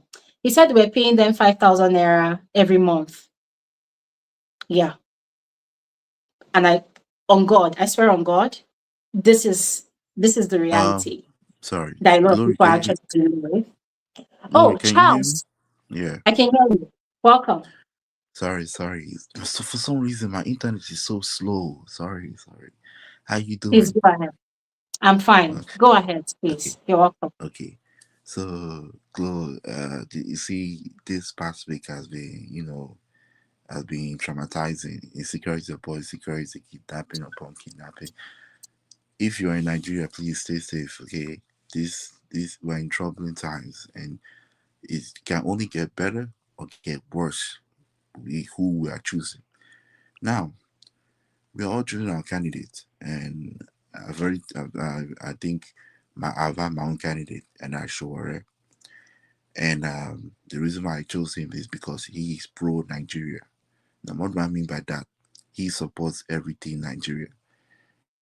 When before this terrorism attack happened in Oyo, I remember him saying it that the terrorists are in the bush and they are moving around, that he will establish a border patrol with drone tech.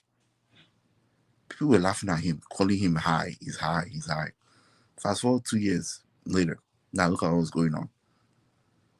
Don't be surprised. They're in Lagos, infiltrating, doing reconnaissance, trying to get information, knowing the where to go and where not to go.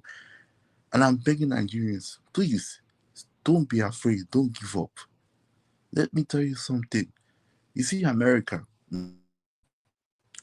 If African American would have given up, or Black American would have given up on America, you see this immigration that everybody's doing around the world wouldn't have happened without them. They fought for America for so bad. They fought because they knew they had no choice. They were punished for 400 years.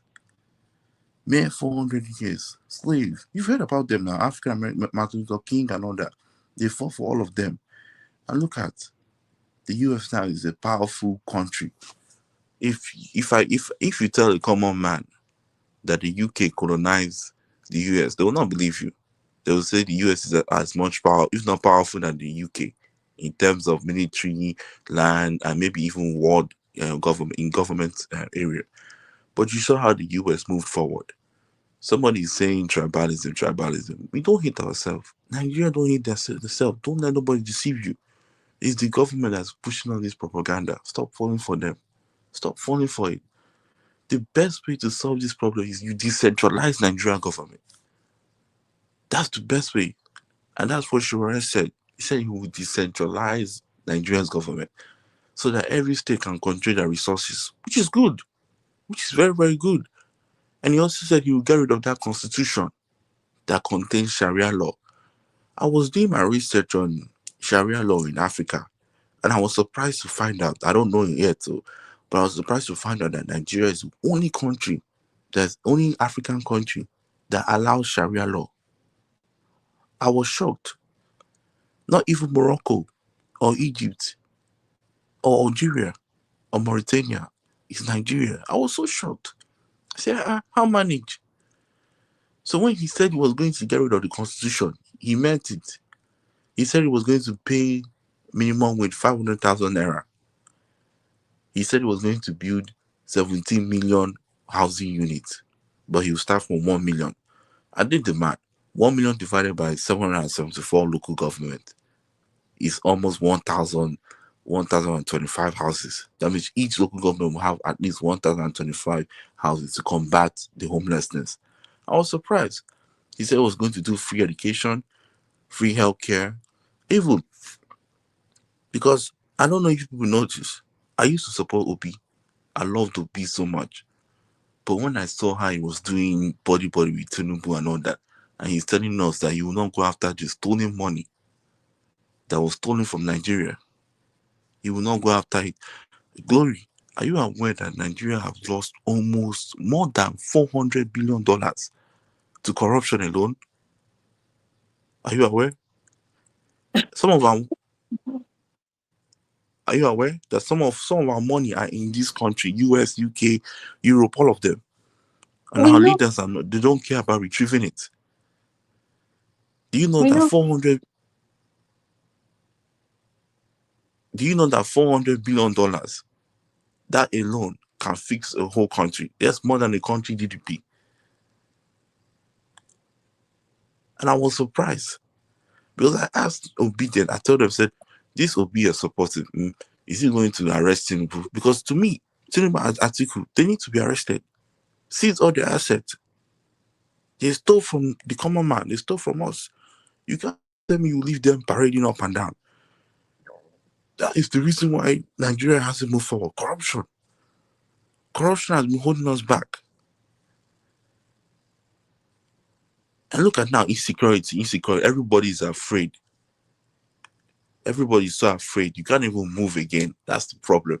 If you ask someone now, can you move from Lagos to Abuja on road nighttime? No, you'll be afraid. If you recover those stolen money, eh, you use those stolen money to fix the country. You understand? Those stolen money will fix the country. And every system of our country is compromised with corrupt people. That is why he said we need a revolution. Nigeria needs a revolution. You can do election, but you see revolution? That's very important. Every country had the revolution. US had the revolution. France had the revolution. We need to hit reset. There are some things we left behind. He said he is the only one that said Nigeria has an Igbo problem. Nigeria has an Igbo. You agree with me that the Igbos are segregated. We are too segregated. Nigeria killed, I think, 3 million Igbos in the Biafran War. But nothing, no apology, no nothing. He said he will apologize to Igbo people. And even if they want to leave, he will let them go. So kill all this narrative that Nigeria is not complex. Nigeria is not complex. Alaska, a state in the US, is bigger than Nigeria. How old is the governor? Texas, where I'm staying at, is almost, it's like almost half the size of Nigeria. How old is the governor?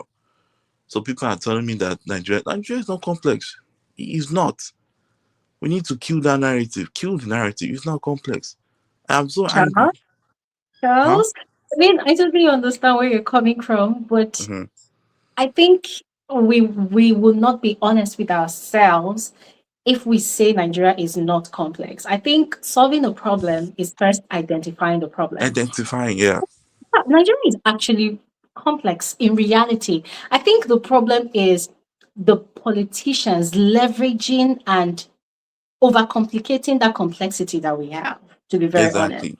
They It- and look, there's beauty in complexity, but it becomes a problem when it is now being weaponized for the wrong reasons. And that is what exactly. politicians always do. So I think we need to be very honest with ourselves first. The Nigeria is actually complex. The fact that we are so diverse. And look, a particular state alone has hundreds of languages. It's already complex in terms of languages. It's really complex. So I think we need to be very honest about that. There's beauty in it. Don't get me wrong. But There it is, is there is. now the weaponization for the negativity that's the problem. Yes, there is. But like I said, we have to come together as a country and ask ourselves, what do we want in the constitution? Because that Mm. Nigerian constitution wasn't made for Nigerian people. It was made by military people. So even the politician admitted to this, that Mhm. even even the politician admitted to this, that if he becomes the president, he'll get them arrested. Mm. So that should tell, yes, Abdul Salam Abubakar, he said it, that if Sowore becomes the president, all of them will run away from the country. And they know he's very strong willed, very, very strong willed. Is he education? Sowore has Masters of Public Administration from one of the best universities in the world. He's a professor, don't forget that. And Mhm. also, his party is all about socialist driven. Nigeria don't need foreign investment. No, no, we don't. We've had so many foreign investment. What happened? Instead, they exploit our people. Can you Mm. imagine that people who come from Europe and all that, they will be called expat, while we will be called immigrants? We don't need that. It's, Mm. it's, it's sad. Because I want him to lead Nigeria. If he doesn't become the president, that means his whole idea dies with him. What about this Social Democratic Party, Adebayo Adewale? Mm. The same ideology, sure. Because all these people, all these Obi and all that, no, I don't. I used to like Obi, but when I did my research on him, I was surprised. What did you discover in your research about him? I'm Oh, very curious. curious. Okay, people said he left money in Anambra in three banks, but don't forget that these three banks were his friends, were either the chairman or and director of it. And during that time, people were protesting. ASU was protesting that they haven't been paid. Even the doctors in the hospital were protesting. For 13 months, Obi never said anything. He never did anything.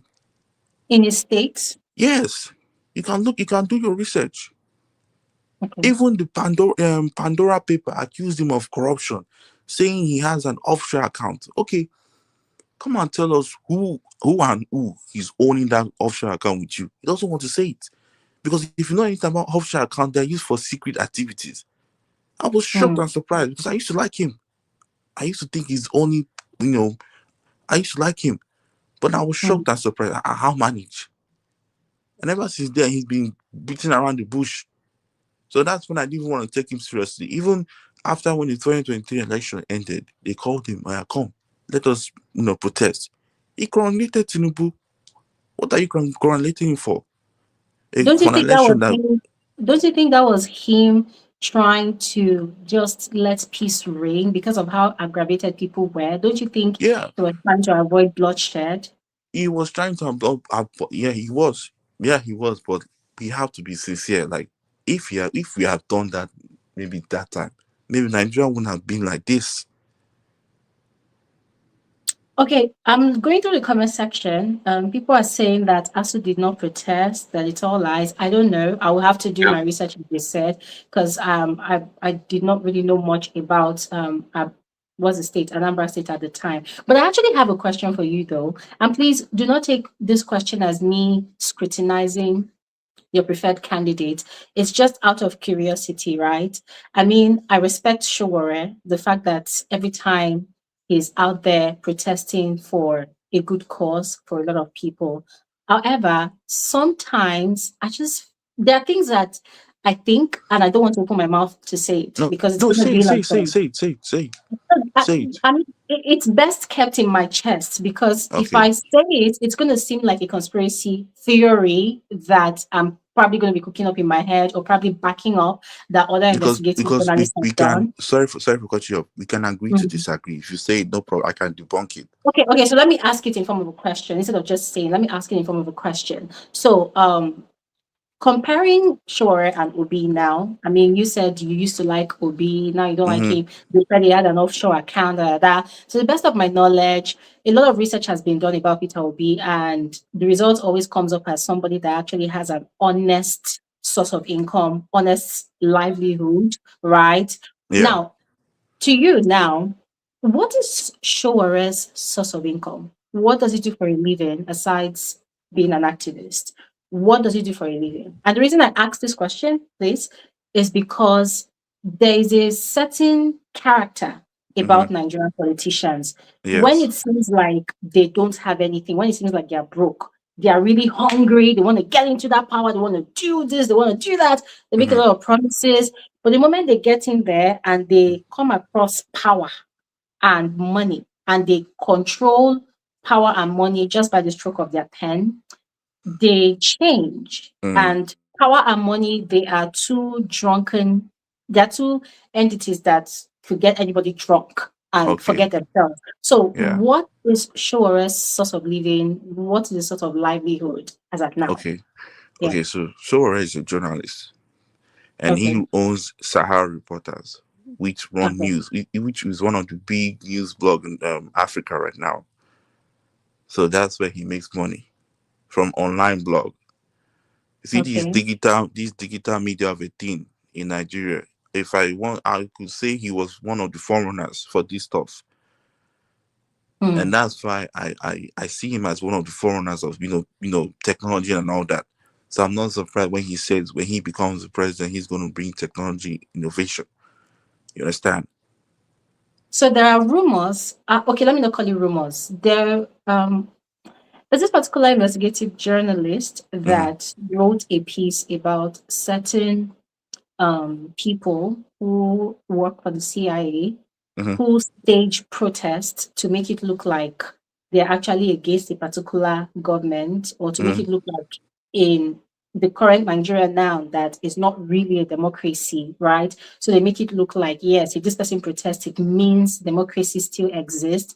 And Shuare was pointed out as one of such persons. As a matter of fact, it's not just one journalist that has mm-hmm. actually written a piece about it. There's been speculations. Let me just put it as speculations. So, what do you have to say about that to test the integrity of your preferred candidate? Okay. I don't know if you know this lady, Adeola Fayehu. She's on YouTube. Mm-hmm. She worked with him in Sahara Reporters. She Mm-hmm. speaks so highly of him. Mm-hmm. Dr. Damage is the same thing. So they say that he pays them well, really, really well, even way Mm. before they started their platform. That was how I knew he was legit. You understand? Okay. Gloria, do you mind if I interject for a minute? Because I needed to Um, ask Charles something. okay, yeah, go ahead. But If but you but permit Charles, me. you haven't answered the question, right? But I'll come back to it. Ike, please go ahead. No, it's prestige. Oh, So Prestige. Sorry. yeah, Yeah. I had Ike say, and he's very good, and I'm listening to him. I like some of his narrative. So it's good to have for us to have a device opinion when it comes to politics. Support whomever Mm. you more support. We shouldn't quarrel with anybody. People have their own ideology or the way they vision things. But some of the statement that he made about Obi, or let me just start to begin with. You said something about Sahara, okay? Yeah. And the person that one of the journalists that made that commentary about the show where it was David Houdini. With So yes. I everybody didn't want knows to mention his name, but he's the one. exactly. But having said that, whether who found his Sahara report or whatever, and according to what I heard, I don't have a fact, I don't have an empirical fact to back up my statement, but they say he's being funded by the Western country. Okay, Yeah. that's how Sahara originated. But having said that, um, like I said, I like Showore, but his activism, his revolutionary mindset. I mean, there's different kind of revolution. I mean, you can come with the revolution of killing everybody, and you can come with the revolution of revolutionize the country, in a better way. So, in my own opinion, the way I think Showore is, he's pivoting his politics, just come and finish everybody. But in Nigerian politics, Showore cannot be a president of Nigeria. This is my own opinion. Okay, I hope I'm wrong, because the way the Nigerian politics, the way the way Nigerian politics is organized, you have to mingle with the bad people to get that position. So when you get that position, then you can keep them at bay. But Nigeria is not a sane country. It's not like America or Western place where everything is just go accordingly. You have to do, because people are, 14, why are you meeting with those criminal Babangida and all that kind of thing? You have to do that. Then when you get there, you're able to do what you want to do. Showore can't do that because Showore has not even contested in a local government. I'm not faulting him, you don't have to contest in a local government. But in Nigerian politics, he can't just start from, from nowhere and, to achieve whatever your political ambition is. It's not like America. Trump was a businessman, just come from nowhere. But that, I would like to see that happen in Nigeria, but not in this political paradigm we have right now. Nigeria has not obtained that position, where everybody can come anywhere. I mean, you have to start from somewhere. And I don't see Showore. I vision Showore as more of an activist. Can I say something? His political mission Sorry, is more of. let him finish, please. Yeah. Yeah, sure. Anyway, let me summarize my statement, because he made some statement about the offshore account. A lot of people has offshore account. Is that a right thing? But he didn't commit any crime. You put your money in offshore account in order not to pay tax. A lot of people do it in America here. So it's not a crime. Do you know that the way that Obi is their number one enemy? If Obi has any skeleton, I'm not saying Obi is a saint, but if Obi has any skeleton, believe me, Obi would have been in detention right now. They could have invited him for something. So that's why I said the part of that character that Obi possess. I'm not making any this statement for you to change your mind. No, I'm just giving you my own point of view, the way I see Obi. That he has the personality, he has the ambition, he has the vision to lead Nigeria. I mean that's the way I see it. And you said he didn't do anything when he was in Anambra State. That is, I don't know what kind of research you did. Okay, I'm not from Anambra State. I mean, if you did your research, you're gonna notice everything. I'm not here to enumerate what he achieved in education and other kind of things. But go do your research and you come back, and tell us what you think about Obi. So that's my submission. But finally, Gloria, I want you to talk about it, not today, about what they call parallel voting. People are organizing in Nigeria right now, whereby, when you go and vote, the form HSCA or whatever they call it, before you go to the collecting center, people will dare to protect their vote, and take the picture of of what was what was tabulated at the polling booth before you go to the collecting center. So that's actually happening. It's called parallel voting in Nigeria right now. So next time, maybe when you do a research about it, so you can you can sensitize the Nigerian people. Thank you very much. I talked about it already. I Oh, don't you maybe did? Oh, okay. yeah, I enumerated a number of points and I talked about it extensively. Yeah, it's all here. Okay. Thank you, Gloria. Good night. Thank you so much, sir. Charles, please, this is not an attack, all right? We're just having a conversation because I personally have questions. TD wants to ask you a question. TD, please go ahead. Thank you. Thank you very much. Okay, so I'm not here to campaign for anybody, right? Yeah. Of Showore, just to speak about Showore. I like this conversation of Showore when it comes up, right? And my analogy would be like people that want Showore to be president, right? I want them to take a seat back and actually think of where is the place where they are comparing. It's like comparing apples and berries, right? It's insane to me that this is a comparison that is happening with educated people, young people. If I own a company abroad, developed countries, developed world, if you have a company, if you want to, when people want to make CEOs for an organization, for a company that you're going to give, because in a company, you're giving power of the company, the resources, the people, the decision, and even the future of the company, right? Because anything you're doing in the now and in a couple years, there's future this thing for it, right? Okay, when people want to appoint someone for an organization, the first thing they think about is, what is this person? They ask you for your CV. Your resume is Mhm. very important. They need to know where you're coming from. They need to know the character you have, the kind of person you have, the kind of antecedents you have set, because you're going to be, they're placing you on a platform, right? Now, you start thinking of, how does this person carry themselves? How do they behave? How do they regard the next person, the next people? Do they have compassion? Are they hardworking? Do they make the right decision? Decision tree is very important in terms of decision of, how do they work with people? What kind of people do they work with, right? Because it's not about you just going there. You're going to be an administrator as a CEO, but you're also Mhm. going to be someone that is managing people, and how people are managing people. It's also important. But so as a person, I listen to him all the time, and I will not give my company to Sowore until I have made him a manager, right? And when people say, I don't believe you should just make someone a president, you cannot have an option where you have someone who. Hold on, sorry. Glow, sorry for cutting you off. Can you remove these two icons? I don't know. My internet is too slow these days. I don't know what's going on. Just remove the two name. Remove me completely. Yeah. Let me come back again. Okay. Internet just keep going and coming. This is annoying. Sure. Okay. Sorry. Okay. Sorry about that. Let me just finish. You cannot, unfortunately, he's not hearing me, but you cannot take your management. Okay, so you can't bring three CVs. I can't have a CV of someone who has managed an organization before and someone who hasn't, and I'll give it to someone that hasn't, just because of, Mhm. even the person's antecedent does not even. First of all, you go on camera. I know that everybody is bad, but you mustn't always say everybody. You can't be talking about everything. It's about what you're platforming, right? So Yeah. Ore should be a bit more. He is not.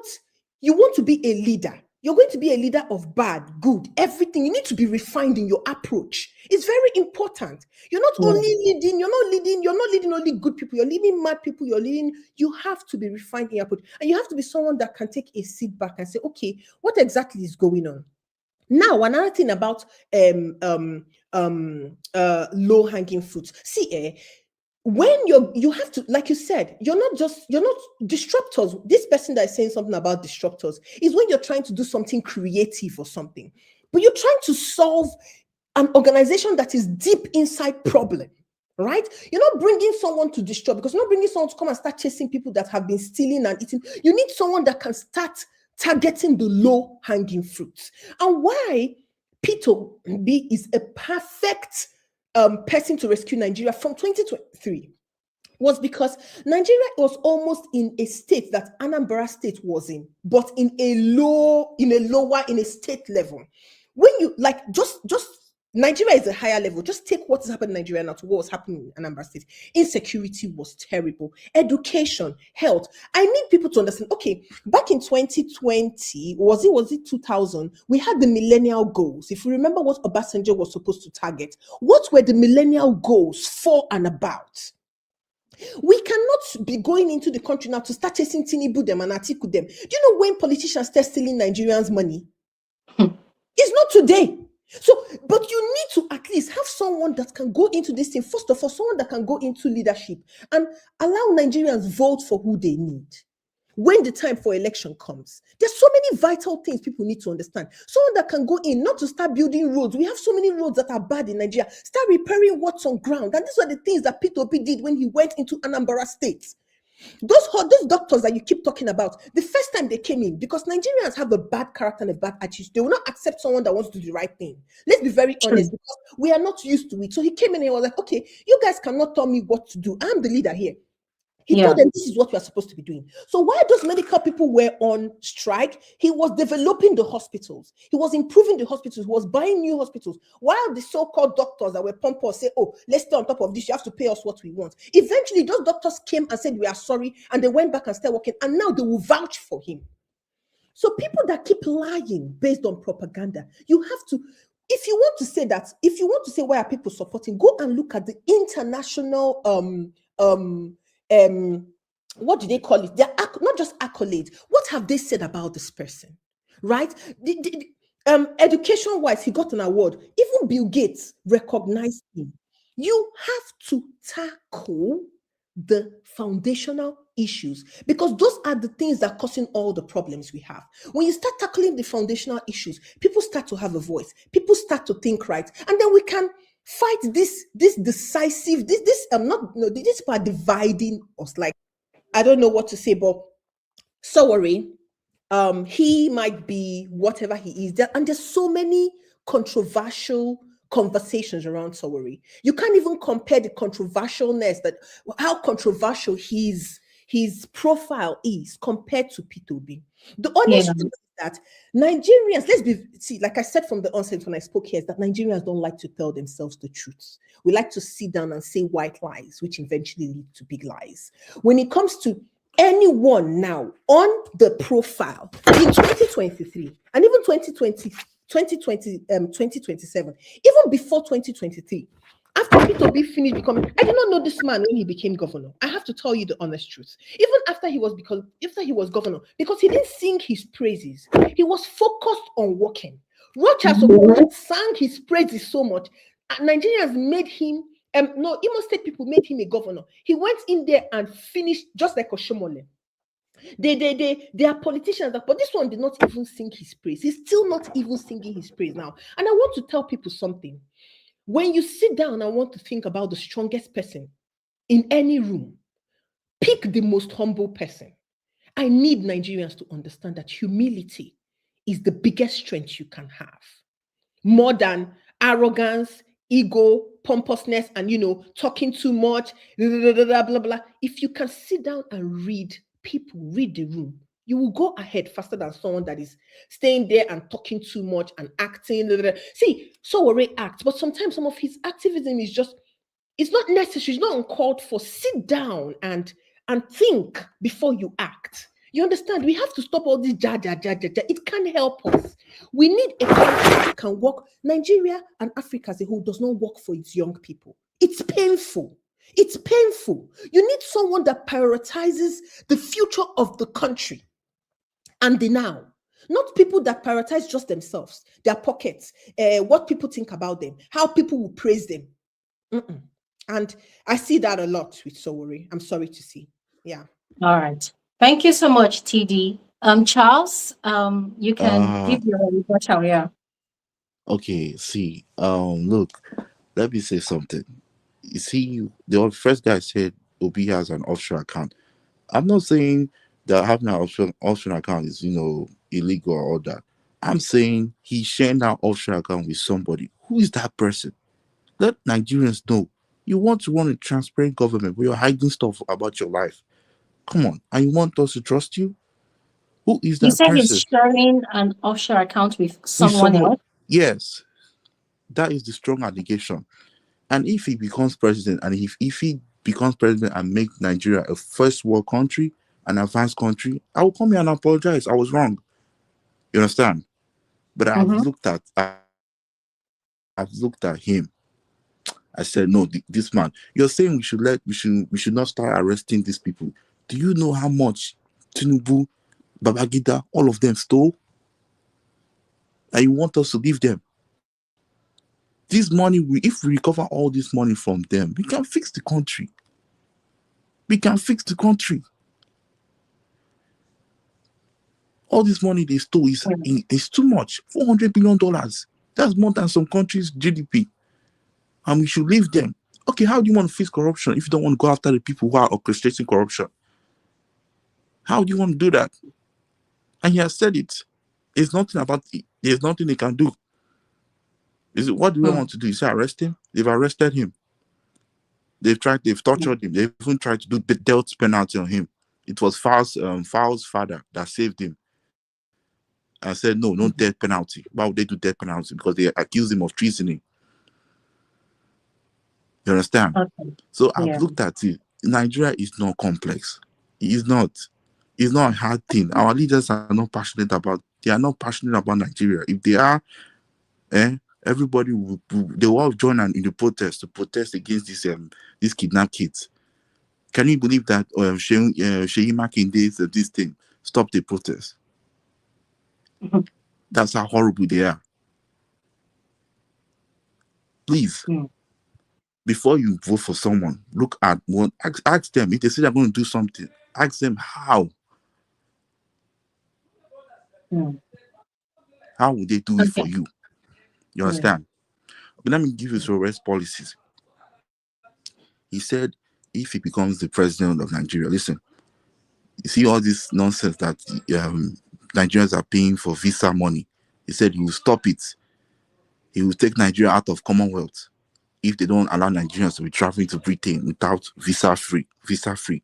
He said he will recover every money that was stolen from Nigeria. Because I watched a town hall meeting. He went to Italy. And you know how Italy are now. Sorry to say, Italy, they're not that good with the black race. And they started insulting Nigerians. They get them out of here. They are drug dealers and all that. He said, don't worry, that he'll get them out. But said he made them say made it. He said, every time, anytime you see this corrupt politician coming here, you jail them. If they are coming here to hide money, jail them. Don't give them those people, because he said if you're calling Nigerians corrupt, you guys are also corrupt. I rest my case. All right. Thank you so much, Charles. When you spoke about Peter Obi's offshore thingy, I had to quickly go and check on Google. Google might not be correct, just to put out the disclaimer. But it stated here that Premium Times did a report and they clarified that the investigation they did is it came out saying that it was the offshore account was for Peter Obi's foreign business structures exclusively for himself and his immediate family. There is no proof anywhere that he shares his offshore account with any entity, and then it went ahead to list out what the accounts are for. So I don't know if that counts as research. I mean, if I'm going to do my research, I don't know where else to go and do any more further research based on that. But that is that. I know Premium Times. I know one of their journalists who is a daredevil that would literally go into a terrorist den to, to do investigation. So if they are putting out that report, well, I could take it with 90, maybe a 90% pinch of salt. Yeah, but that's on the side. I totally understand, and I am a strong believer that any and everybody has a right to their own candidate. But I'm declaring it, and I will not stop declaring it. Anybody that continues to support and defend this APC government, that person is diabolical, in my opinion. But anybody else that wants to stand and speak for any other candidate, so long as you can give valid reasons and very convincing points, then we can actually have a conversation, right? And I'm going to be very honest with you. I feel like some of the things you said in comparison between Shore and Peter Obi, I feel like they're kind of speculations, right? Because as you're speaking, I'm looking up and some people are also looking up as well. And there's a bit of misinformation right there. And I think you should actually really take your time to also do further investigations on your own preferred candidate. At least if you're going to vote for somebody, remember the person is not only coming to serve you, the person is coming to serve over 200 million people. And also, when we're picking a president to represent us, we're looking at a president that can also work with people. Remember, if Peter Obi or Showore or anybody else gets into that seat of power, they would have to work with ministers. They would have to work with senators. They will have to work with so many people. And every time I look at Showore, the one question I ask myself is, who can Showore work with amicably? I'm not saying that Shore is a troublemaker. I'm not saying Shore does not have the personality or the character. If I look at Shore, the kind of position I would gladly give him, I would gladly make Shore the EFCC chairman or maybe the leader of the DSS. Why? Because he has that fighting spirit. He's a daredevil. He is bold. He is brave, and he does not give an actual F who you are. You are corrupt. You are corrupt. Sure, will bring you to book. So if you put Shore as the head of DSS or the head of the EFCC, in fact, I even want EFCC self, because the current EFCC we have, their current job is chasing after people they call Yahoo boys. But we have a lot of politicians that are criminal elements, and they've never brought them to book. Look at the past governor of Kogi State, somebody that siphoned almost the entire funds inside that state's account to pay for his children's education in the future. We are in 20, let's say that thing happened 2 years ago. This man already paid for their school fees ahead, 5 years or 10 years ahead in dollars. Until today, they are still saying they're investigating. Look at the madness happening. They can't even arrest the man. They couldn't. Why? Because of godfatherism. The person he put as the current governor said, oh, under his immunity as governor, he's giving the man protection. Look at the nonsense we're having to deal with in this country. I know for a fact that if someone like Shore was heading the ESCC, that guy Yaya Bello will be rotting in jail by now. I'm telling you, he'll be rotting in jail. So when it comes to implementation of, those kind of law enforcement, I will gladly, in fact, if I have the autonomous vote, I would gladly select Shore instantly. When it comes to the presidency, I think the role of the president is so broad. It takes someone who is very exposed. And please, I'm not saying Shore is not exposed, but someone that has lived different facets of life in business, in leadership, in different facets. When I say business and leadership, I mean you've run a business at a local level, at the international level. Come on, there's a huge difference. And Tidi made a valid point. Shore is the go person. It's very difficult for him to just sit down, take a step back and chill and recalculate and do stuff. And that is the spirit of activism that he has leading him, which is a very, very good spirit that Nigerians actually lead in law enforcement. But when it comes to leading as a president, trust me, we need someone that has a very balanced what they call it, is it temperament? Yes, balanced temperament. We need somebody that has wisdom, that understands dialogue, that yes, you have criminals and criminals in power, you want to remove them, but you know that because Nigeria is very diverse, if you make one move, it could cause a civil war. We need somebody that has that emotional maturity on how to actually handle sensitive issues. You keep saying Nigeria is not complex. I'm telling you again, Nigeria is complex because of our diversity. On a normal day, it should be a beautiful thing. But the corruption in politics has made it so chaotic and difficult to manage. And we need a leader that has the mental prowess, the capacity to manage it. And if you want to compare Peter Obi's temperament to Shore's temperament, listen, I can't say that this one is better than this one, but I can tell you that in terms of dialogue, Peter Obi has it 100%. But when it now comes to action, catching criminals, bringing them to book, dealing with them, how they should be dealt with, I would even, if I have the opportunity to meet Peter Obi today, I'll tell him that, sir, when you become president, make Peter Obi your head of security, EFCC, DSS. I'm telling you, Shore will perform 100%. Nigerians will be proud. But at the end of the day, as I said before, everybody has a right to who they want as their preferred candidate. But that excludes the APC and any of their candidates. As far as I'm concerned, anybody that is supporting this APC and this current government, they are diabolical. I don't care whether you have a right to, you are diabolical. But any other candidate, then we can have a conversation. So thank you so much, Charles. Please do further research, and honestly, not to convince you to pick Peter Obi or whatever, no, but I think if you want to judge a man, please do proper research to judge him by the works he has done, not by speculation. I think that will give you clearer judgment on where your preference should properly lie.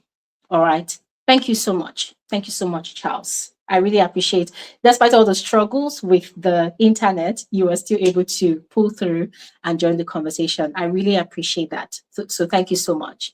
Thank you. Okay, Ladies and gentlemen, thank you so much. Thank you so much, TD. Thank you, Mr. Ike. Thank you so much, David. Thank you, Queen Omo. Queen Omo was the first speaker. I appreciate you. Thank you, Prestige.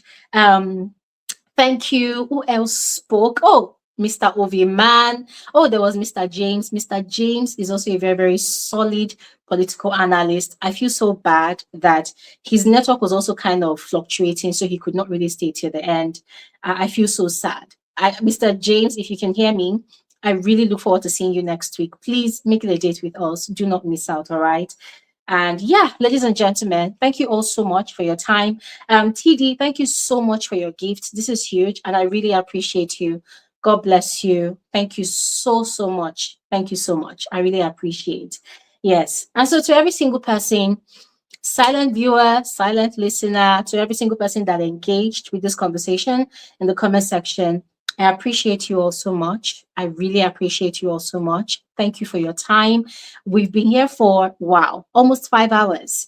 I really appreciate all of you. Thank you so much. Charles is saying one of this weekend, you need to do a debate platform one day. Maybe we should do that next week. The reason why these days I am trying not to just give a topic ahead is because you know that this is Nigeria. A lot happens in one day. So we don't even know what's going to happen. But I think this is a special invitation now, officially to everybody. Let us debate our preferred presidential candidate next week. I think it will be fun. Invite people, invite your friends, invite your loved ones, invite everybody and anybody that you know that can sell to all Nigerians their preferred candidate. I would love to know your reasons why you will be campaigning for and voting for any of the current presidential aspirants. Yes, I would love to know your why. I would love to know your reasons. Just come with all your reasons. Come and sell your candidate to us. Come and share. Tell us what we don't know. All right. I mean, I have a considerable amount of knowledge and information about some of these candidates, but you probably know more than me. So I would love to hear from all of you and learn what I do not know. So please come through, right? And before Charles came back, I was speaking to those of us in diaspora about our friends, families, and loved ones in Nigeria. Please check up on them. If you can assist in any way, kindly assist. If you can contribute to their livelihood in any way you can, if you can, please go ahead. There's a lot of crime currently in the society. People are really struggling. The cost of living is unbearable. I'm not even going to lie. Very unbearable, guys. Very unbearable. If there was another way to put it, I would put it that way. But there's no other way. It's very unbearable. So please look out for your friends and loved ones. Help those you can help. Please help as much people as you can assist. I was telling a story about a particular cab driver that was telling me about what he had to resort to doing simply because he was out of a job, he was job hunting, and things were hard for him. He became an online propagandist, an internet bully, those people that go to the comment section to attack people who do not support this current government. They are defending this current government. They are the people that go online and say, oh, Nigeria is safe. There's no insecurity in Nigeria. They are the people.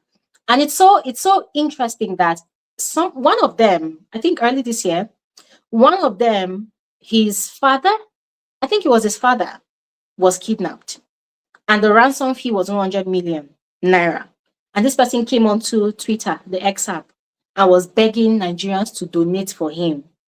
And a lot of people that were really, really angry because this person was a very diabolical, staunch supporter of this government. Like, this person is that person that criminality will happen. This person would come on Twitter and say it did not happen. Those people that spin the narrative, the spin doctors. So people who were angry at this person, they said never. They said, let your father die in captivity. We will not help you. But some other well-meaning Nigerians who just decided to toe the line of compassion, they helped and they contributed. So when we say Nigeria can happen to anybody, it can happen to anybody. Whether you see evil and you support evil, when criminality wants to, when evil wants to happen, evil sometimes does not even choose, does not even look at your face or your tribe. It could happen to anybody.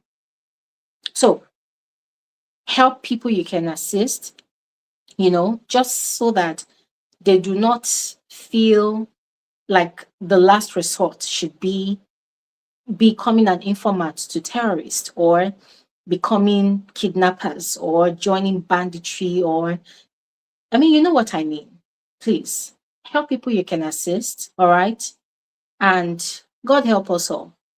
So once again, thank you all so much. I really appreciate all of you, your time. Please enjoy the rest of your evening. Have a blissful weekend. And I'll see you guys on another episode of Frankly Speaking with Gloria Elijah. Once again, thank you for joining and good night. Bye.